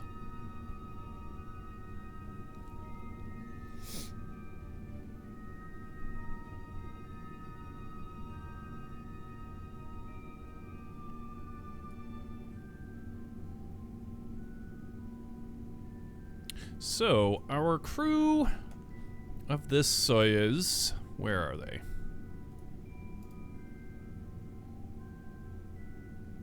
Alcard, I'm pretty sure he's our pilot.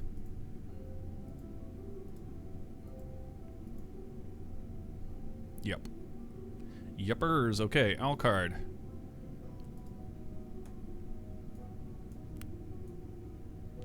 Drop your cocks and grab your socks. You're going home.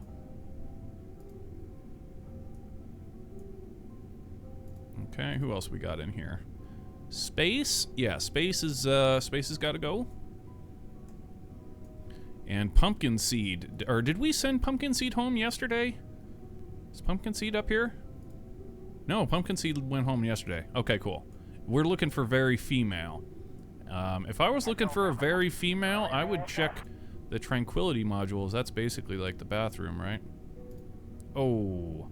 You know what? That joke was bad. I'm gonna say it. That joke was bad. It was sexist, yes.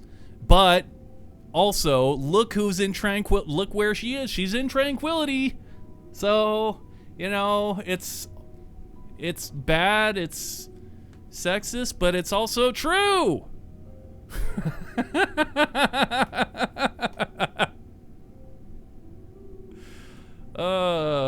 King Akira, how's it going, man? It's nice to see you, bro. Hello, hello. G'day, cobber.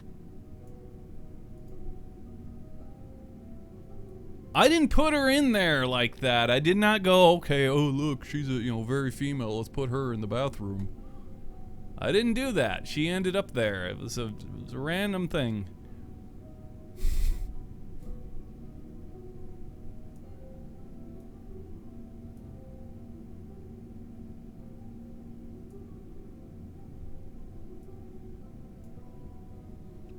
Okay, so very female scientist, Alcard's our pilot, and Space. She never got to do any EVAs.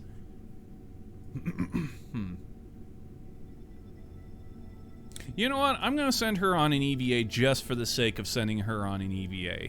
We're gonna do a little feels good EVA right here with Space. In fact, maybe all of these guys. They're cosmonauts, so get them on out the cosmonaut doors. Right here on the Piers airlock. Go ahead and... Alright, Space, out the door. You're going on an EVA just for the sake of going on an EVA. She came all this way. You deserve... You know what? You're also not equipped to really be safely out here. Standard operating procedure says you need to carry an external tank. She don't care.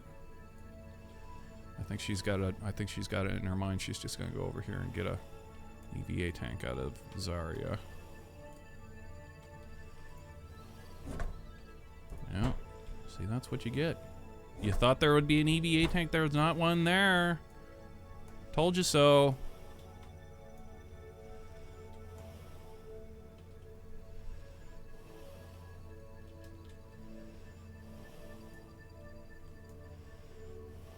She's like, screw you. Avada Kedavra. Avada Kedavra!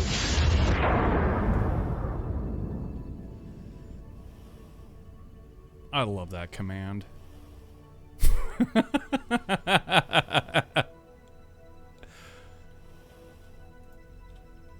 There.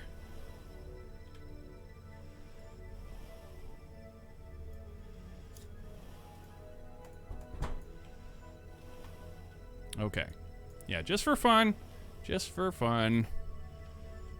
I think we're gonna fly her on over here to this terrace, and we'll get an install. How about that? We haven't done an install cooldown timer for a while, so we'll do that. We'll have her floating over here, and she's gonna do some work on the external stowage platform. This terrace over here. It's not actually, they don't call it an external stowage platform. It's actually a terrace.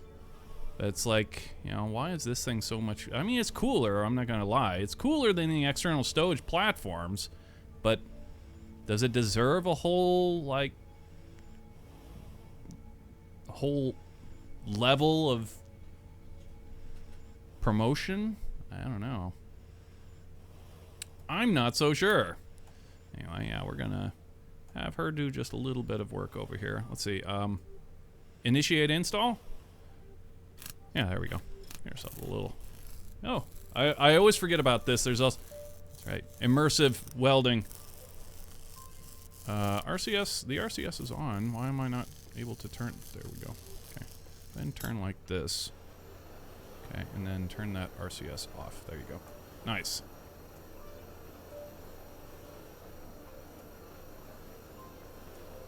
Okay, so Space is out here installing experiments. That's what we're doing. Just to give her some time out the door. It's fun. It's fun. Little did she know, though. She's out here installing experiments. Guess what? She was the experiment. That's right. All along. The experiments she's installing are dummies. She's the experiment.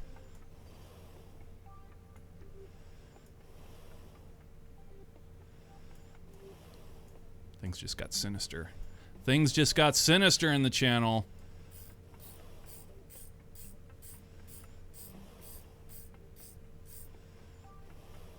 Would NASA do that shit? Could they do that shit? Is it like at all feasible that NASA has or could do or would do experiments on astronauts like that? You know what I mean? Like not telling them something to see what happens? I mean, it's extremely unethical. It'd be outrageously unethical. I can't imagine that would ever actually happen.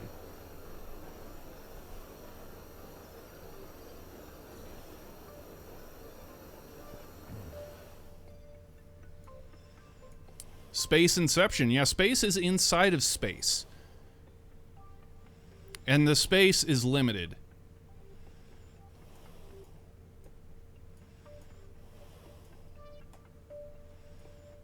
Oh, what a great day for an EVA. Not too windy. It's not raining.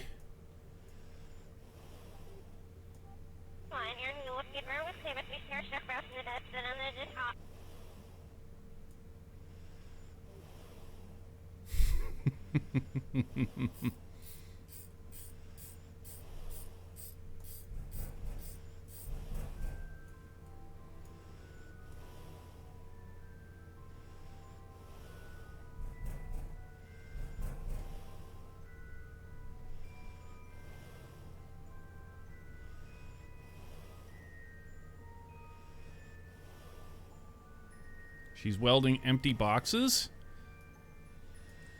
There are no boxes out here.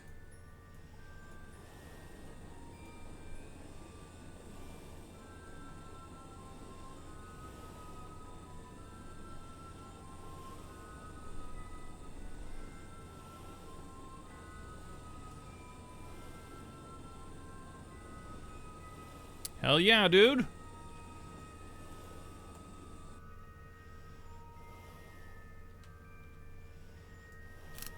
Whee!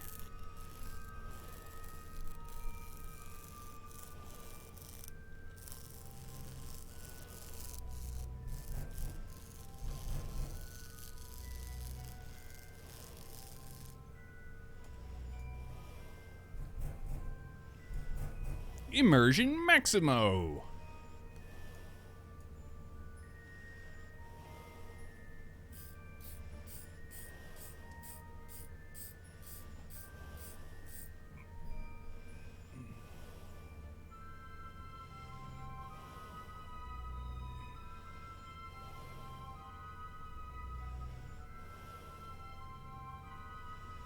She doesn't care who needs air in space. Yeah, exactly. If there's, if you needed air, why isn't there any? You know?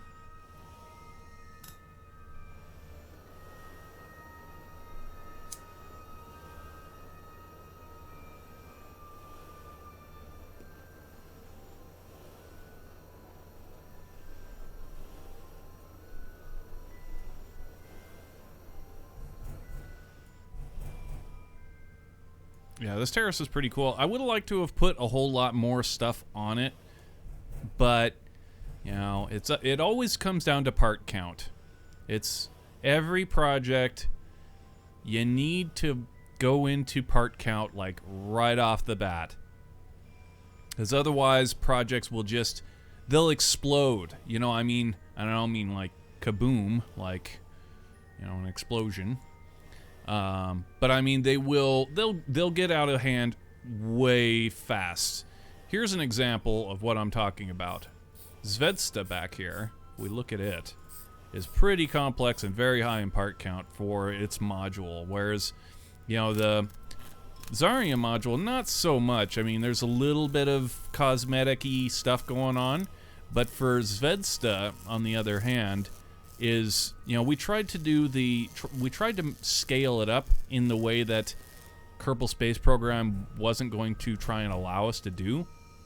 So you can see how we did this kind of quad setup where we took 4 pieces and we kind of pushed them together in a way that would get our scale just a little bit bigger, and that's how we were able to get it to look the way that it does. But it's pretty high in part count, because we were kind of like, oh, this looks, this will make this look like it, and so on and so on. We're all about the cosmetics, and then even more so, here's some more stuff like the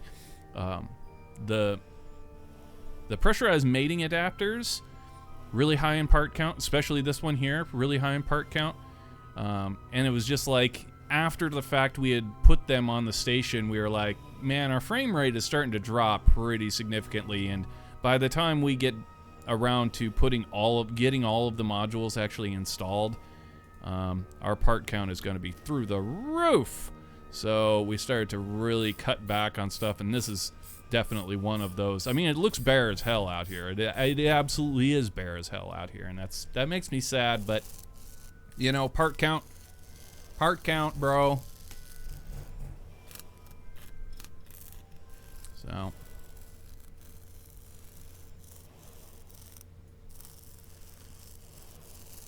yeah, and the external, here's the ELCs, another one. These things are supposed to be just absolutely dense with all kinds of experiments and other junk, and there are 4 of those in the end that were going to be installed, and it's like, dude, if we were to actually like cosmetic these all the way out the way that we would really want to, the frame rate right now would be utterly devastating. I mean, the frame rate right now is, it's not too bad. It's not too bad, but could be a hell of a lot better. It also, on the flip side of that coin, would have been a hell of a lot worse. And also, as well, we go on these crusades after we get the modules installed to clean up all of the stuff that we didn't need. So if we'd have left all of that stuff on the outside of our modules, again, our frame rate would be like totally bogus. Thumbs down, and then some, and then another thumbs down, and then another thumbs down. Be murder. Anyway, our little immersive experience here, a little fun EVA, we're done with that. We can go ahead and bring our Kerbal back on board and then into the Soyuz, and we'll go ahead and get this Soyuz re-entry. That was fun. Well, time to just kind of chillax, go outside, smoke a cigarette.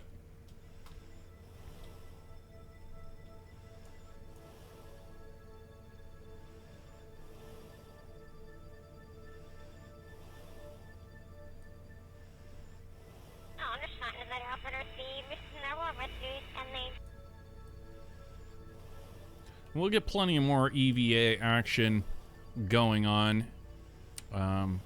As soon as we get the new Soyuz here, then it gives us a lot more reason to do an EVA, like a legit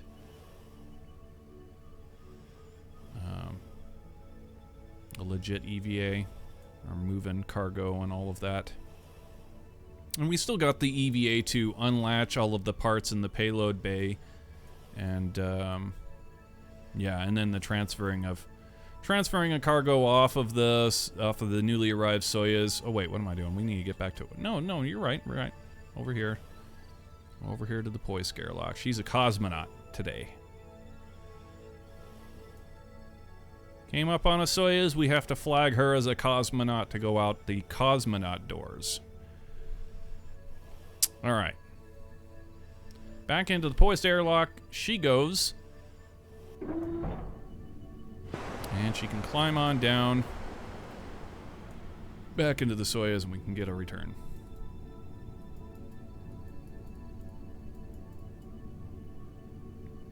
Sweat.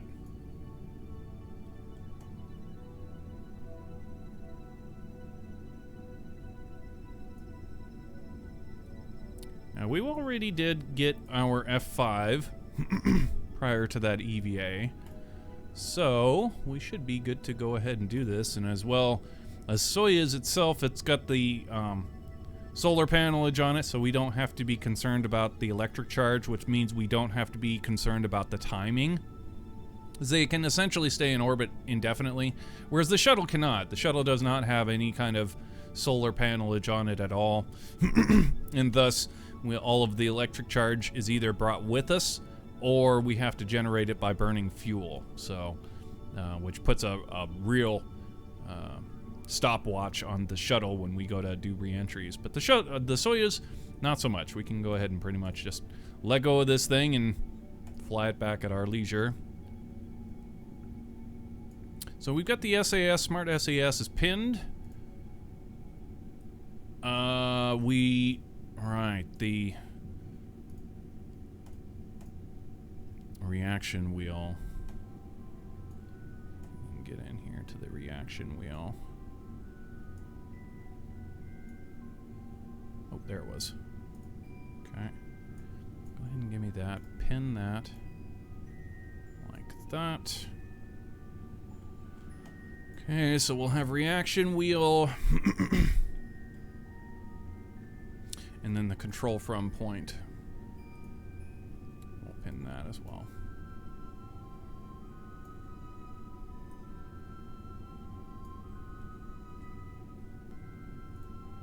Take a look at our kerbals inside of our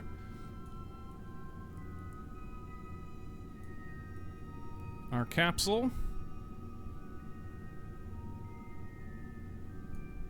Can't deny this. Our Soyuz capsule's fantastic. I really love. I love how we did that.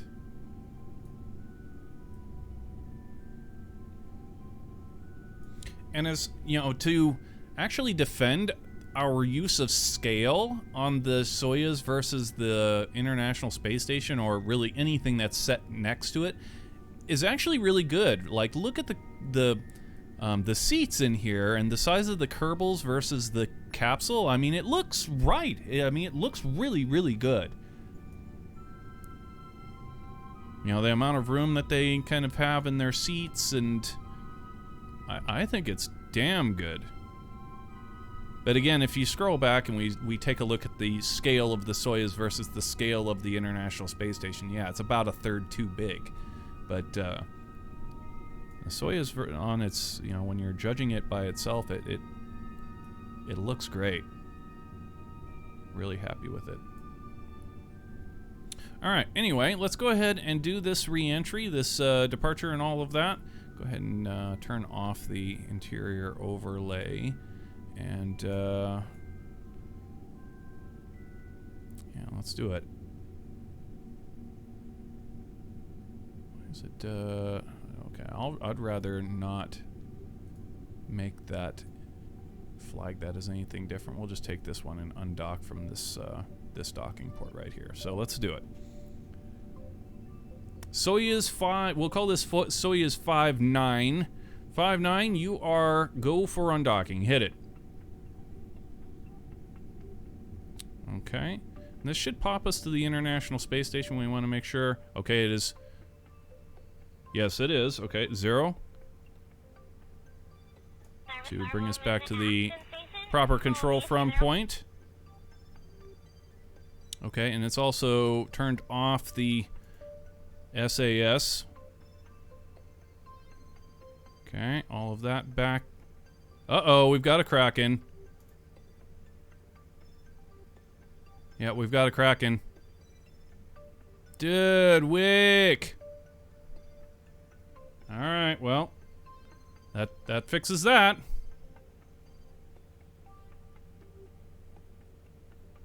Son of a bitch.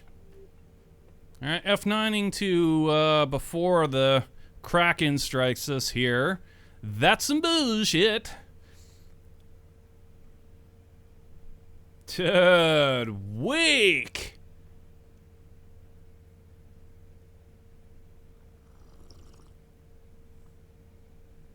That's lame.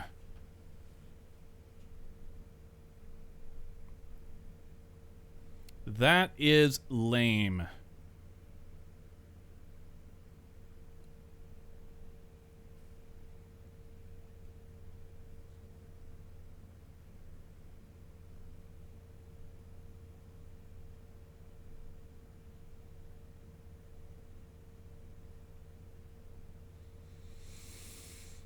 Not happy. Not happy at all. Initiate murder mode.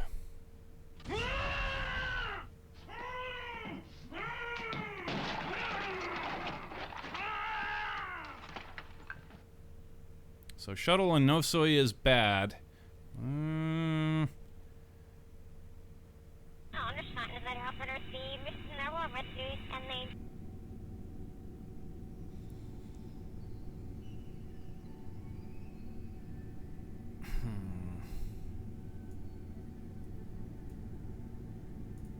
Or either shuttle with no soy is bad. Shuttle with 2 soy is bad.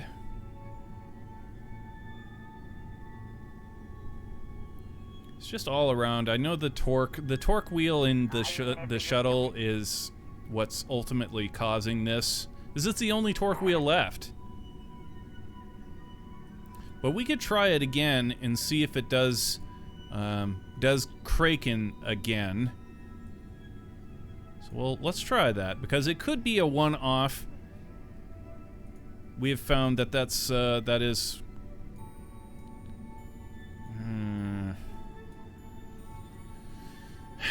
Yeah, big decision time. Big decision time. What do you think?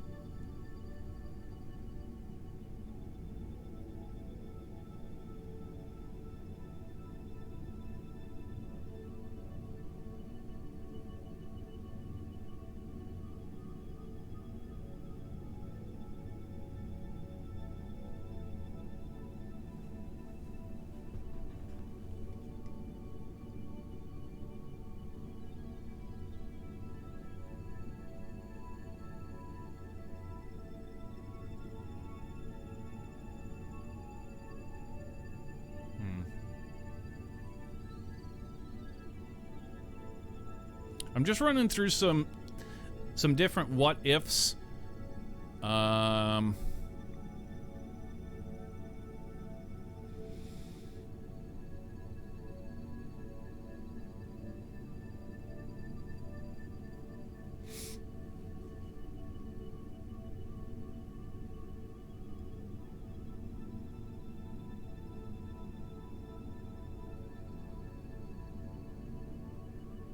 Yeah, absolutely. But why isn't it doing it now? Because of that root strut going straight across, right? Is that the thing? Yeah, it is going straight across. Why? Why is it going straight across? Because it's, yeah, it's that root. That's it's going up.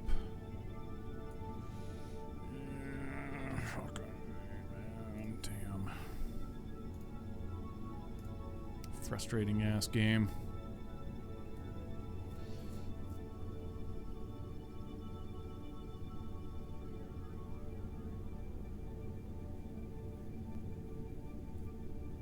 It may not be caused by the reaction wheel. Look at the auto struts again. Well, it's both. It's both the auto struts and the reaction wheel.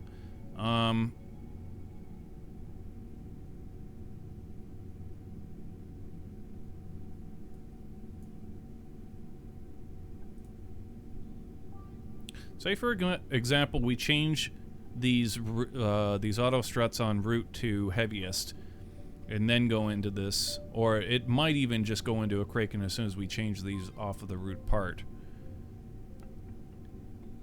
Simmer down. Okay, we'll try this.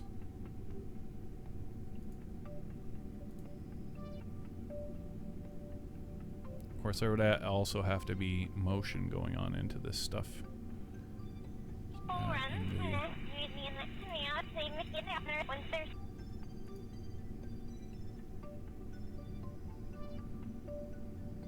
There are these things on the route too. They are.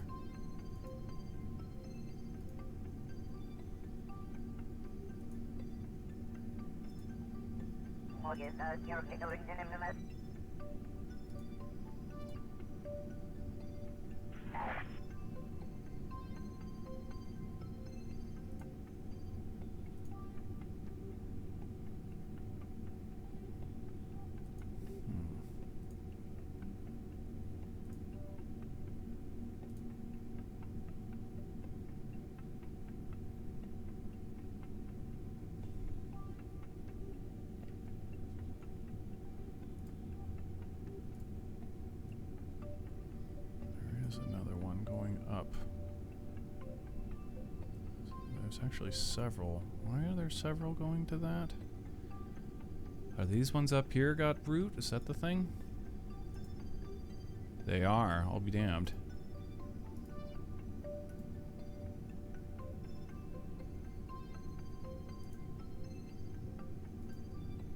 Interesting.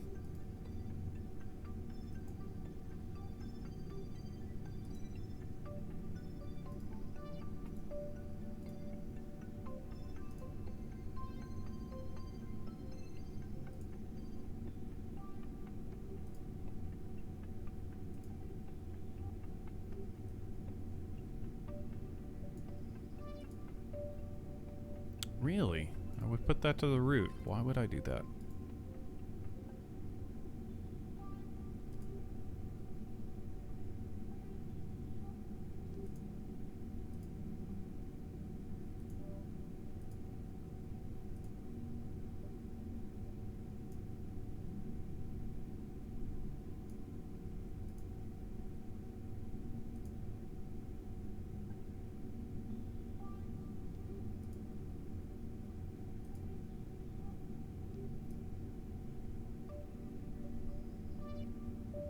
I see 3 struts on Zarya that are questionable. Is it the port?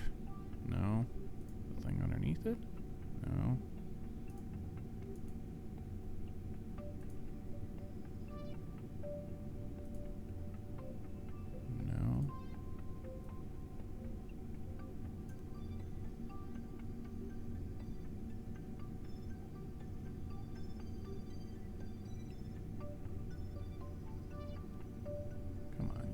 bastard. Select the son of a bitchin' thing.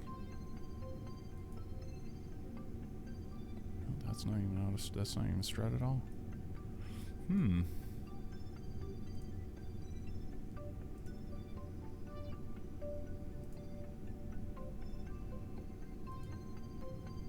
Aha.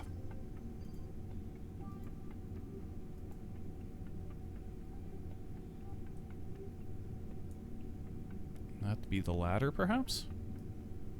No, you can't strut the ladder.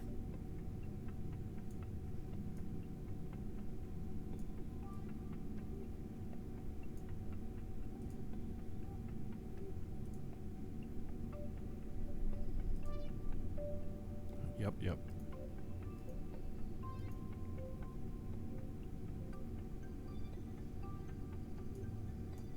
Alright. Looks clean now.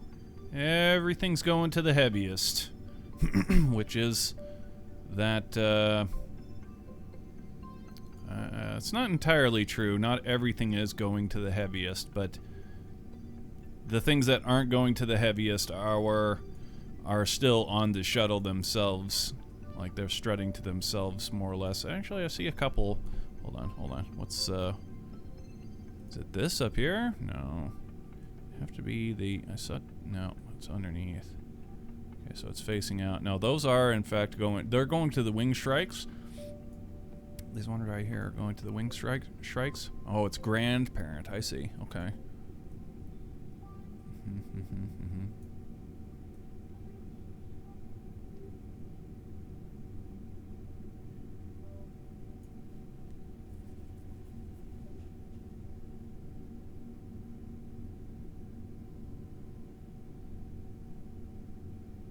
Now, as for why what we just did should make any difference as far as, like, the craft causing a kraken when we undock from it, just, it escapes me, the logic, but, you know, when you're talking about glitchy Kerbal physics, often there is no logic. You could hypothesize for ages about the weird shit, and it would be not relevant nor anywhere near accurate.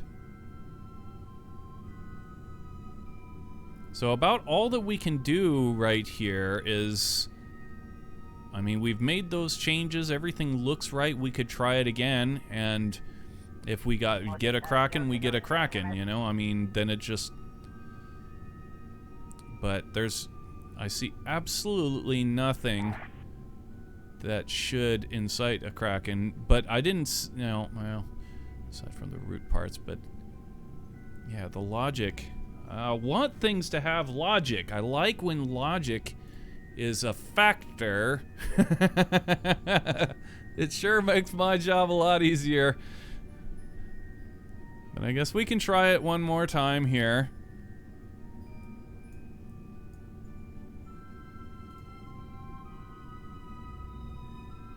Go ahead and do it, and we'll see. Okay, so it's undock. The ISS is now again.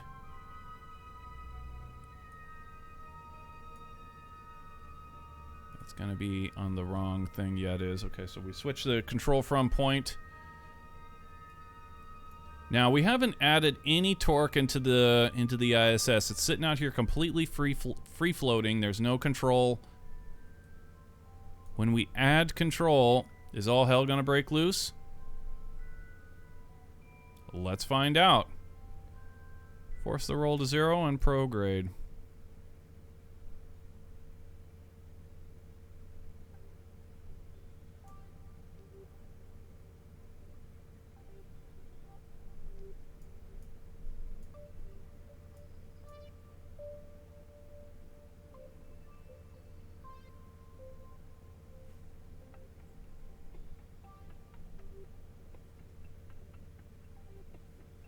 Maybe? Look at the auto struts again.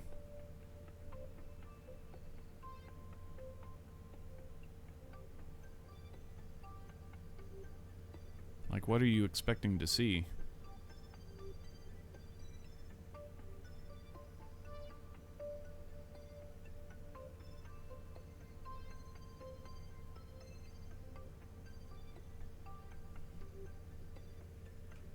Like everything's going to be auto-strutted to that shuttle. Huh.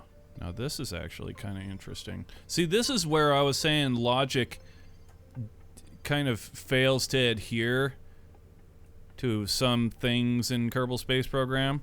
This is not connected in any way to this, so well, I guess we're looking at all auto struts. That's right. Okay, well, I guess that makes sense. It's an overlay for all auto struts. But yeah, it looks exactly the way. For a moment there, it made sense to me that if we weren't controlling this, it shouldn't be showing it, but it makes sense that it also, okay, just as an overlay, whatever's on the screen that has auto struts, it'll display that, regardless of whether or not you're controlling it or not. Yeah, I see nothing. See nothing going wrong here.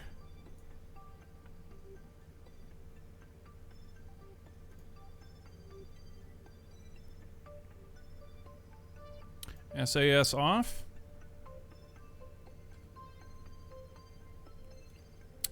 Pitch forward.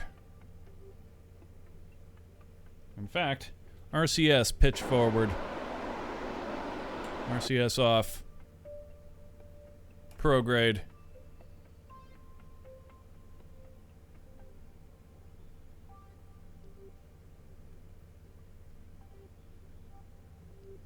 Let's throw some energy into it and see what happens.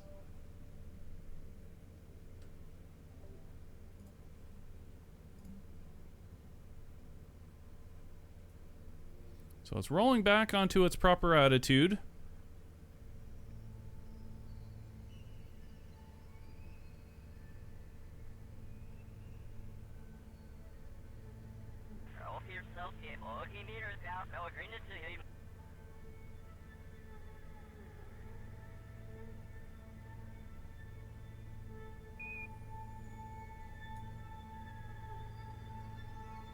See, is it just anti-logic that is causing the Kraken? That's what I'm starting to think. That simply the mixture of the strutting on the Soyuz, where it's, you know, some of it was root and so on, just the mixture of that and the game having to re-strut everything after we disconnect the Soyuz, that's the irrationality, the illogic of the way that it puts all of that stuff together is actually what's caused the Kraken, because I see nothing. It looks fine. And we've literally done nothing to the station. No, well, no, that's not true. We did go through, and there were some root parts, root auto struts on the station on Zarya and whatever that we got rid of. But not like those would have just like, well, I don't know. That's got to be the thing. See, like, since there are so many root parts, like the root auto strut is just kind of goofy as hell. It doesn't know where to go, but it chooses somehow. It's like it has to go somewhere, so it just like grabs any one root. I don't know how the hell it chooses that. Some kind of hierarchy is involved, and in the rerouting or in the re-auto strutting of that is, I don't know. Yeah, see, the logic is just not there. It's just not there. See, is we're free and everything is okay.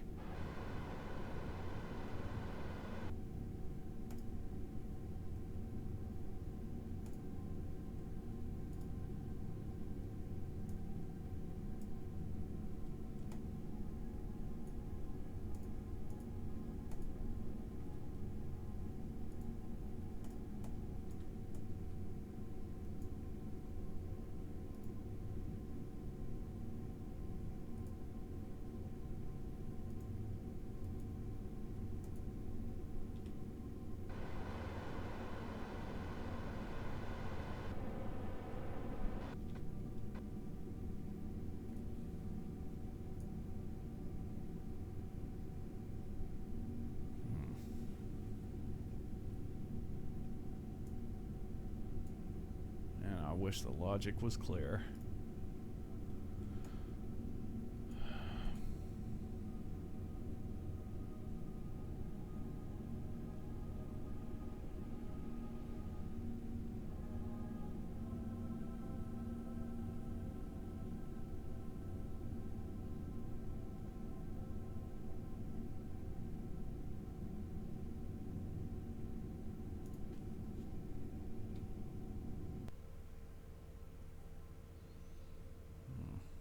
Let's change it into a space plane, too. That might have something to do with it. That's something I've never really considered before. Generally, when it changes the designation of the vehicle, it changes it to like a base. But it just... I see now... Well, no, that's the wrong thing. If we go into the map mode, we'll see that it is... Yeah, it's in fact... It's calling it a space plane, which does have... You know, space planes do have a different kind of physics. I know... Well, maybe not physics. They probably have a fair amount of different kind of physics. But one thing that I'm absolutely certain that they do have that's different than most vehicles is the fuel flow. Like it doesn't matter where something is on a plane, it will flow fuel to it. Period. Like it does not care.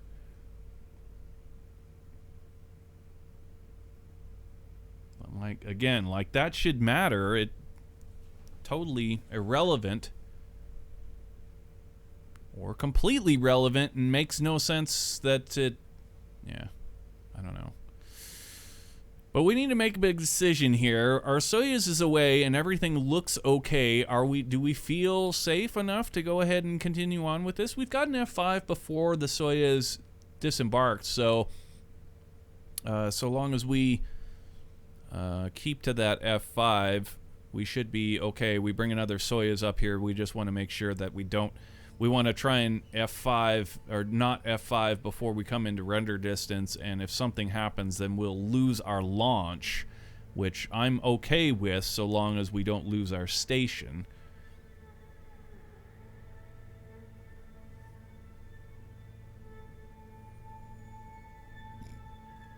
Excuse me.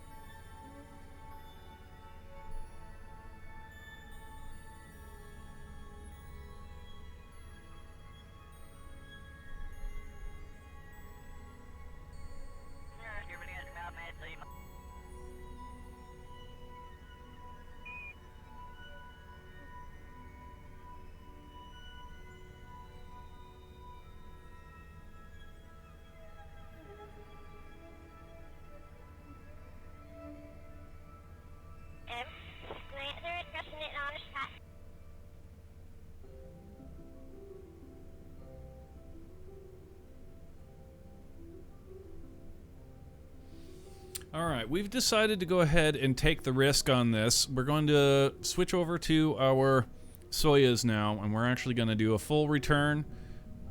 Live mode on. We're going to go that route, and we're going in the next flight out here, we're going to just be very cautious to the fact that we don't want to F5 prior to the rendering. And if it krakens when we get into render distance, then we will be able to F5 back to a safe spot. We'll be able to fail safe. So I'm okay with this for the time being. Not happy with it, but whatever. Whatever. Docking mode off. Control from point change.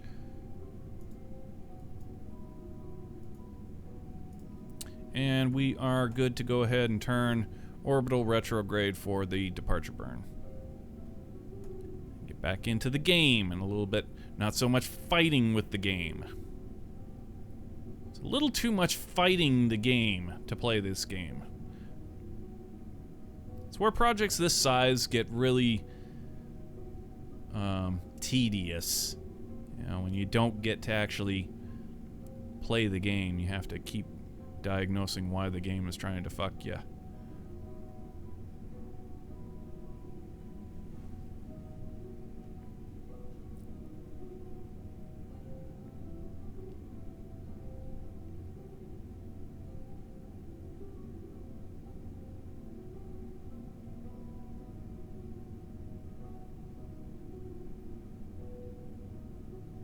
illogical.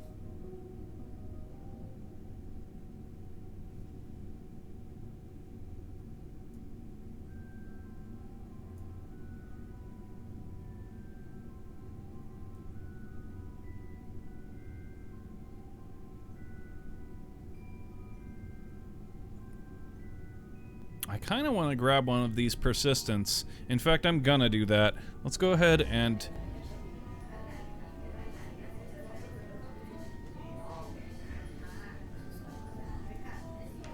I want to copy one of the persistents.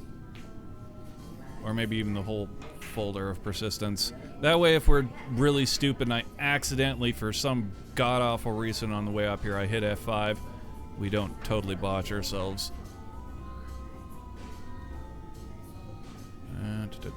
Where's the persistence at? Where the hell's my freaking folder? Aha. Okay.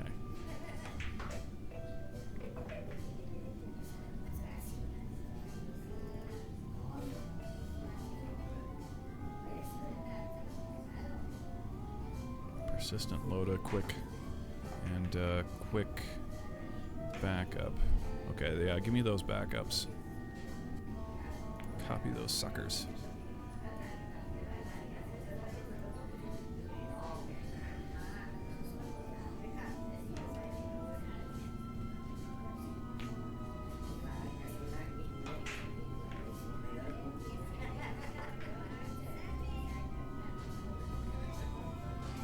Alright, there we go. So we have our persistence backed up, just to be absolutely certain. Just to be absolutely certain that we can't screw ourselves over with one key.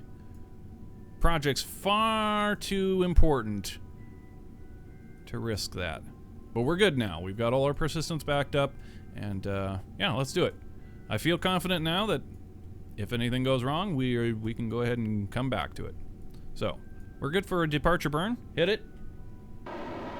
Hello, hold on, hold on. Are there kerbals on board this?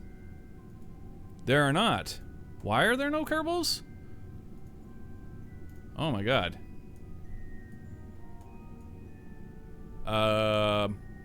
They were in there, and now they're not. You're kidding me. I must have F5'd. I swear that we F5'd before we did that little feel-good EVA. No, they're all on board over here. There they are. Bizarre. Yeah, evidently I F5'd before we did that little feel-good EVA. Can we... Let's see here.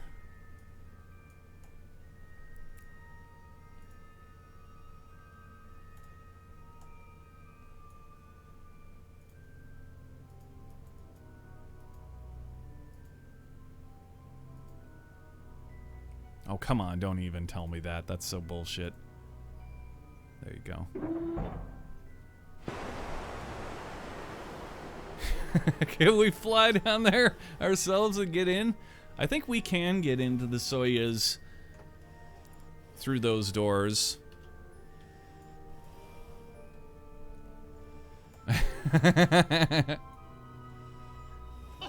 We'll see. So I'd rather not have to try and redock the Soyuz in order to get our crew on board. So if we can just leave the Soyuz kind of chillaxing down here and float our kerbals down to it, I'm cool with that. This is totally... it couldn't be any more wrong to how it actually happens, but we're suffering problems. We're suffering other things, so...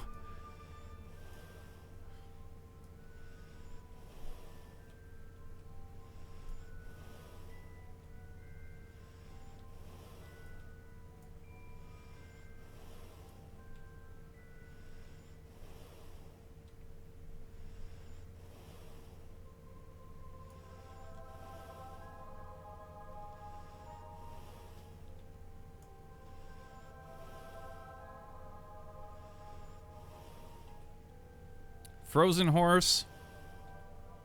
10 frames a 10 frames a second stream.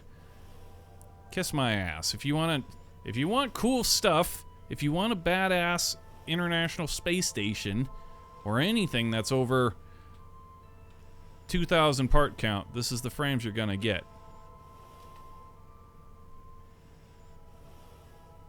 So, kiss it. Okay, yeah, we can get our guys on board. Shouldn't be a problem. A little bit whack, but, you know, this is better than turning around and coming back and redocking. Now, while we're having these issues with the Kraken striking us right now. Yeah, we'll go ahead and transfer our kerbals over to the Poisk airlock and just, they can float down there. That works for me. I'm cool with that. Also, Frozen Horse, if you think that this frame rate is bad, you ain't seen nothing. This is nothing, dude. You haven't played this game enough.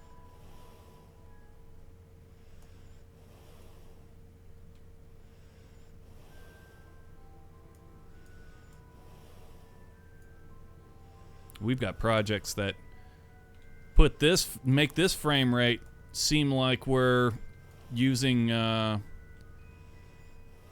computer gifted to us by Shroud.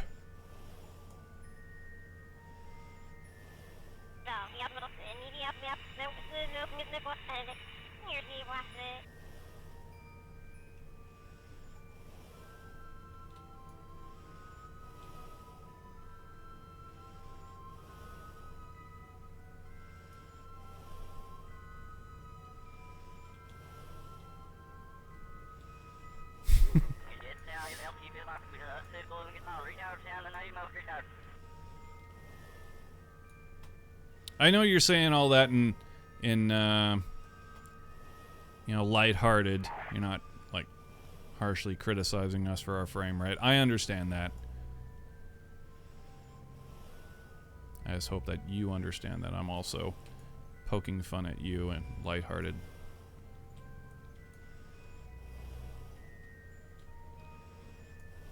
It's all in good fun, bro. It's all in good fun.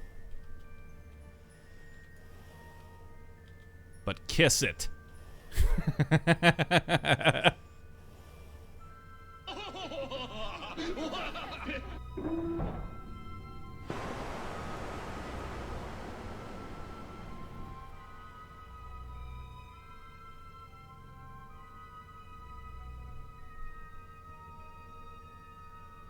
Alright, one more Kerbal. Where are you?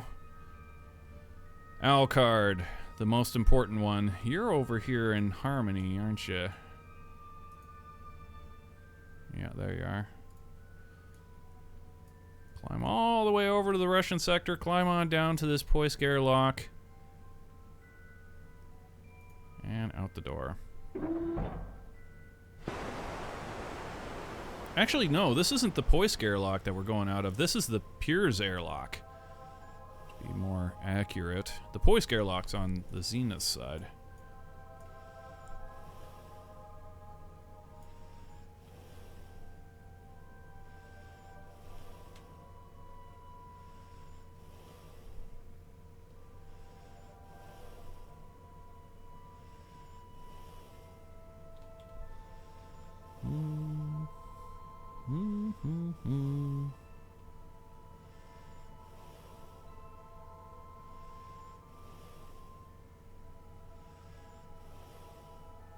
Suck it, Trebek.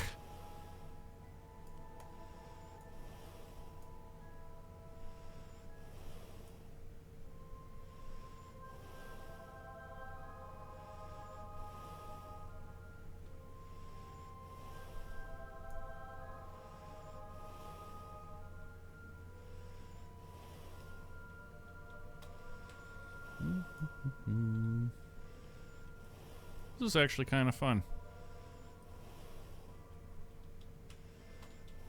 Don't hit the solar panelage.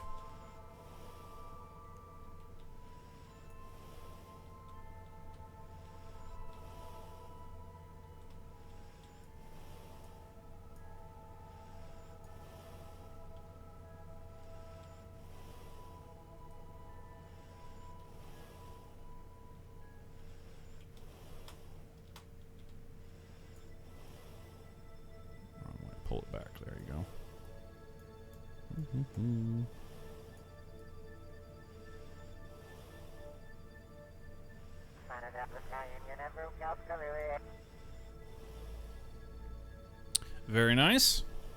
All right, get on board your Soyuz. You're the commander. All right, get back on that retrograde marker. And before we take off, let's make sure that the ISS is at least changed to not an ISS plane.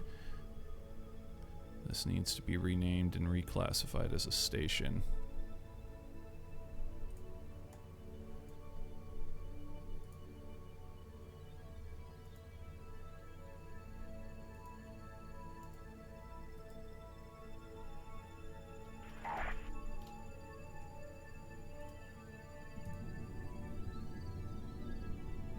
Interesting. Yeah, did you guys notice the audio came on? Like the atmospheric effect? Kind of came on as soon as we changed it to a station from a plane.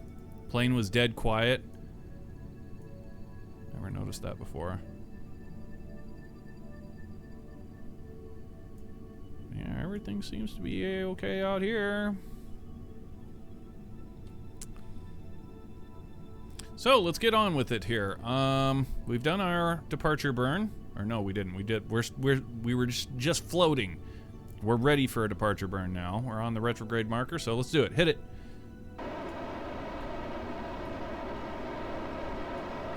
Okay, departure burn complete. And now let's get on down into our re-entry corridor.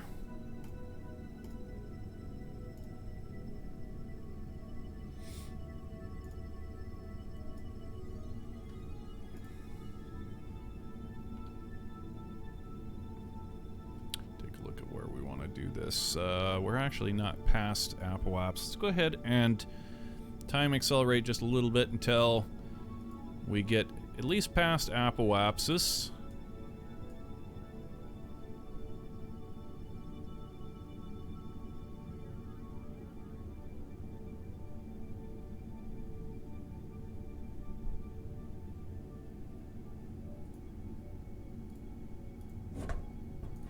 Yeah, all garbage in there.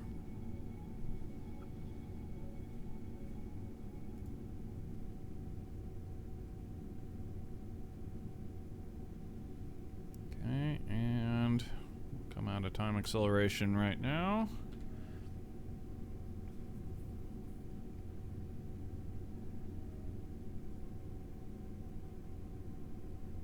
Go ahead, plot that node and turn to it. Prepare for the re-entry corridor A burn. So we still be able to tap over to this. We're gonna see any kind of Kraken or anything here.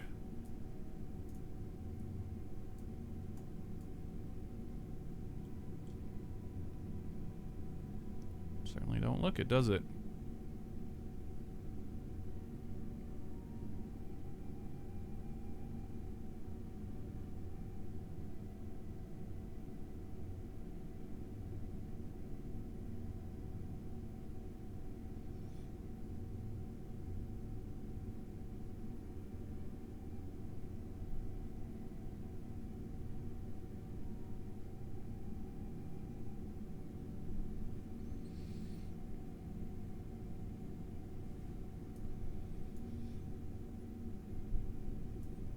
Seems fine to me. It's been fine. So, yeah, we'll continue on. Turn to that node, please. What's that?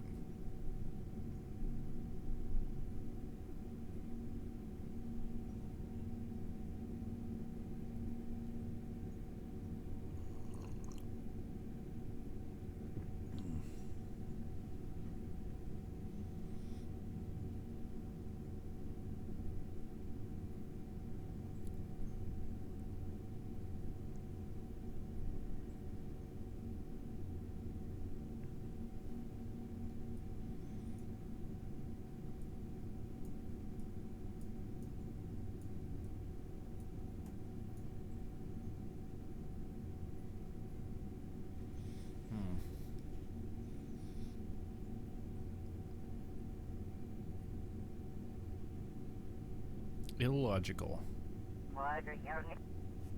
Alright, anyway, we're on the node and ready for the re-entry corridor A burn. Go ahead and hit it.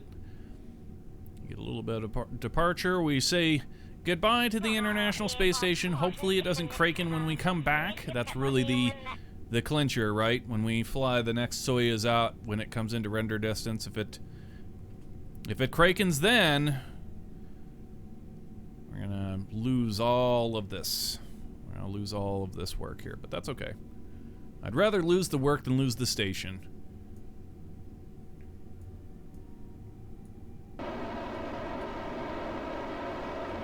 So, re-entry corridor A, just burning down to our re-entry altitude.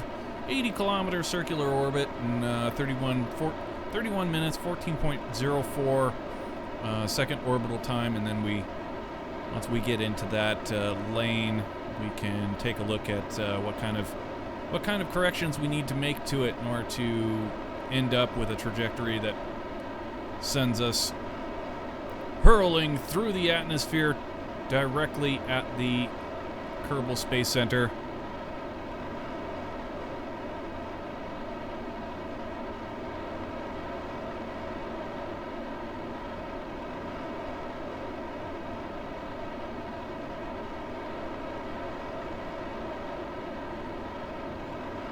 And the Kraken has been really lurking around our station recently, huh?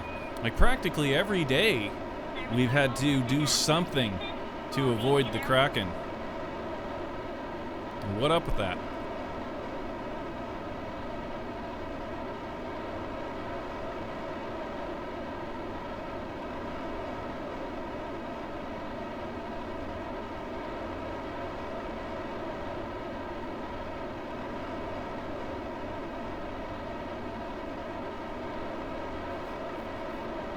Spark sounds like monopropellant? Yeah, it kind of does, don't it?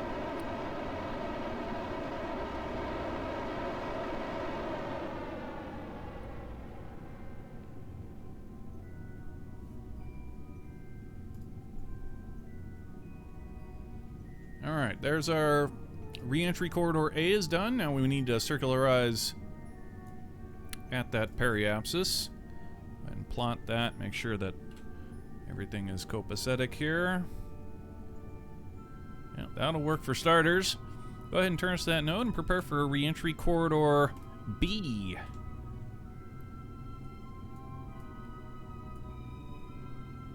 Yeah, I don't like the monopropellant thruster sounds. Like they're not. It's not a pleasant thruster sound, in my opinion.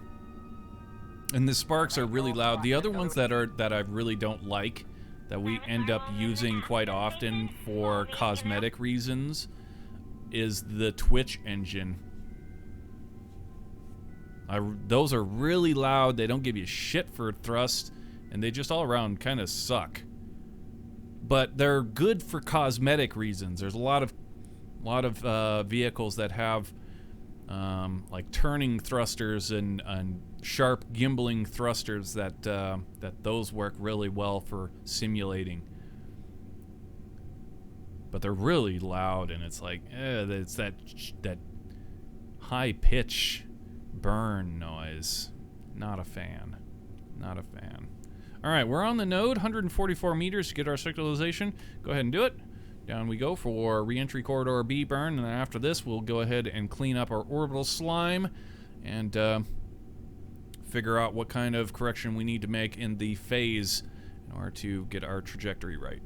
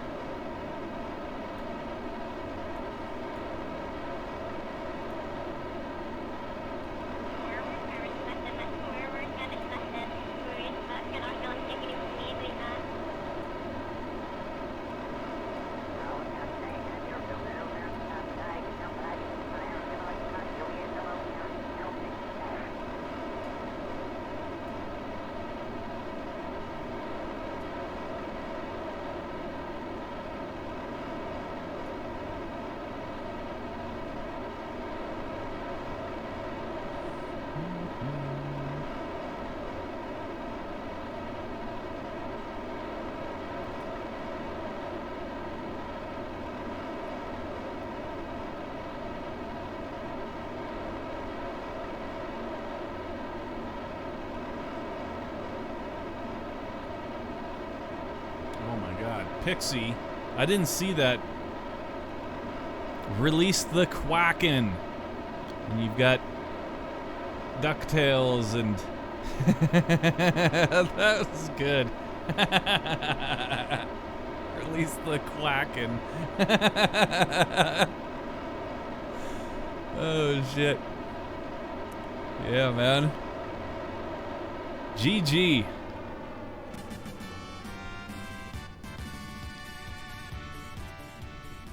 That was good.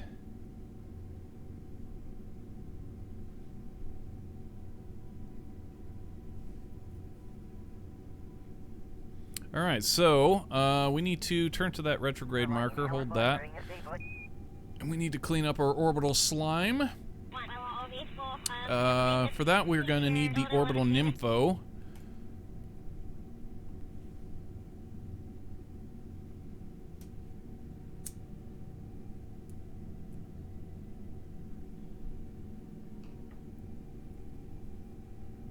Okay, RCS on, docking mode on. We need to clean up our orbital nympho. 31 minutes, 14.04 seconds is what we're looking for on the orbital period. Okay, find controls from there. There we are. Okay, RCS off, find controls off. And we are in the lane, ready for the wheel.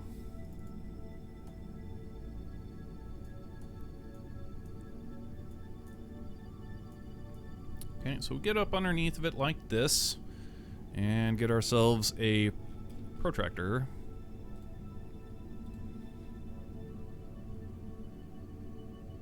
Okay. Turn off all those flags. There's only one flag we're concerned with.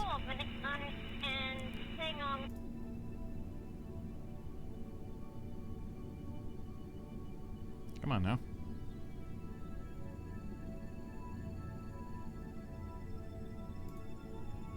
There we go.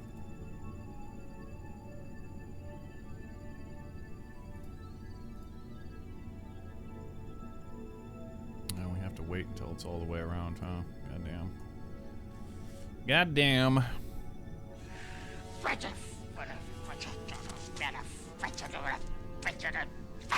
Luckily, we have infinite electricity, so whatever.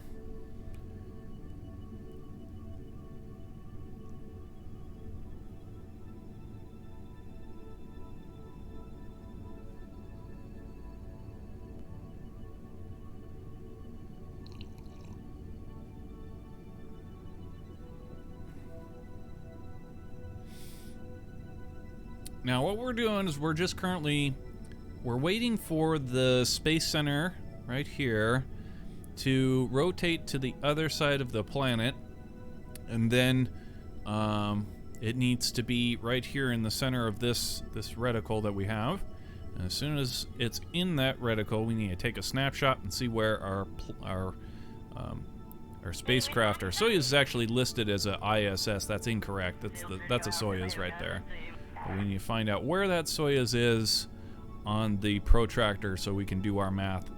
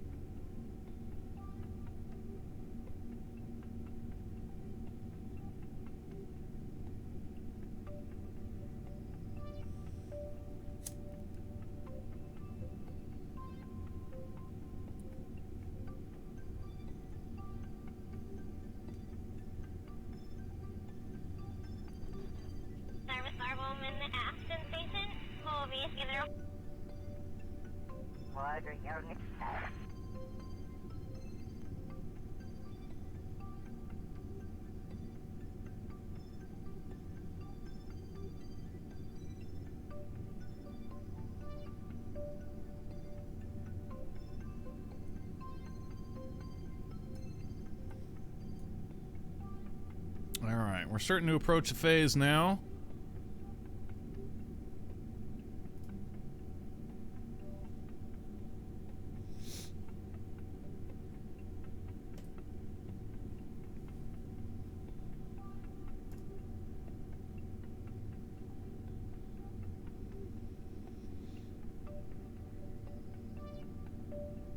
Okay, we're at 155.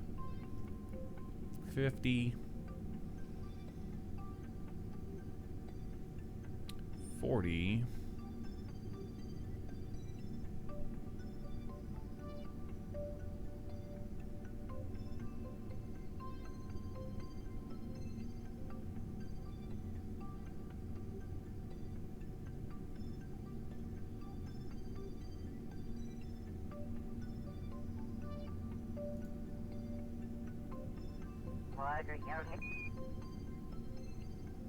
I'm gonna say 80, 88,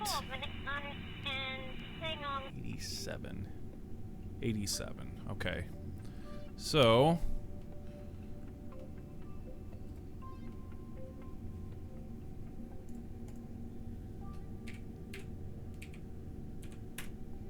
okay, so P equals 87 now. Let's do some math. Make sure we're out of time acceleration. Okay.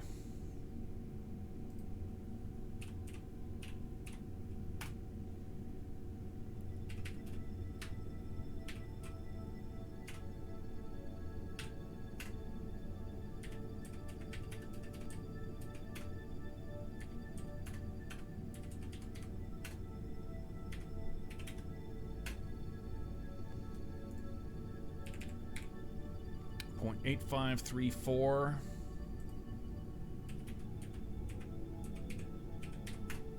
It's 51 minutes. 51 seconds. Okay, so do it again. 288. We're looking at 87.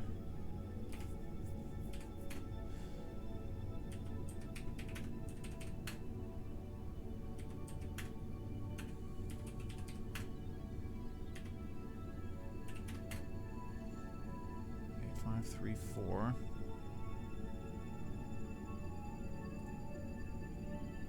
Here we go. Can you use this time and make up your CVA? 5120. Okay, that's correct. So what we need to do is we need a correction burn over here to bring our orbital slime out to 100. That's 33 minutes. Okay, 33 minutes, 51 seconds. So we're looking at the very, very bottom left-hand corner where it says period. This is the time it takes for us to get one orbit.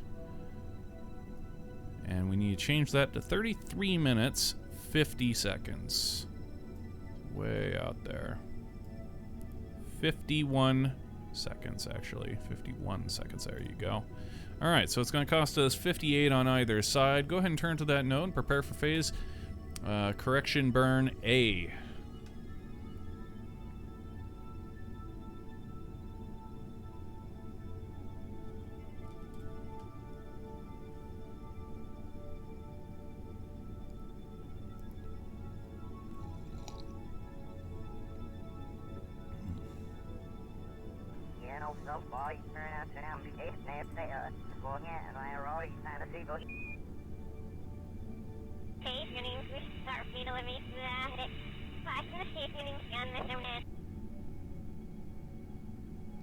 Alright, we're on the node. Let's go.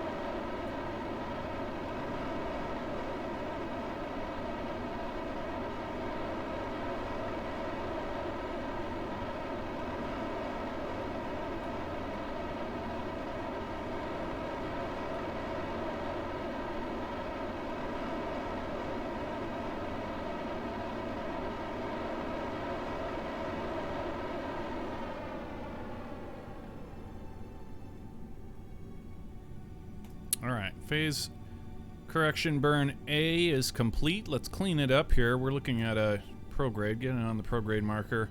Docking mode on, RCS on, and we need to change this orbital slime to 335120. Okay, fine controls on, just a little bit of prograde thrust to get to 5120. There we are. RCS off, fine controls off.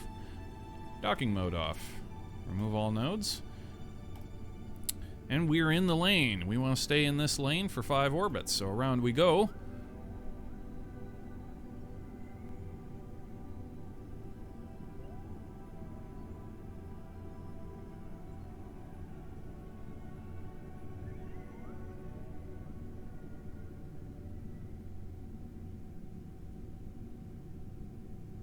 One.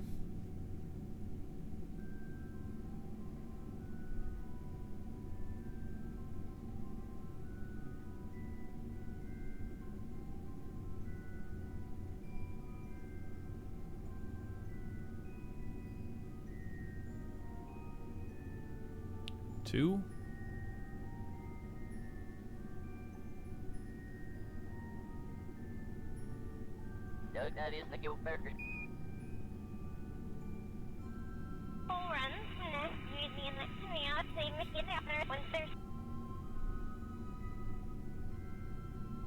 Three.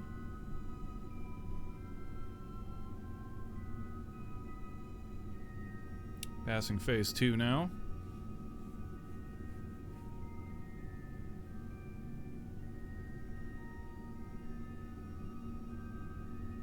Okay, here's our 4th orbit. So we'll come out of time acceleration now and plot the return to the re-entry corridor. Back at periapsis there. Turn to that node, and we get our 5th and final orbit, and then our return to the re-entry corridor.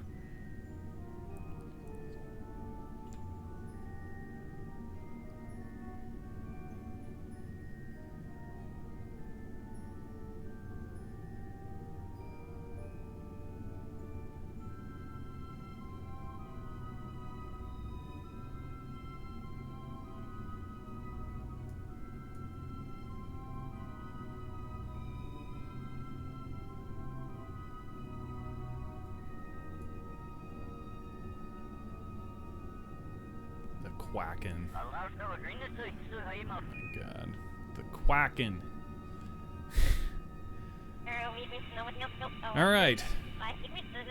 Phase reentry corridor, or phase correction C, reentry corridor B, 3C. Well, call it whatever you want. Let's go!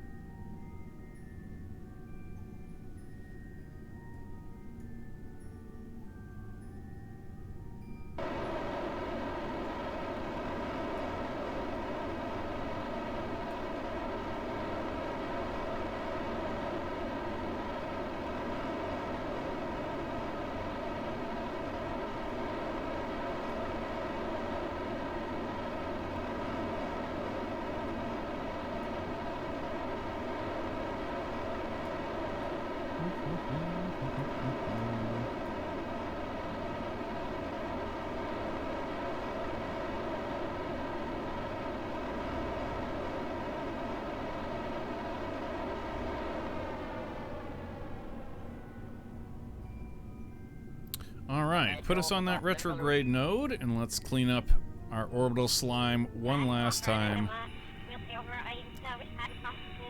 Okay, RCS on, docking mode on, and retrograde, yeah. Okay, so give us forward thrust to get us down there. Okay, fine controls from here. Oop, we passed it. 31-1404, there we go. RCS off. Fine controls off, docking mode off. Orbital Nympho, we're done with that. And now we need the LGC show predictions. Kill the LGC. We're done with that. And show me, oh me, oh. Yeah, okay. Actually, yep, okay. Remove the node and half an orbit.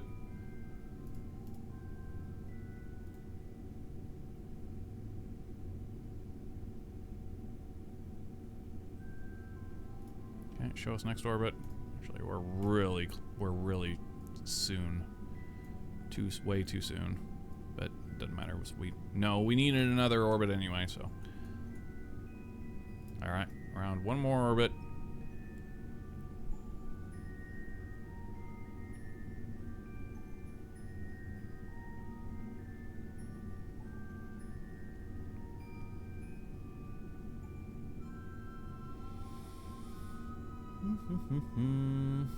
Okay, come out of time acceleration right there.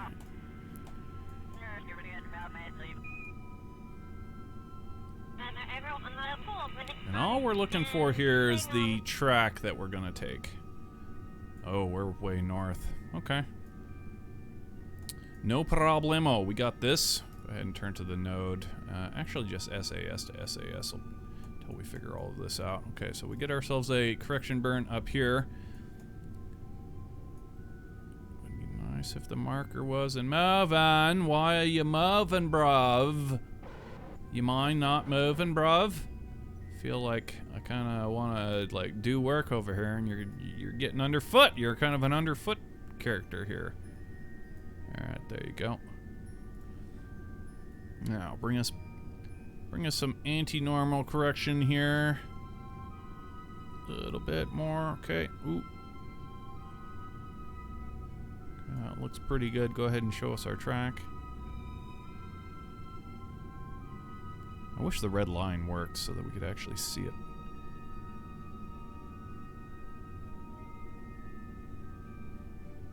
Yeah, we're still a little bit north. Bring it back down.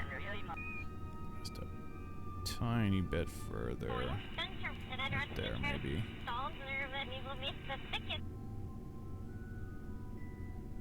Yeah, it's still north. Bring it down more. Ooh, way too much. I flinched.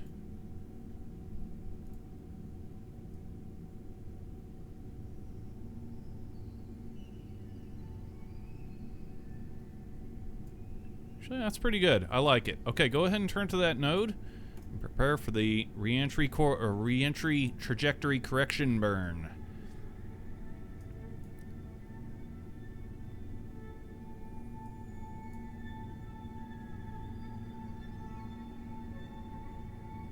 Laugh is Q.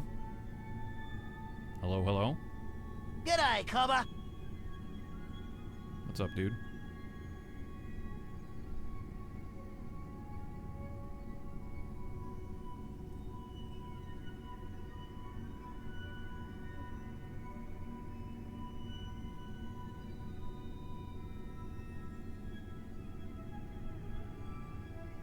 Oh, I'm doing all right. Okay, Soyuz is on our correction burn node. We are ready for this. Go ahead and get that re-entry trajectory correction burn done, and then we can get into our re-entry burn.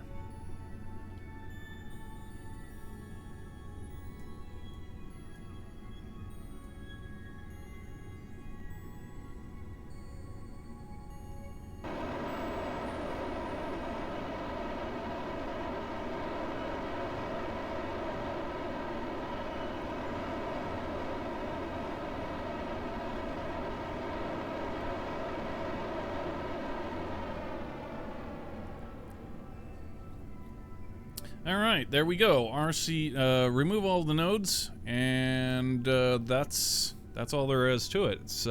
It's all down to this. It's all down to this now. We get ourselves a maneuver up here, and we want to go from 80 down to 40, and then adjust the timing.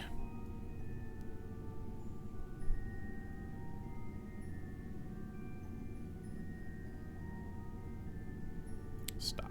Right there. Perfect. Okay, now get the timing. Now we're carrying a bunch of garbage that's going to get shed as soon as we separate the orbiter. And what happens is the prediction is not accurate. Right now it's not accurate. It's going to get thrown back quite a bit this way. And in fact, we want it to get thrown on the other side of the flag. We don't want it to be perfect. We want to have to do a little correction with a prograde if we can. I'd prefer not to have to do a retrograde burn, because the weight of all of the garbage is actually up here in the cargo part of the Soyuz, and the engine and the fuel, leftover fuel, and all of this back here, it actually separates much faster and much better than the ball.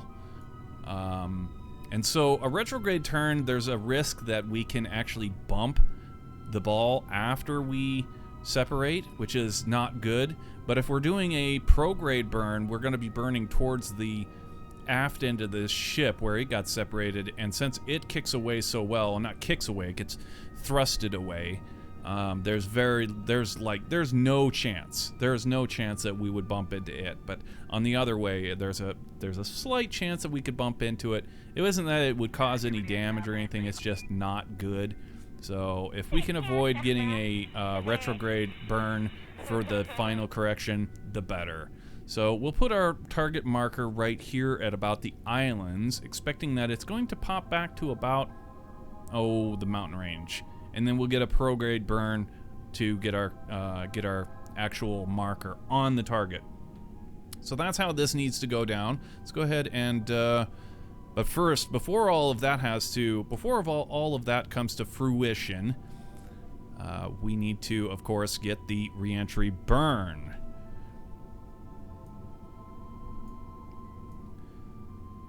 So, go ahead and turn to that node.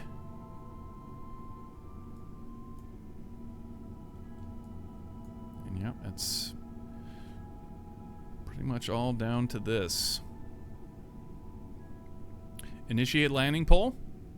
Okay, all flight controllers, go for landing. Retro. Go. Fido. Go. Guidance. Go. Control. Go. Telcom. Go. GNC. Go. Ecom. Go. Surgeon. Go. Capcom, we're go for landing. Houston, you're go for landing, over. Roger, understand. Go for landing. Hit it.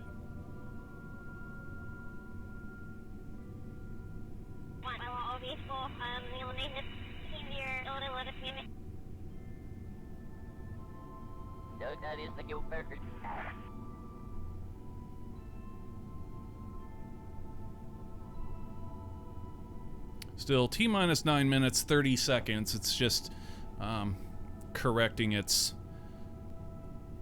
getting back onto the node.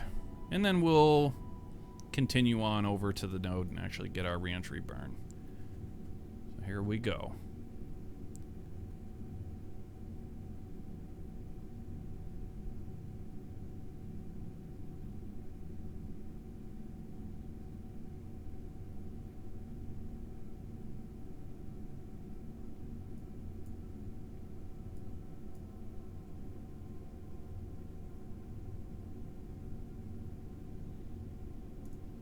Reentry burn, hit it.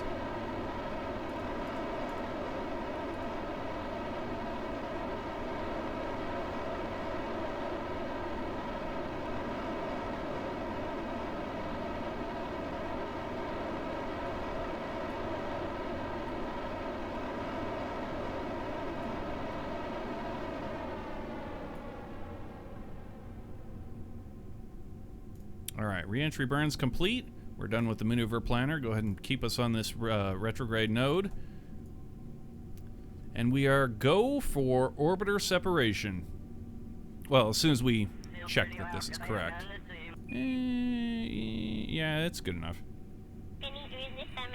Close enough for government work. All right, you are go for orbiter separation. Hit it.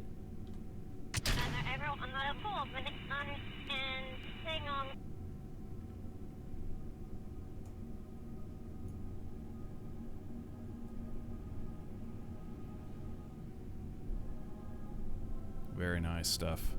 Very, very satisfying that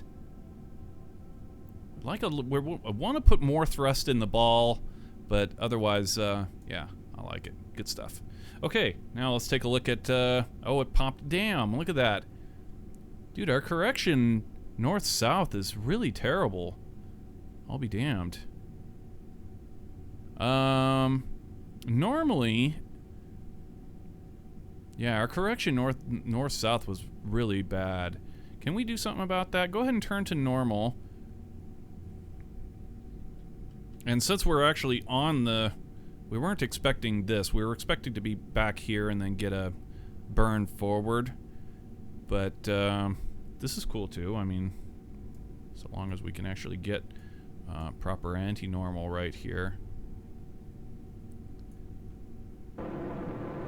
Okay, it's moving the way we want it to. Right there. A little bit further. Okay, right there. All right. No, a little bit further. I see. There. Okay. I'm happy with it now. Roll to retrograde and prepare for re-entry.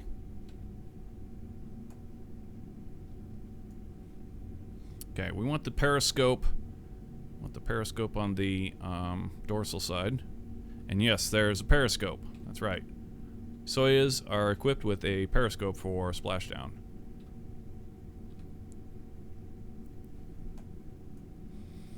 Alright, so we're going to try and not splash down because we've got a new system to pick up and recover our capsule after it lands, and that's a whole hell of a lot of fun to do.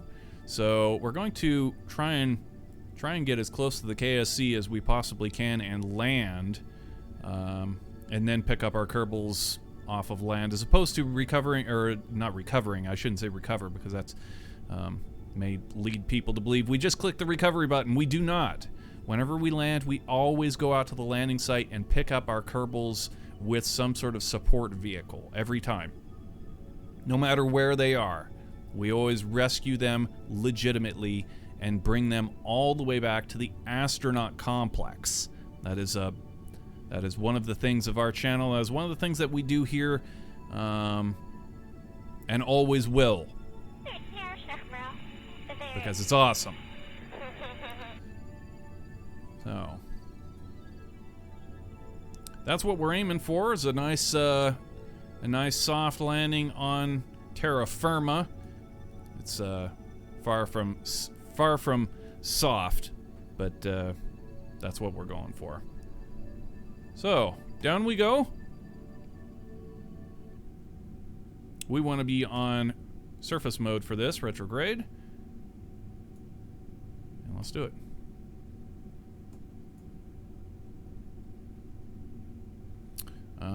We are in the staging.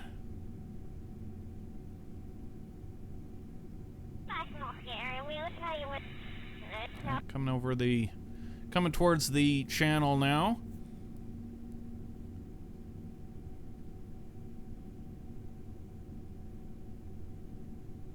No kerbal left behind, indeed. No kerbal recovered with just the button, when there's no way that there would ever been able to, like, get back to the Space Center without some sort of other mission. Not here. Our shit's legit. Alright, we are past the channel, passing the bay now, and we're starting to slow down. 2140. And picking up some reheating effects. Let's go ahead and come out of physical time acceleration. It does still feel like we're coming in quite a bit south.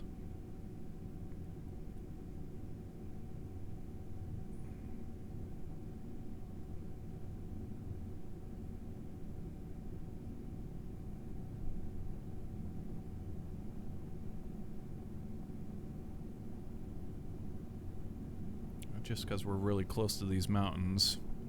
I know, target's in sight, and the trajectory does look pretty damn good.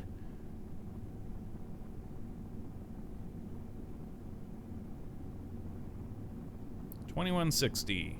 We're 44 kilometers.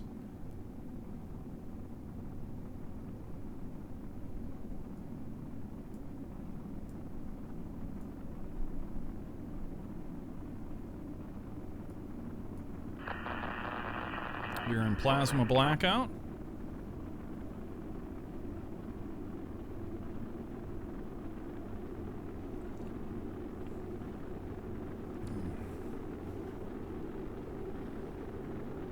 $19.50. 38.5. 1900.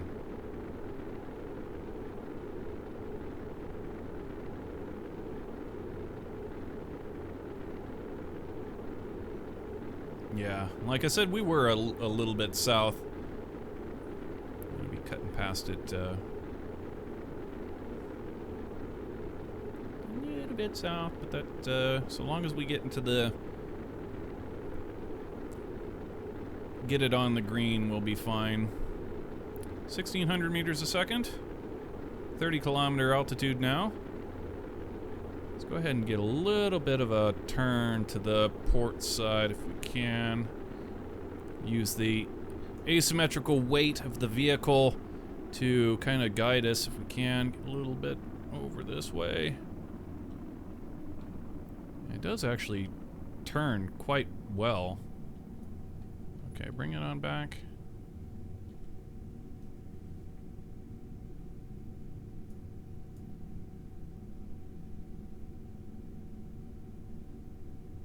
.700 meters a second, that is Mach 2. Staging is green.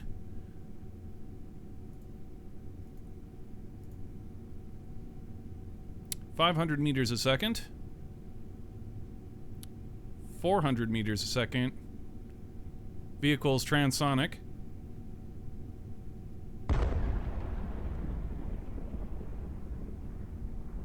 Parachute's green, we're ready to go here. I'm not liking the landing zones. Probably gonna end up in the rough. Alright, we'll go ahead and pop that chute.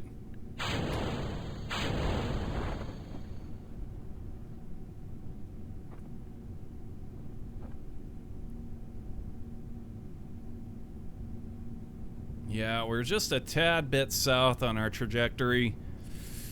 Damn. Christ, we're gonna end up over in Jebediah's factory.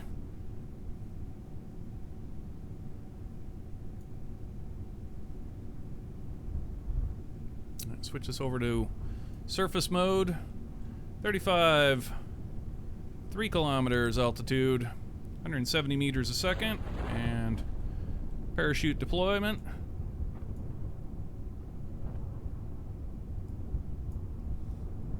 Okay, good stuff.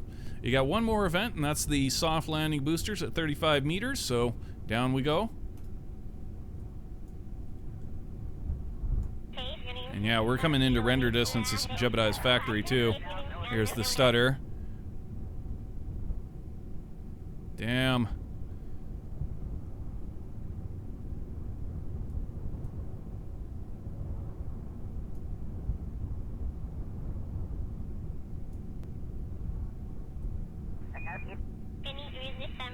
One kilometer altitude.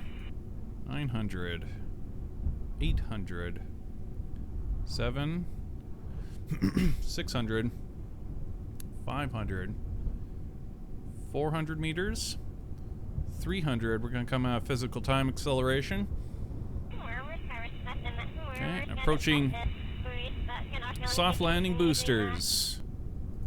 In 7, 6, 5, 4, 3, 2, 1. Engage soft landing boosters. And don't crumple. Ah! Every time. It is so hard. I don't know what we could do to avoid breaking that one piece. It's now that piece that I always explain this each time that we break this piece. That's our correction Sepratron booster, and it's really hard to save Like, this is a legit landing, guys. It's just that one piece is so hard to get.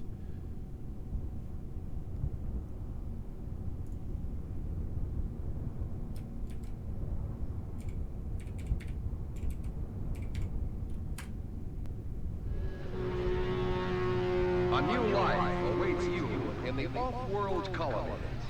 The chance to begin again in a golden land of opportunity and adventure. Let's go to the colony. Yeah, I don't know why that doesn't... I don't know why that command doesn't allow you guys to do that. There's no user cooldown or anything, but there you go. Anyway. So... yeah, we need to decide what we're gonna do here. I mean, we could still... there's no reason that we can't... yeah, let's just go ahead and... let's do it. Alright, go back to the Space Center, and we need to get a big rig wrecker and a flatbed trailer. Drive on out here, and first and foremost, pick up our kerbals. And then, of course, the pod. Kerbals are more important than the pod. But we will also get the pod. Should be fun.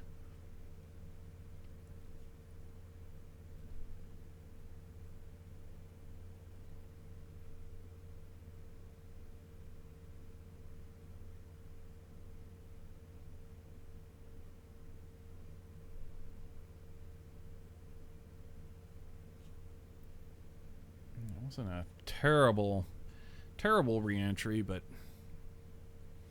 we've seen better. These guys deserved better, but it could have been a shite side worse, too, so... always bear that in mind.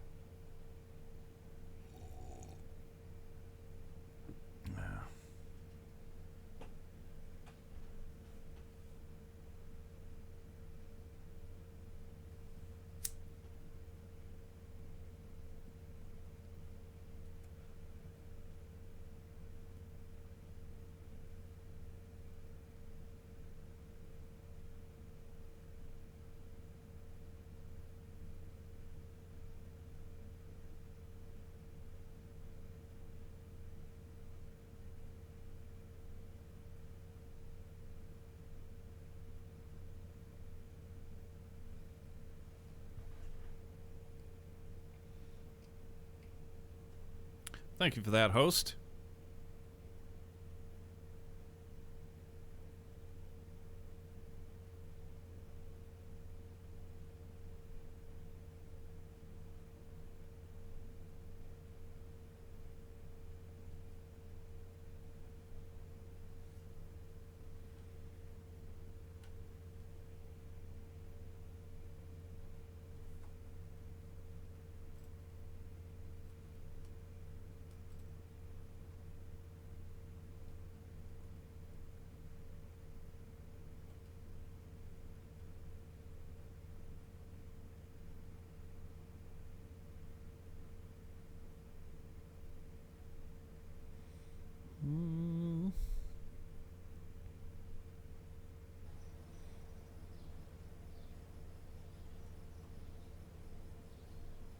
Alright, let's get ourselves a big rig wrecker over here. Now, is there anything about the wrecker that we... oh, right. Okay, yeah, there's a couple things that we're going to need to do to our wrecker before we can get on with this mission. Not a whole hell of a lot, though, but the cowl, the arm, and then the servo, we wanted to motorize that. And other than that, everything should be ready to rock and roll. We're going to be picking it up off of an unlevel area, so it could be kind of a pain in the ass.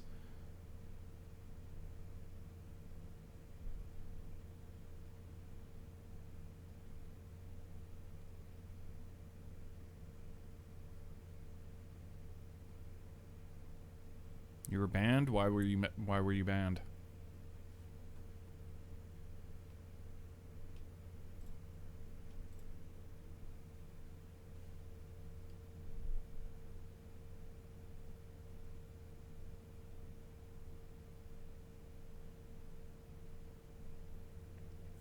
Banned from Twitch? Your channel was banned?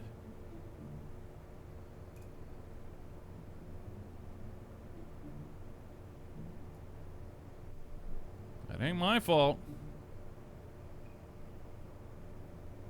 Oh, you've been banned from the website. You've been banned from the fictitious website. I see.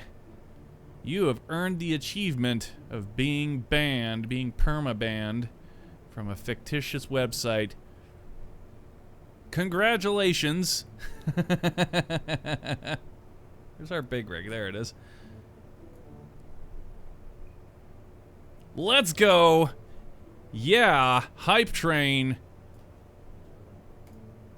Okay, so actually, yeah, before we get into our kerbals here, let's fix the problems that we had. The major problem that we had with this last time we used it was this servo.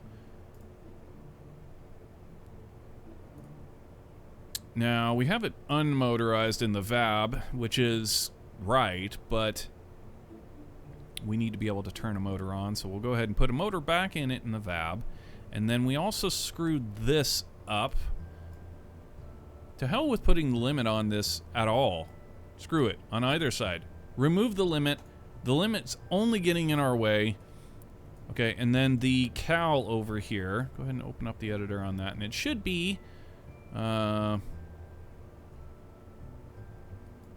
go ahead and make it effectively min-max, right? I mean, like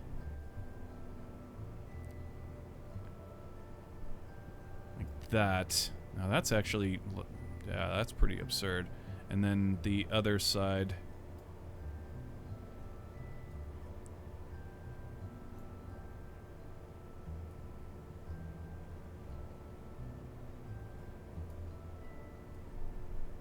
Yeah, that's absurd.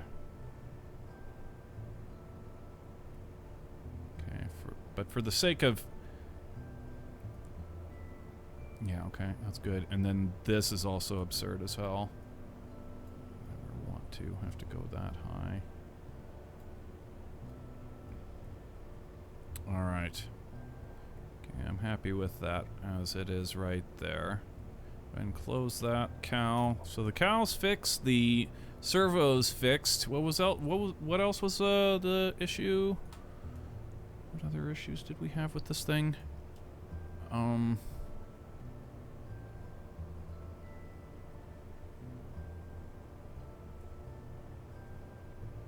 Pretty much it. The cowl, the hinge.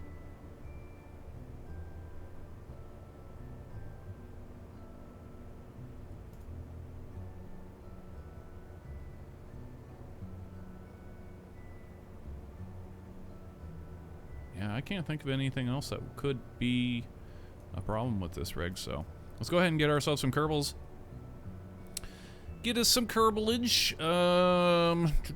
Recovery crew.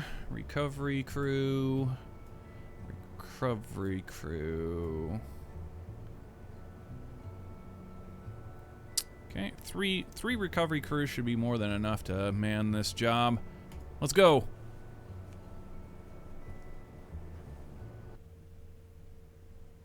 I just followed your Twitter and joined your Discord. Hell yeah, man. Let's go.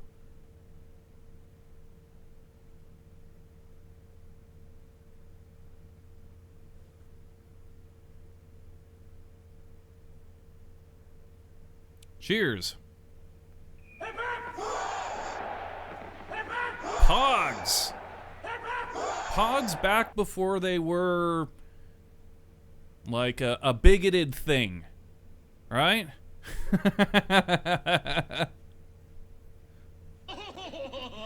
We're talking pre-bigot pogs.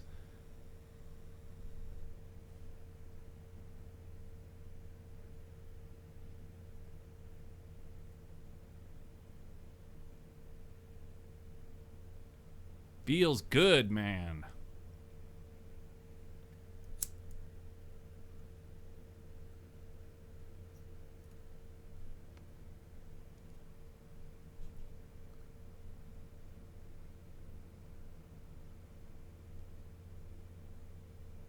That thing is cool. What, my rig? Yeah, the rig is okay. Pretty cool. It's going to be really cool when we start picking up Dragon capsules with it. That's going to be the real test. This will be our third Soyuz capsule that we've picked up with this rig. Which is pretty cool, but the Dragon is the end all. I mean, that capsule is really heavy.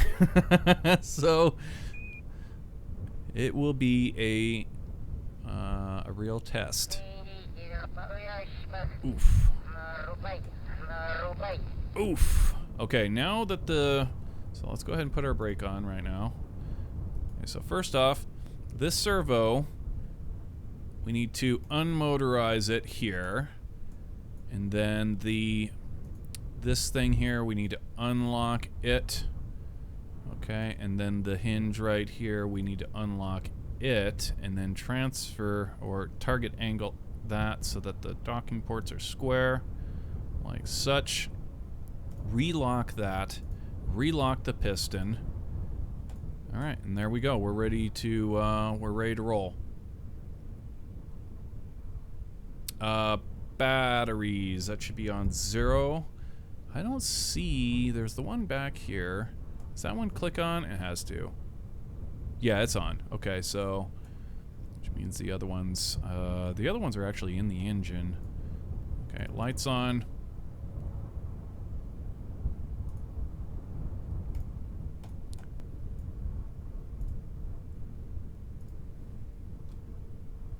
All right, let's roll out.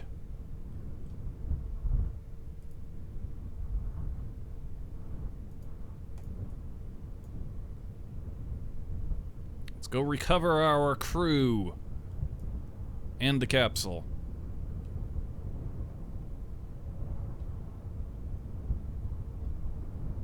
Yeah, I like this rig. It's pretty cool.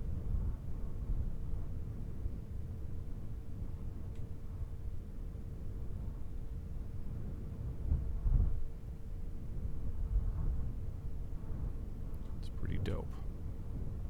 That's dope. That's right. It's dope. It's dope, Tito. Now, where are we going? There's the tower. That's got to be, yeah, this has got to be us over here, or no, this is it over there.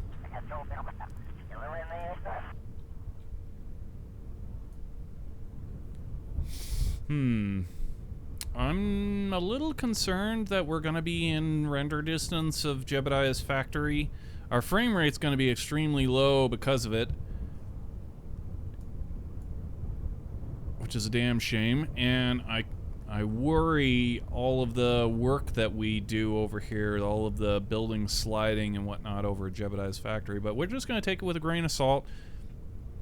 Hell, the truth is, where the International Space Station is right now in terms of certainty involving the Kraken, who knows? All of this work that we're doing right here may be just like we may have to do it all over again, because we may have to revert to before the re-entry if the station decides to try and Kraken on us when we show up at the next Soyuz launch. But all that's in the future. For the time being, we're going through the motions to do all of the pickup, the recovery, and whatnot.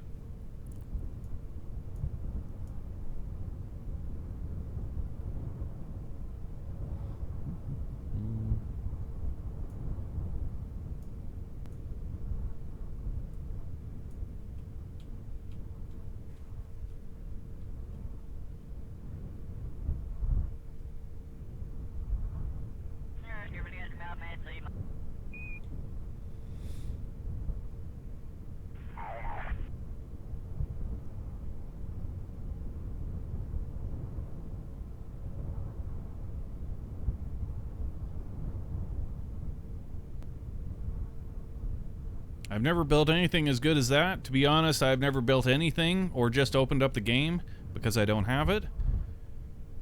But I like to watch. There's nothing wrong with that, man.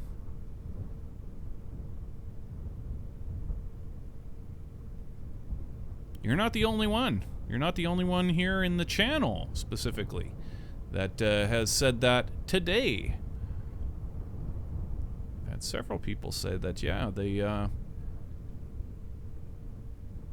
they're far more interested in watching the building of the cool stuff than they are attempting it themselves. And I agree. I'm not in the building. I like playing Kerbal Space Program. But as far as Twitch is concerned, there's a lot of streamers, our favorite streamers, I don't play any of the categories that they do at all. Like, I have several streamers that I watch like on a daily basis that I don't even like the games that they play. But I like watching them play them.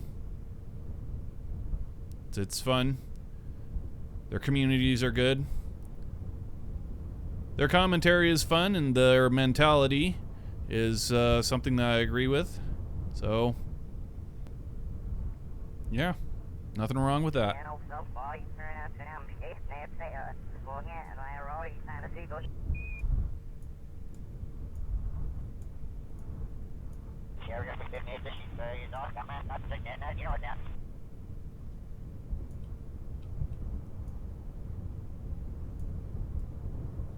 Nothing wrong with that. Is the sun going down or is the sun coming up? That's the east. The sun rises in the west. No, the sun sets in the west. The sun rises in the east. So the sun is rising.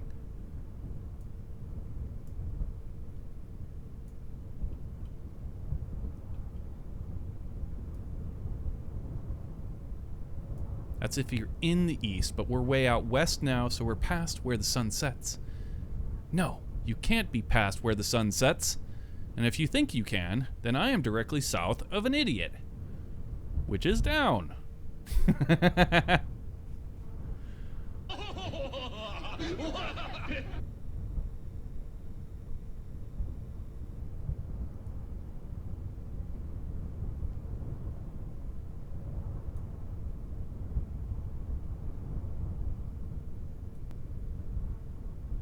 Alright, we're in render distance of our pod.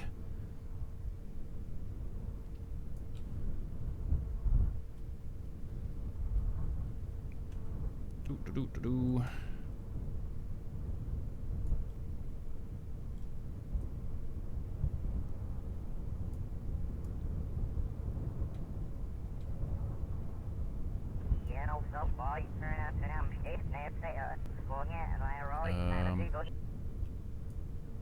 I see Jebediah. What? The marker for our pod disappeared. Is that it right there? It can't be. That's the headquarters. It's got to be between... Oh, there it is. 700 meters over here.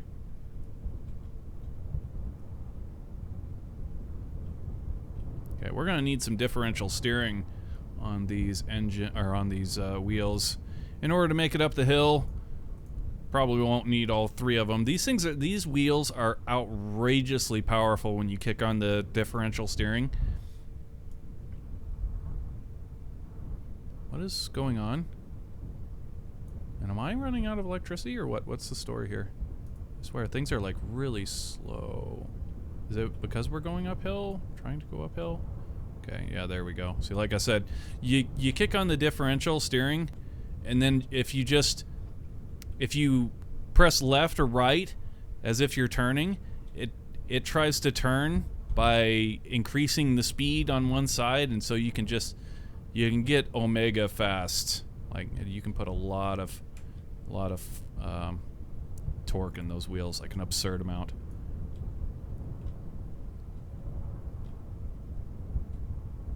So yeah, you see us kind of turning left and right. That's just to engage the differential torque of the wheels so that we can climb this hill.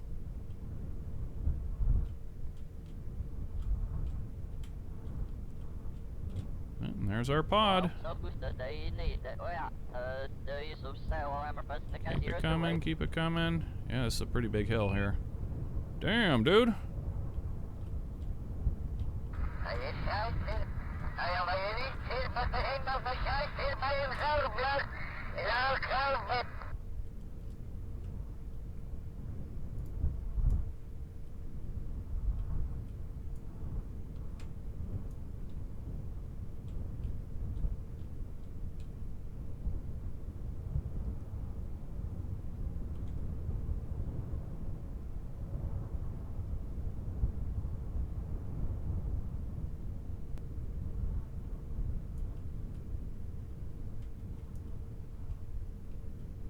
Okay. So I'm thinking the way to do this would be to bring the trailer over onto this side of it, like right over here, and then we'll set the trailer down.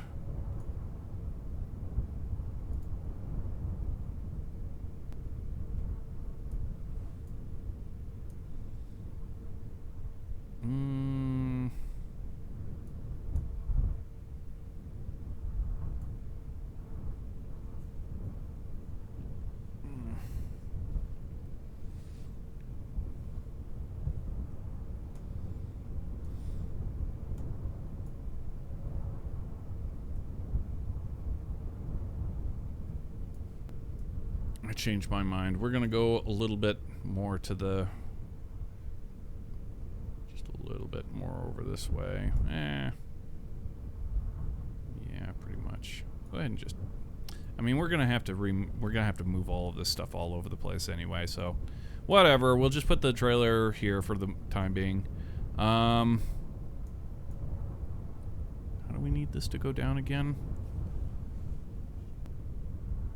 Bring those down and then lock and then bring up the wheels. Okay, so bring the foot down.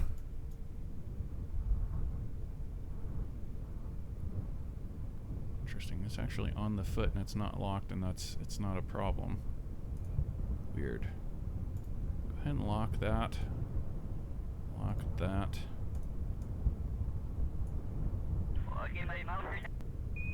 And let me go.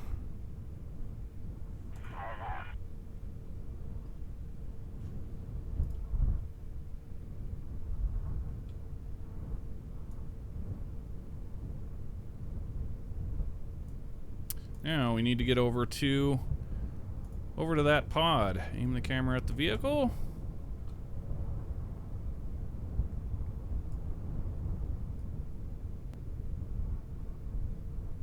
Oh yeah, I see now another thing that I want to attack. We weren't planning on attacking it in the VAB on this go, but I do really want to get a better turning radius so that we can back up the trailer more legitimately. Like, it's not so Monka-S.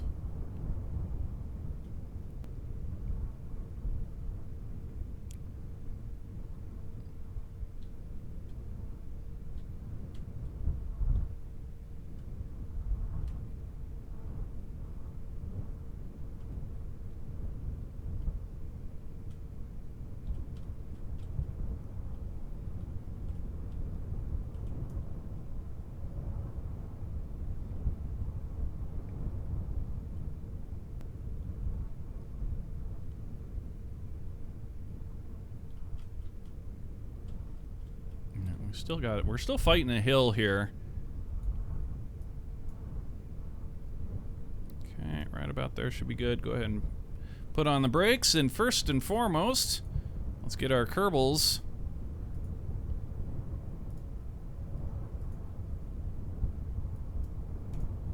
Kerbals out the door. Alcard. Up and out of that Soyuz pod. Welcome back to the planet Kerbin.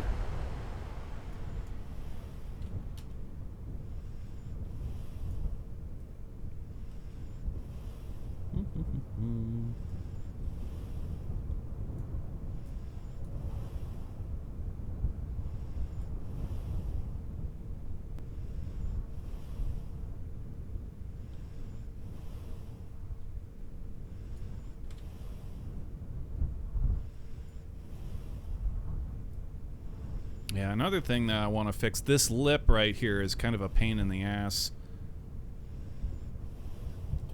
it's hard to... Yeah, I want to do something about that.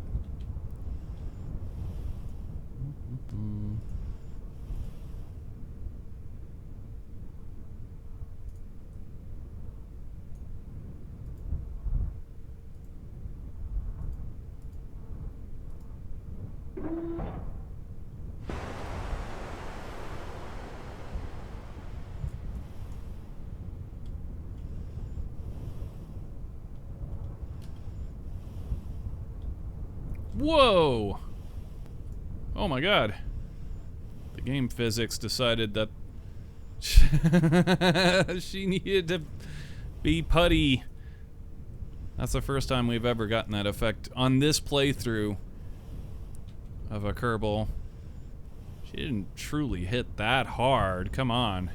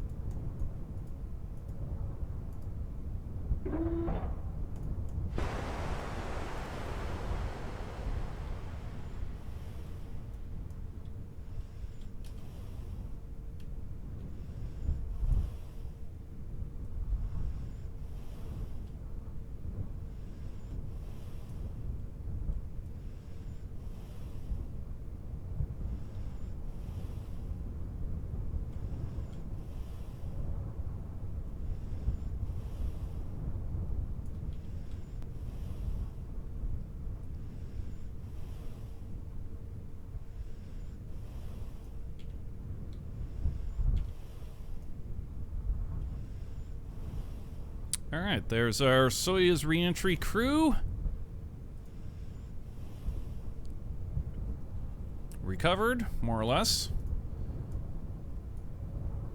And now we need to get ourselves one of these recovery crew to do their job. We're looking for one that's an engineer. I think they're actually all engineers. Yeah, she's an engineer. That'll do.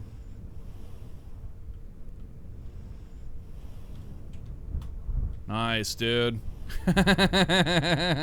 She's going down Aussie style.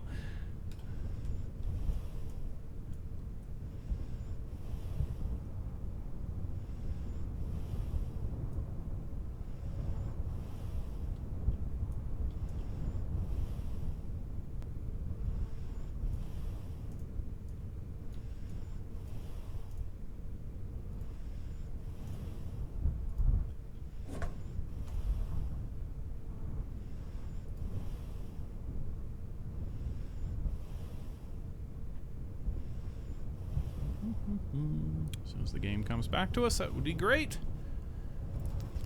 There we go.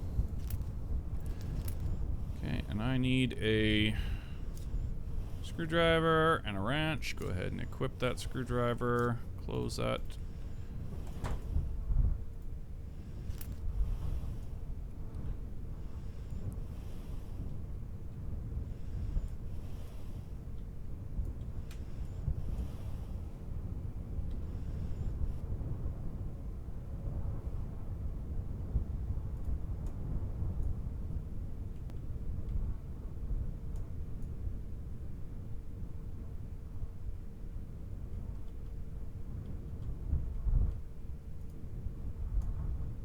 Okay.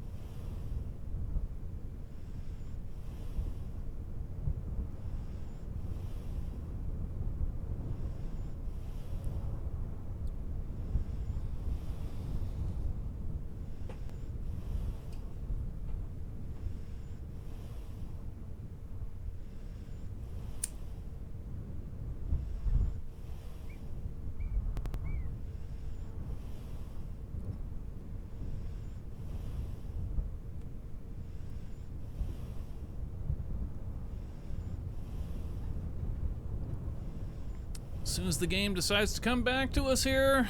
And yeah, we're in a really bad spot for this, as we're in render distance of a very large facility. There's a big nuclear drilling facility just around the bend. Okay, here we go. And that's why our frame rate is so slow and all sorts of other crap. Just gotta be patient.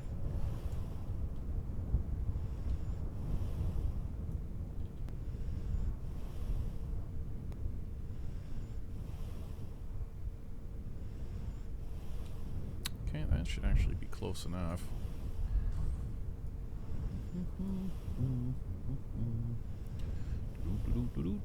Can I get a node on the top of that? Oh, we can. Okay.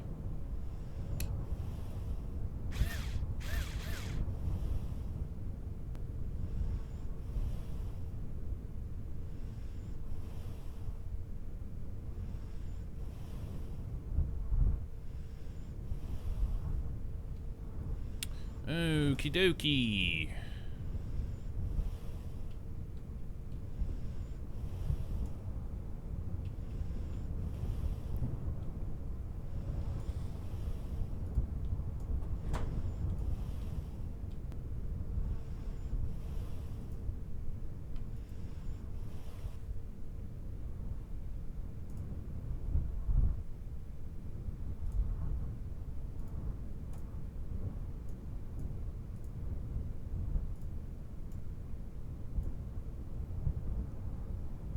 Which way is gonna go which? Okay, so that is down. Alright, go ahead and bring it, keep it. Whoa.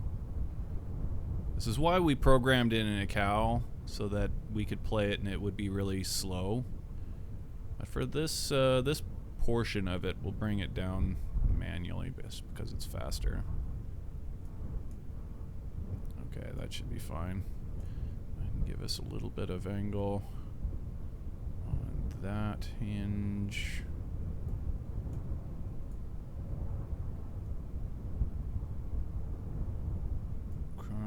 Looks pretty good. And play forward to slowly bring it down just that little bit. Okay, go ahead and stop it right there. I would rather come down on it. Actually, no. I don't know. We'll try it here. We'll try it like this. So, brakes off.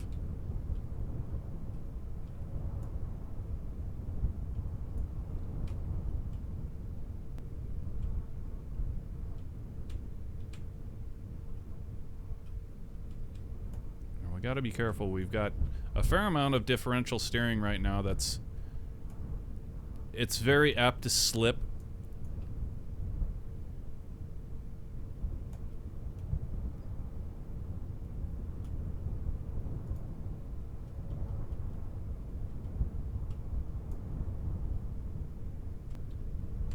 Ooh, we may get it right here. Carefully bring it back. One thing we do not want to do is we don't want it inheriting lots of velocity because we slipped past it and going too fast, you know, it's that kind of thing.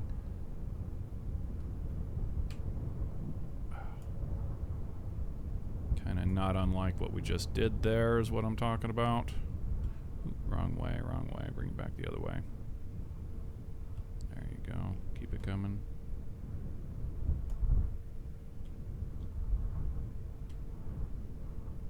That's pretty damn good.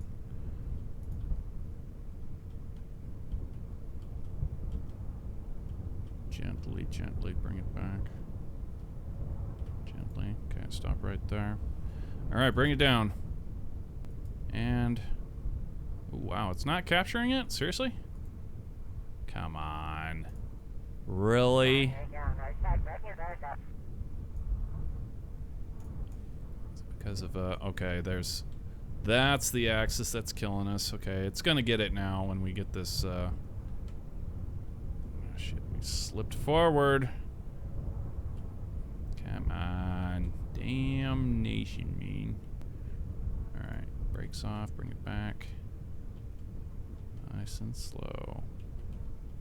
Nice and slow, keep it coming. There it is. Captured. Okay. Hooray. Cheers. Pretty sweet.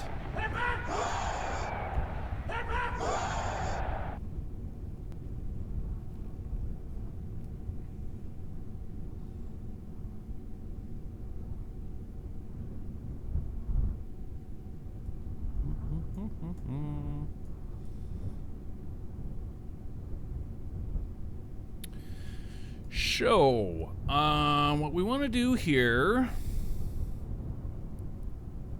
Yeah, go ahead and reverse the cow, and let's pick this thing up nice and slow, nice and gently.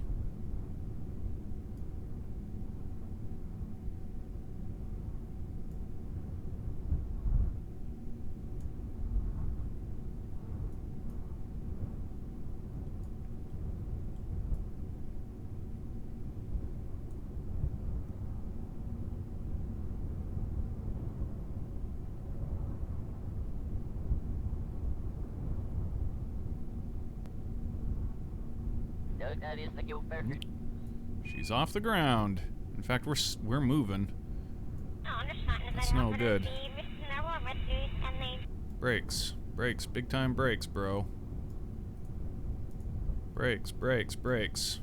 Why are we not getting any good brakes going on here? Okay, cool.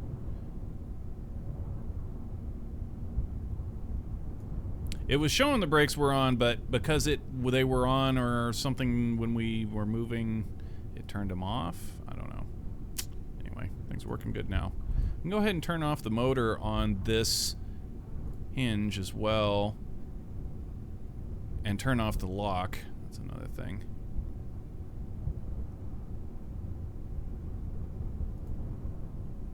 Turn off that motor so that there we go. I want to see it free falling by Tom Petty.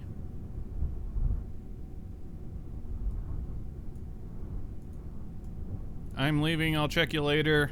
No, I'm not, never mind, I'll stay. I'll make up your mind. We're waiting. We're all waiting. We're all waiting for you to make up your mind. Not really. Okay, go ahead and stop the play, Cal, there. And we need to get up underneath this thing and get the connection point for the trailer installed. That's off the ground. Whoa. Damn, dude. Really got a nasty kind of docking shock effect there from our kerbal getting up out of that seat. She must be pretty damn heavy, huh? She's like Fatso Kerman or something.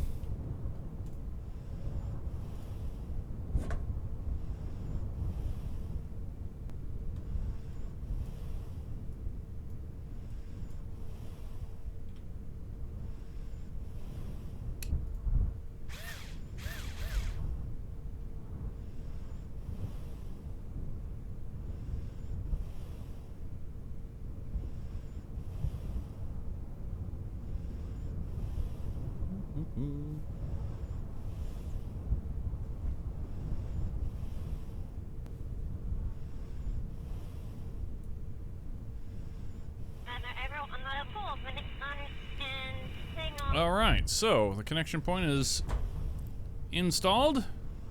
Back up to your chair you go.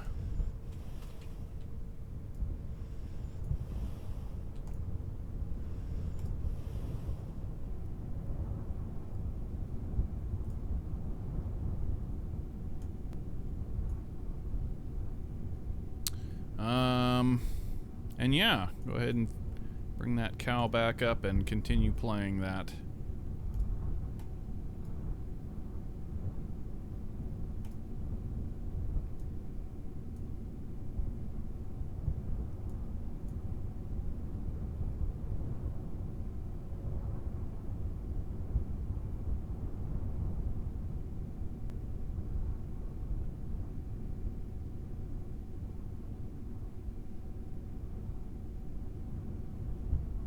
Freaking sweet.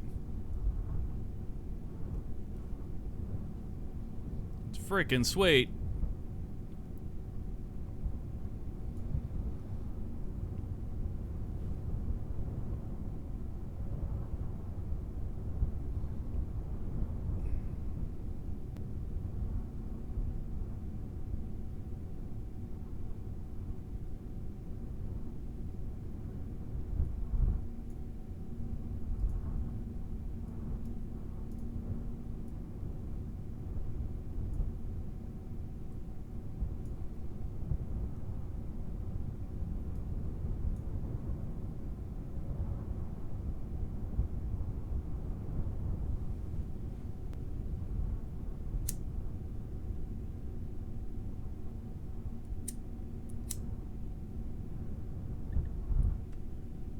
Lift. Heave ho. It's actually really quite nothing. This pod is a fraction of the weight of the pod that we designed this thing to pick up.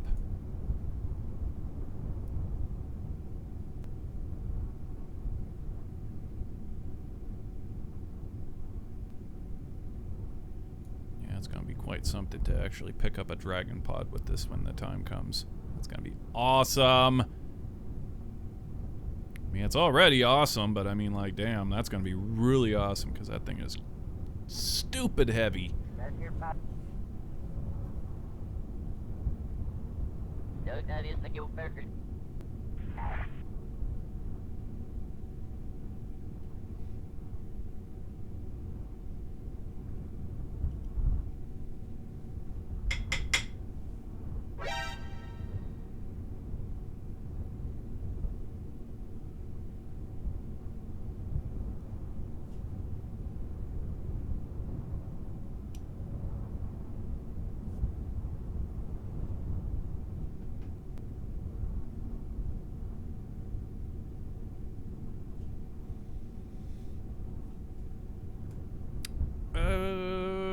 It's just about high enough now. Yeah, in fact, I think it is. I think it's good enough right there. Let's go ahead and pause that. Now, let's switch over to the trailer now, and let's maneuver the trailer. Let's maneuver the trailer behind the pod and get it installed to the trailer now. So, what do we want to do to start this? First off, our wheels back here. They need to be motorized. Turn on the motor. Turn on the motor. They're gonna need some differential steering for some extra power, for sure, for sure. I'll get one for starters. I don't want to be slipping all over hell and half of Georgia, so. And with all of that, we should be good to extend these wheels here and get going. Oh, we want to control from here as well.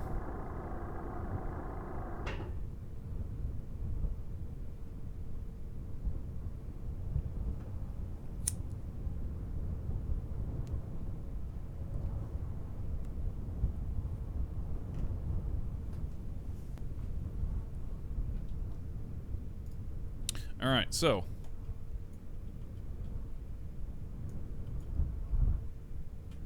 actually, I think we're going to need both the differentials. Enable that differential in the back there. Now, the way this thing turns is kind of wacky, right? Like, the back end kind of slips is how we turn it. So, the best way to do this, we still haven't found the best way, really, to be honest. But here's what I'm thinking is we take the front end, and if we put it at like a 45-degree angle on this corner,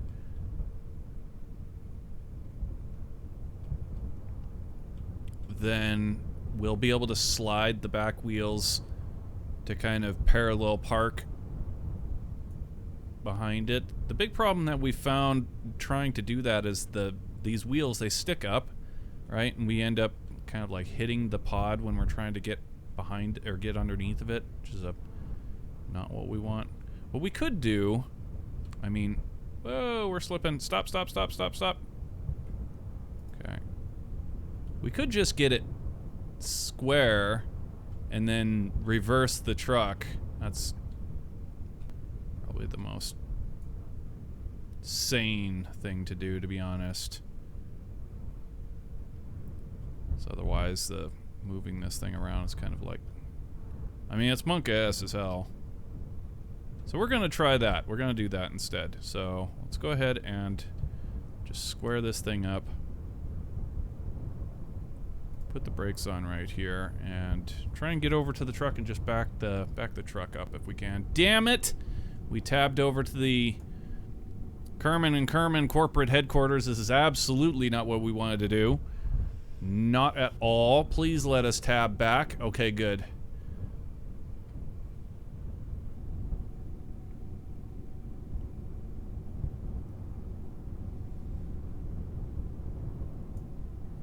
And we don't want this thing swinging all over the place too, so as soon as it's done its kind of pseudo docking shock right here, I want to lock this hinge. Okay, go ahead and lock that hinge now if we can. Not letting us because it's still moving, right? Is that the thing? The motor's disengaged. Right. That we shouldn't have to have the motor. Whoa! God damn it, I hate it when it does shit like that. That's so irritating. What it just did there, I turned on the motor, and the motor, since it was last at this angle, it like it popped it to that angle, which is bullshit that it does that. It should just be stopped where it should start where it stopped.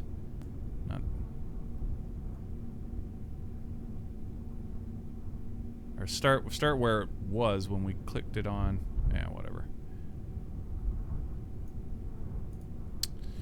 Okay. Now that it's got that, we can go ahead and lock it. It's still not letting us lock it. Ah, fuck you. Brakes off. Let's bring it back. Gently.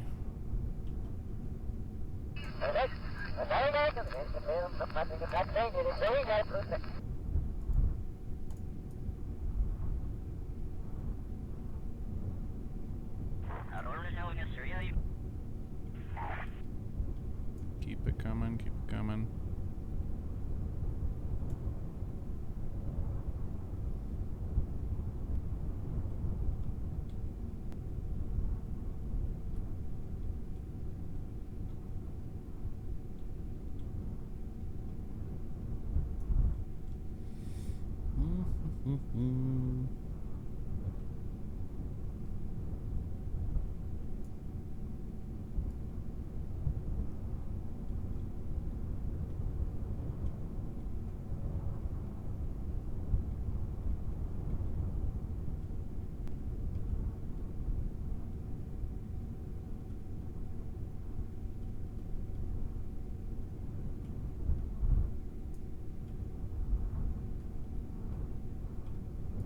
Looking good, looking good. Keep it coming.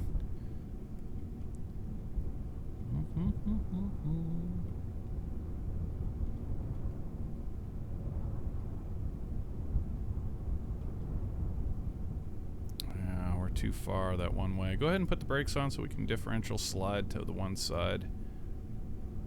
This is gonna... We need to kick on all the differentials to make this happen. Don't we? Don't we? And 2 out of 3. Give me the third one. No, all 3? Really? We're really that desperate for power, huh? Okay. Well. Okie dokie then. How come it's not sliding? I'm not seeing the moving of the...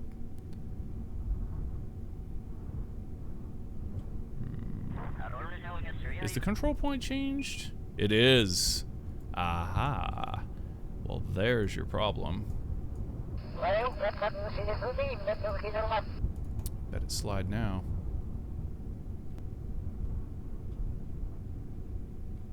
Still not sliding. What's the problem here?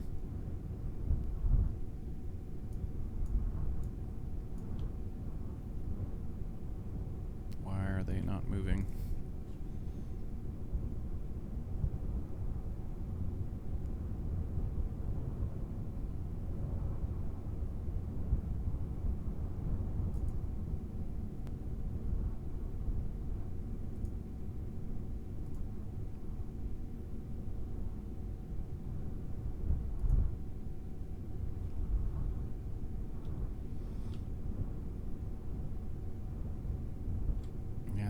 they're absolutely not moving. I don't know why. They should be, but they're not. I wonder why. Okay, they're doing that now. But we need it to do it when the brakes are on. That's the thing. That way it doesn't slip out.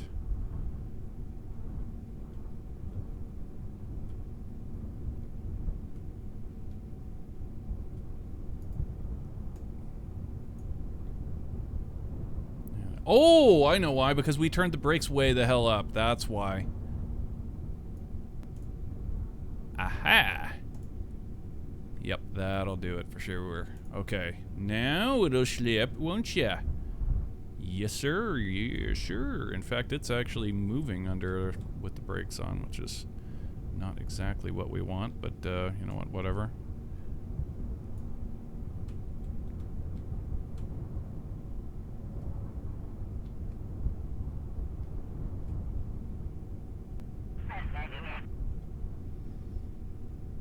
Differential that sucker into place. Should be pretty close by now. Yeah. Okay.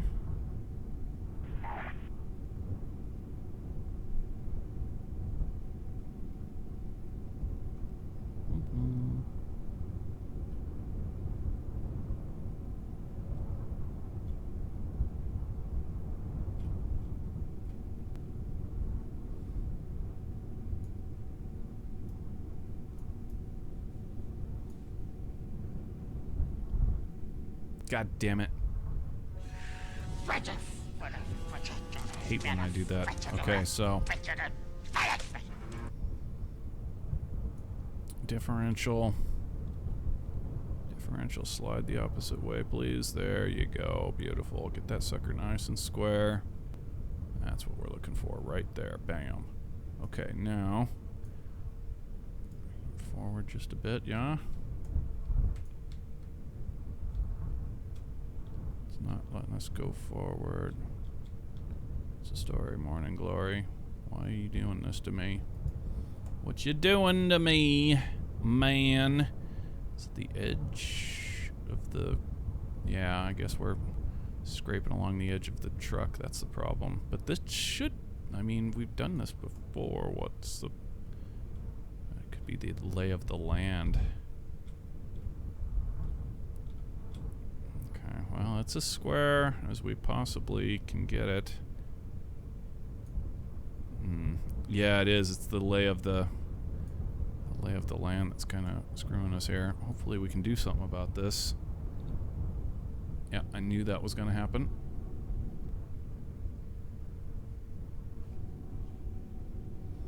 Physics sleazing in progress. Oh, great.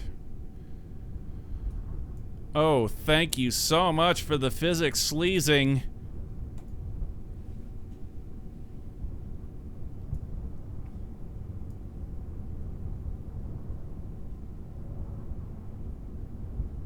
Put a platform at the back that moves to change the position. That would be a great idea. Unfortunately, I didn't have it. So it can't be that fantastic. No, that's a really good idea. Yeah, that'll save us a hell of a lot of this crap. We could just drive this thing right up to the side, and then move the support into place, and then bring it right on down to the support, and GG, you know? That would be, yeah, that would be a really good idea. But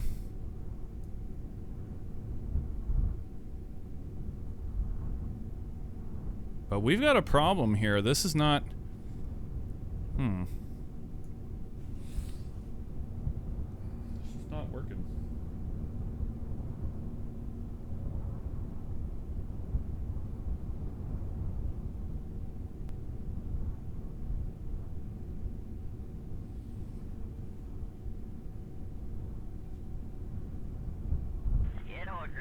I'm beginning to hate the trailer. The trailer's good. I like the trailer. It's just, yeah, that the little bits, the little things going on here that make it tedious, and there isn't a whole hell of a lot left for us to, you know, correct. I think it's not too terribly tedious.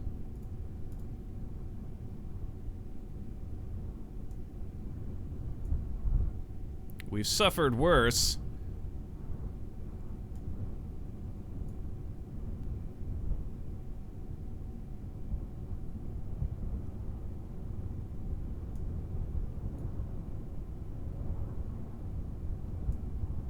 We can't begin to hate the trailer already. For Christ's sakes, this is only the third mission we've used it. Like, you have to go at least 5 missions before you can say you hate it.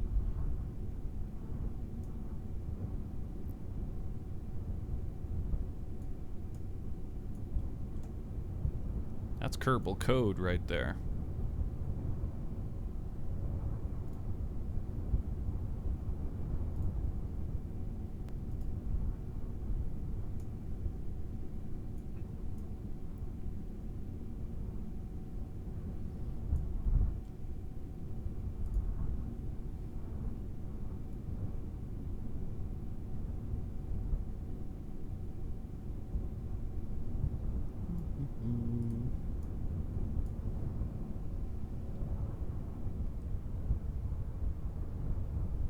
Yeah, I'm not gonna lie though, it's a little bit tedious where we have it right now.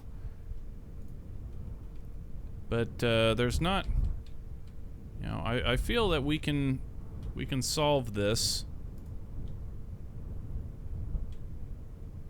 Hell, I think your idea that you just mentioned is like the clincher. That should be really all the more that we need to completely solve the tediousness, and then it'll just be a matter of, you know, drive out and get her done. Ooh, we almost have it right here. Almost.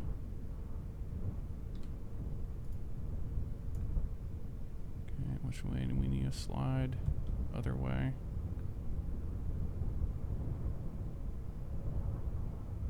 Oh, the damn...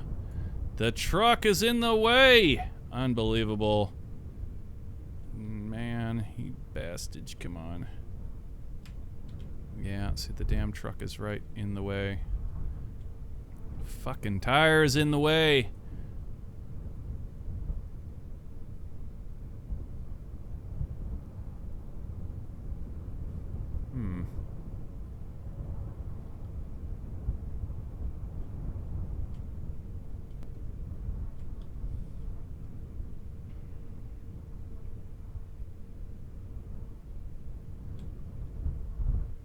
We might be able to kind of coax it in there.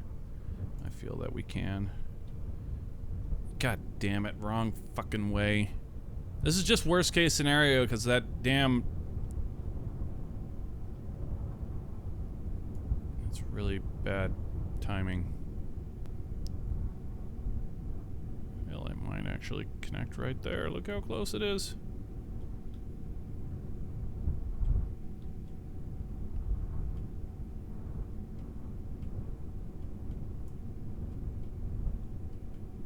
Come on.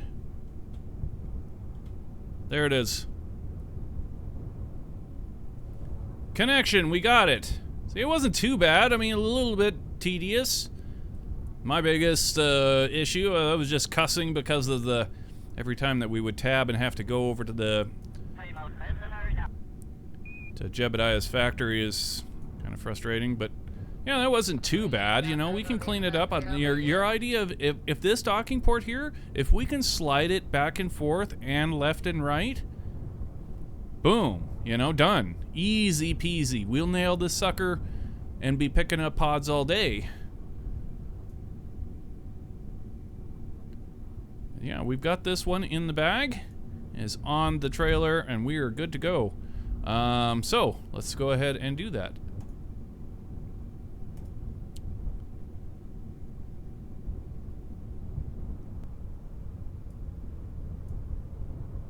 Very nice, very nice. The arm pitch. Yeah. Oop. Don't go down. Is it going down? It's going down, bro. Okay. Yeah, we want the arm pitch to be quite a ways up. Quite a ways. Way up. There you go. Okay, now, kill the arm. We don't need that anymore.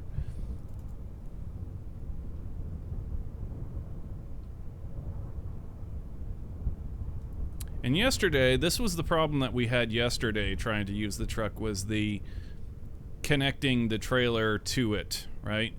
And I'd say we probably utterly conquered that just by having this wheel, or having this servo motorized. Don't give up on the truck, Starch Face. It's a good truck. I think it's a great system, man. We just need to give it a little more work. It's just a little bit of polishing. That's all it needs. Just needs another coat of wax.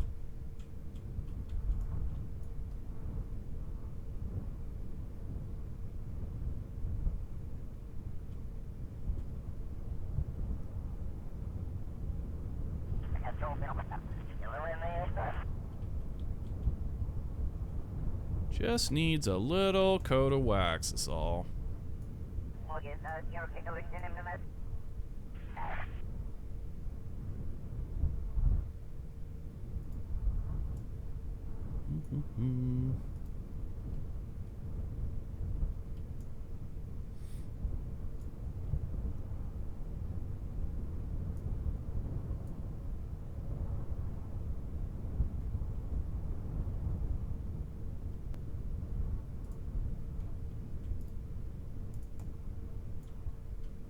Okay, now we turn on this motor, and look at that. It actually, again, it did the same thing when we, like up here, when we turned it on, it clicks it to the VAB default. That's something we need to remember that happens.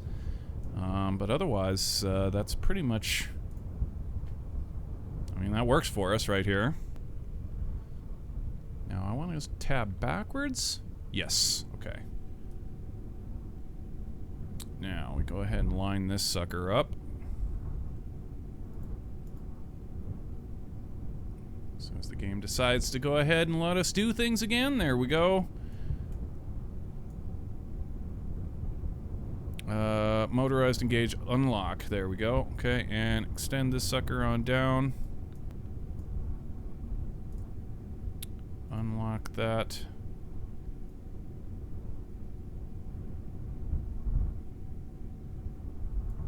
Like that. Bring it on down. A little bit further. A little bit further. Okay.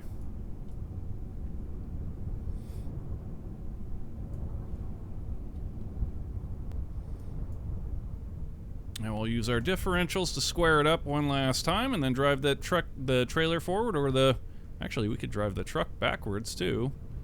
Either way should do fine.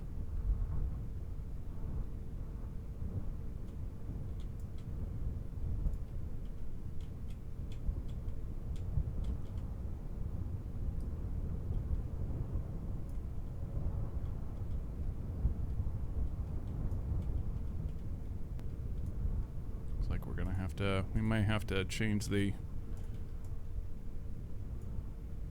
height of this just a little bit. But the angle doesn't matter because we've got that servos motorized, so we can just bring this guy back. Oof, smacking into it.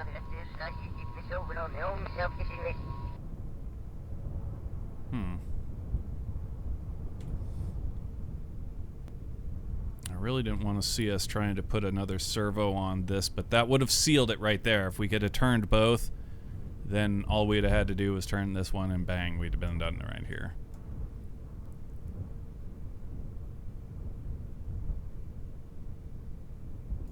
So that's probably something else we'll do. If we can get this thing to slide around on that, and then get one more servo on this.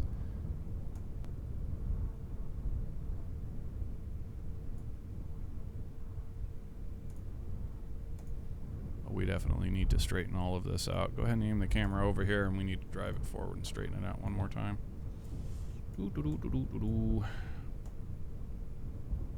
Through all of the mucking around, that's the thing, is that the vehicle will slide, the trailer is sliding, the vehicle is sliding. All of these things are happening while we're trying to line things up. So it's a matter of, you know, either trying to get it done quickly, which is, you know, that's one of the things that we're also fighting, right? Is that this, trying to move quickly is what the docking shock can really kick our ass if it docks when we're moving quickly. So it's like we want to be able to move gently.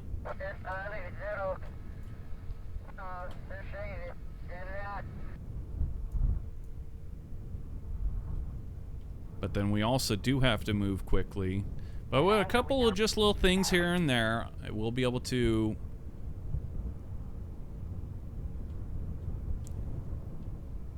remove a lot of the tediousness from this operation. Yeah, this is looking good right here. Let's slow us up with the brakes. Okay, and bringing her on back. Here we go.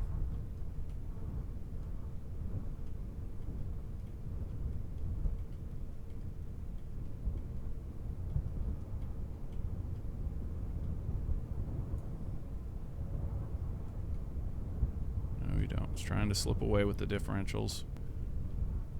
A little bit back. Okay, don't slip away. Okay, don't push too hard. God damn it, you son of a bitch.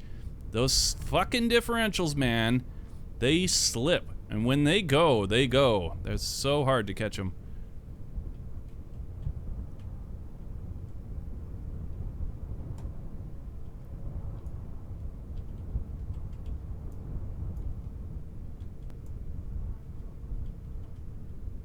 Come on, man, come on.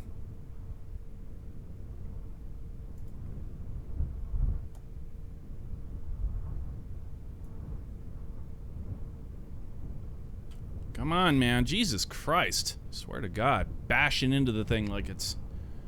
Oh, fuck you.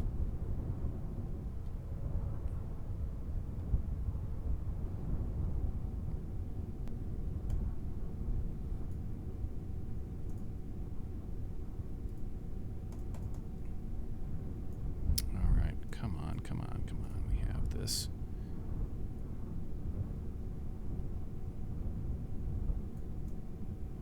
Too far.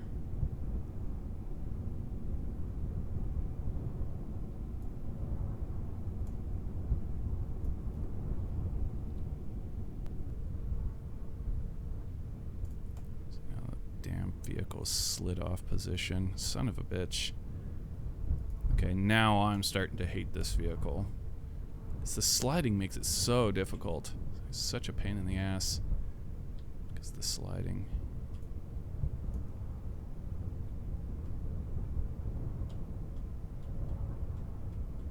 With practice, I do feel that we can get this done without the tedious crap. And it will be awesome. It will be awesome, guys. It will be. What is that? What is that? What is that? Come on, give me the fucking thing I'm clicking on there, you son of a bitchin' piece of shit dickhole.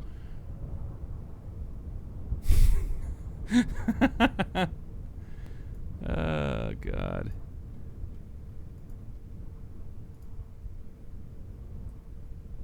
Oh, my God, it is so close. Just keep pushing on it. It'll freaking connect. Come on. Come on. Okay, twist it a little bit. Other way. There you go. Back it up. Here we go. Right here. Come on, capture, you son of a bitch. You rat bastard, you rat bastard. You rat bastard. You rat bastard, get out of my face!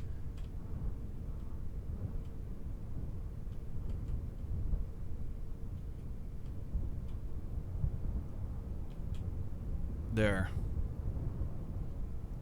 Ooh, it pushed the forward wheels down. Oh, the docking shock. The docking shock was pretty violent on that. Yeah, we damaged our front wheels. Okay, but it should come as no surprise that that was going to happen there. Again, I feel if we got one more servo right there, then that would make all the difference. Then we could line them up.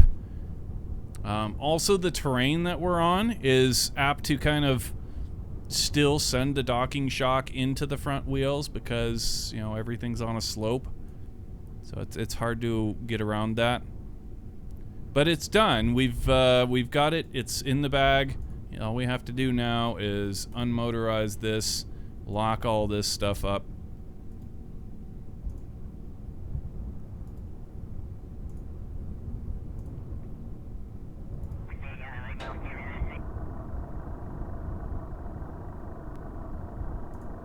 Raise the wheels, and then after they're up, then we go ahead and unlock those servos, or unlock those pistons rather, and then we can pull up the foot. And there we go. We're ready to go. Turn off the differentials. Turn off the motors back here. Turn off the motors over here. We won't need near this much power on the differentials. Go ahead and get rid of one of them. And control from the driver.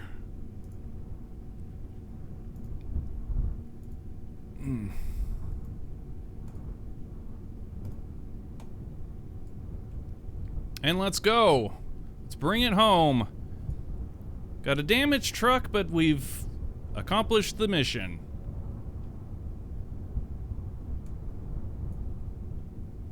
Yeah, we need lots of differential steering here. Go ahead and just kill it all. Kill all the differentials. We don't need it. We're gonna be going downhill anyway, so.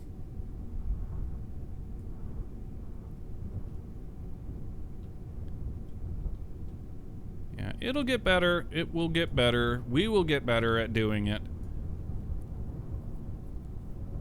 Just a little bit of tedious nature, given the fact that, you know, actually look at it. The wheels almost look as though they've kind of remedied themselves since we've gotten moving, but I know that once they're damaged, you know that there's always going to be, like, something still kind of whack in there, even though they look correct.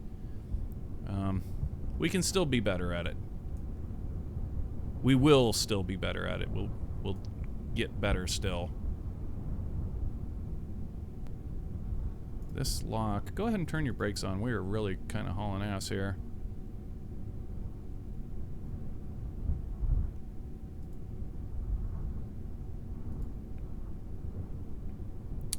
Wanted to angle this. There we go. And then lock. It's not letting us lock it. Okay. Whoa! What just happened? I said torque limit. Aha! I accidentally clicked a torque limit. Not cool. Right. Get brakes off.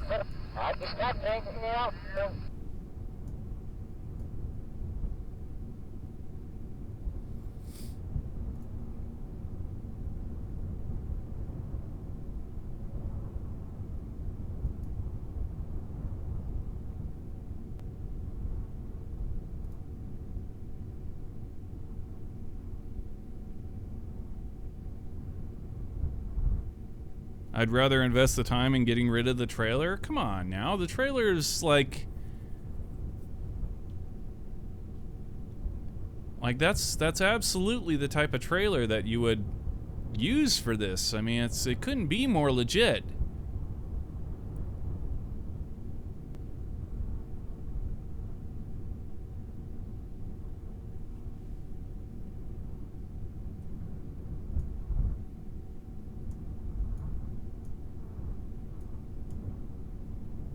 And I don't even think that when we were talking about time invested in fixing this problem, I don't even think there's much time left that we would need to invest, to be honest. We are so close to being able to just kind of drive out there, bang, bang, bang, you know, we get all of our stuff and learn how to do this without craking the thing to pieces. And I'm pretty happy with it. I'm happy with this mission right now. We're getting better. Each mission that we do it, we're getting better. I feel the truck, there's no reason to throw away the trailer. The truck is good. I like it. I like it. I'm a fan. Just needs a little TLC is all.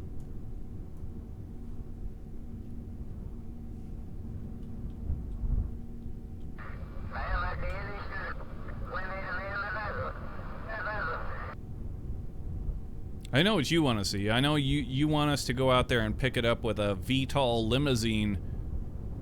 A VTOL limousine that wraps around the pod and then has the pod in the center, in the back, where everybody can drink champagne around it as the VTOL limo lifts back off and flies.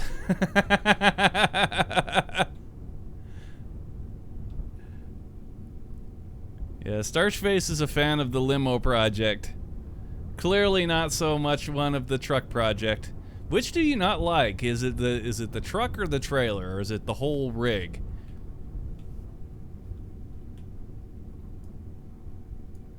I personally like the whole rig. I think it's great.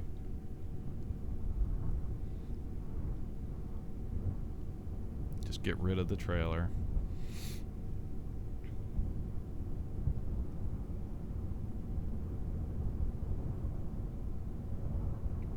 We should be back at the astronaut complex snorting lines off of the ladies by now. Come on! Come on. We didn't take that long.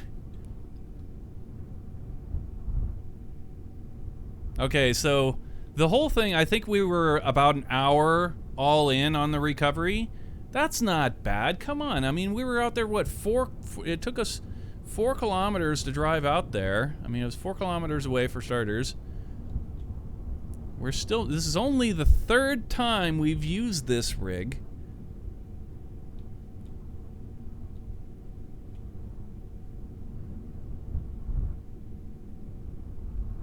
Damn, man, I didn't expect the Spanish Inquisition. Nobody expects the Spanish Inquisition.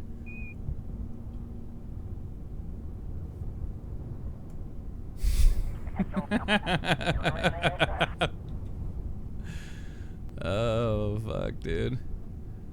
Wartang, how's it going, man? Hello, hello? G'day, cobber.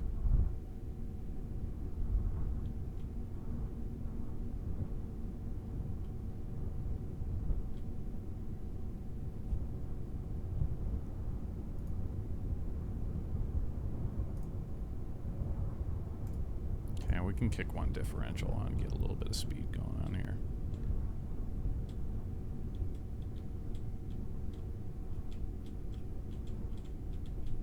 Whoa, whoa, now that's actually a lot more speed than I really was planning on.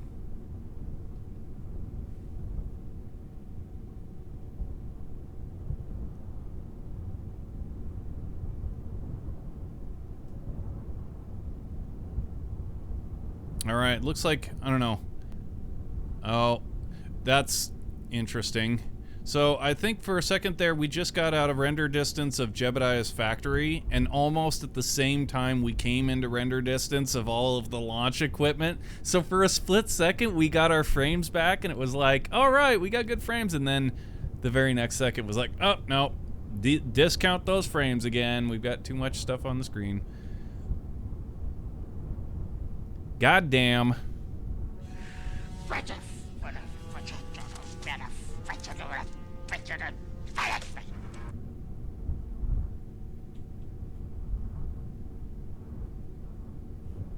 I like this truck. I like it too. I think it's awesome.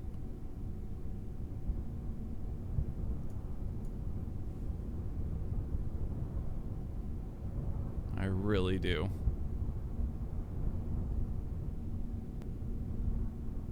It's quickly becoming one of my favorite support vehicles.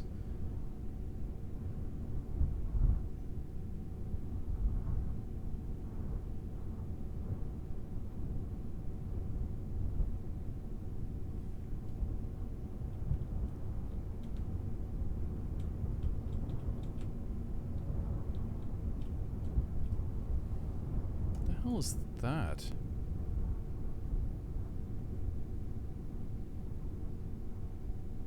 Oh, right. Yeah. Oh, okay. Yeah. That thing right there at that first corner of the runway.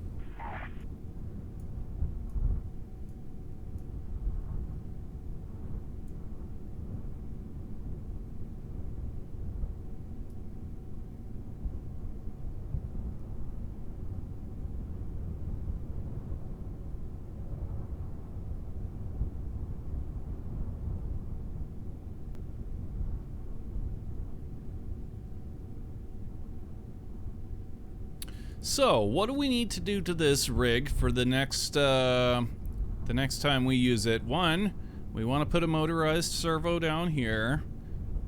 And two,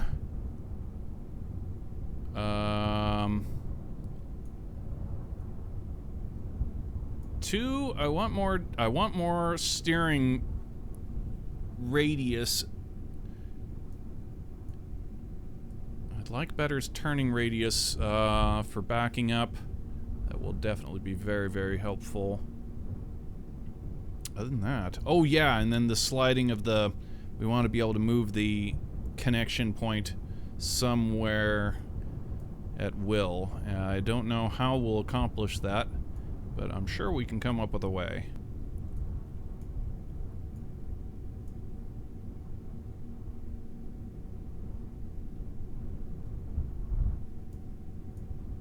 Alright, we need some differentials to get up this hill. Okay, that one's on. Get the front one on. Alright. Power for days.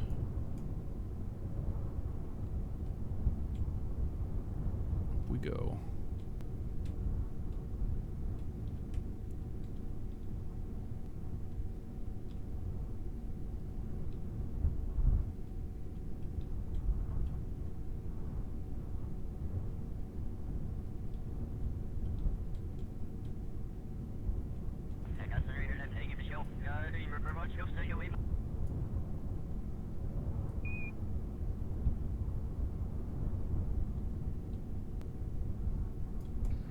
Kill those differentials. And that one, boom.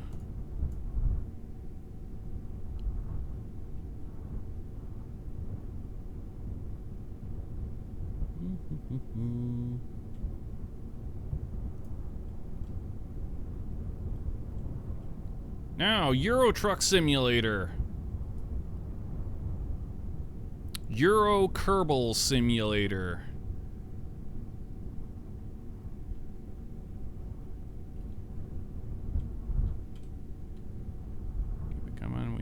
Forward just a little bit more.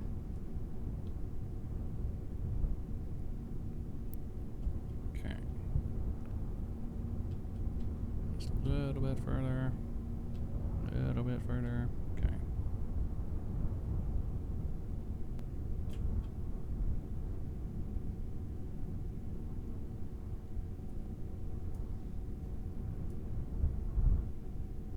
Beep, beep, beep. Beep.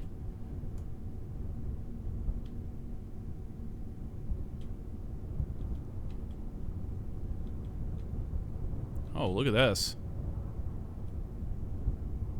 Oh, I'm getting good at this.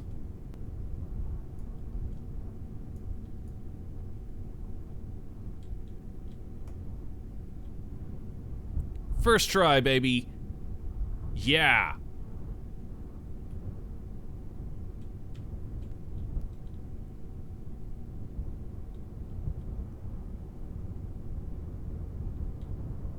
What do you say to that?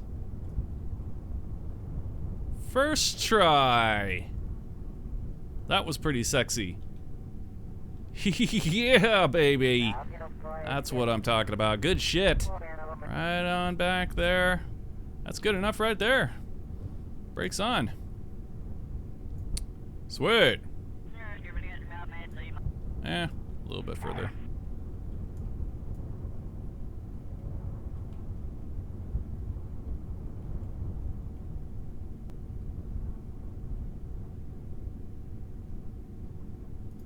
There you guys go.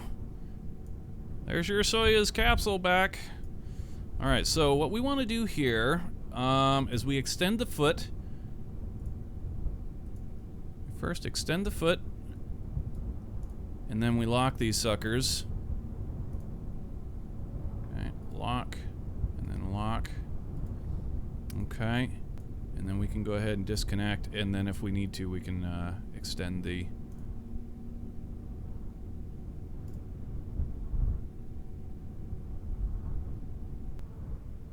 Extend the wheels. Okay. Brake on, brake off.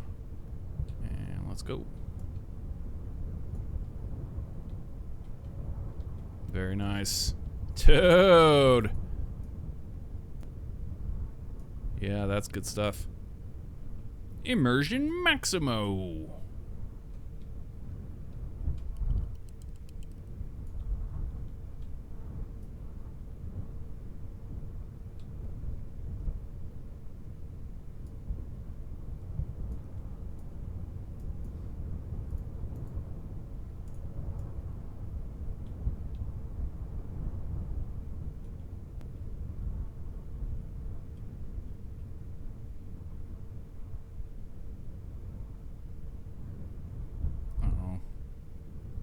Into the building.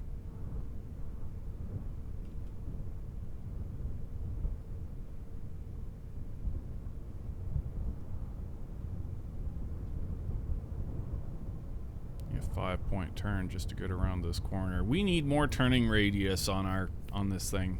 That's just all there is to it. Do we have the differentials on the front enabled? We do. Maybe would that cause any problems or slow or inhibit our steering? Maybe we should turn the differentials off on the front? I'm trying to think what that would do to us.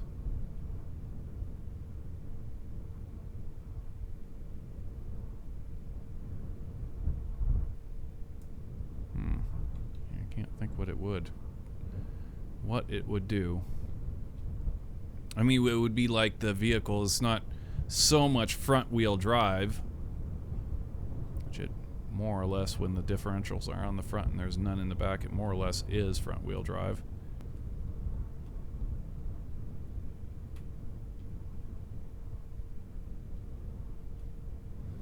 Okay, get past the crosswalk there, just a little bit further. Okay, there we go. Mission complete! Hell yeah!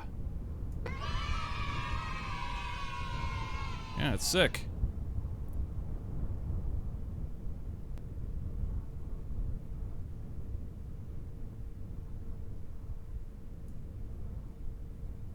Freaking sick, my dudes. Freaking sick, my dudes. That is awesome!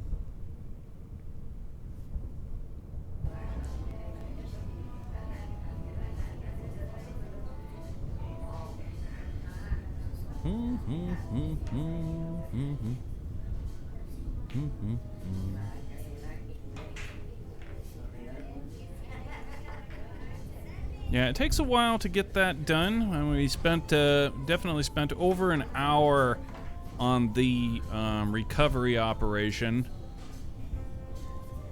But like I was saying, we get better at what we know we need to do in order, and then having those tools such as the servo and so on. I figure we could probably cut that down to maybe a half an hour for like speed run, possibly. Possibly speed run a recovery of a Soyuz in half an hour, which is perfect time for a little immersive experience like that. Definitely.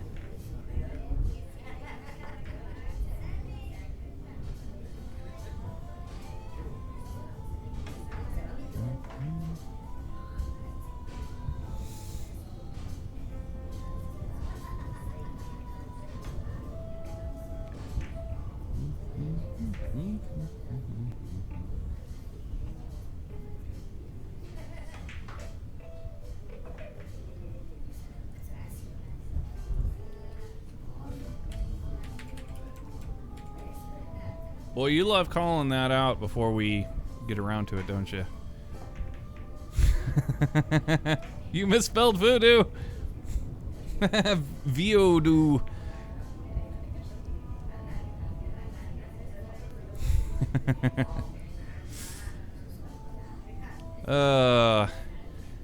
Anyway, yeah. we're going to go ahead and call it right there for this evening. But don't go anywhere, as we're going to go ahead and host up another player, another Kerbal player. Drop in on somebody new and say hi. I encourage everybody to click the follow button on them and spread the love, as well as click the follow button here and spread the love. Follow us on Twitter, follow us on YouTube, and give us a follow here on Twitch. We appreciate all the support, and we will be back again with some more Kerbal Space Program when we get into the install of STS-134's payload. It's the last install from the shuttle that we will be doing on this ISS, as it is the last 2 flights of the shuttle. So that should be pretty cool, and then we'll probably be getting the re-entry, and so we'll get we've got a Soyuz launch, shuttle re-entry, and some installs coming up. So yeah, appreciate everybody coming and hanging out, and hope to catch up with you guys for more Kerbal Space Program next time. Until then, stay cool, stay away from the voodoo. Have a good night, guys.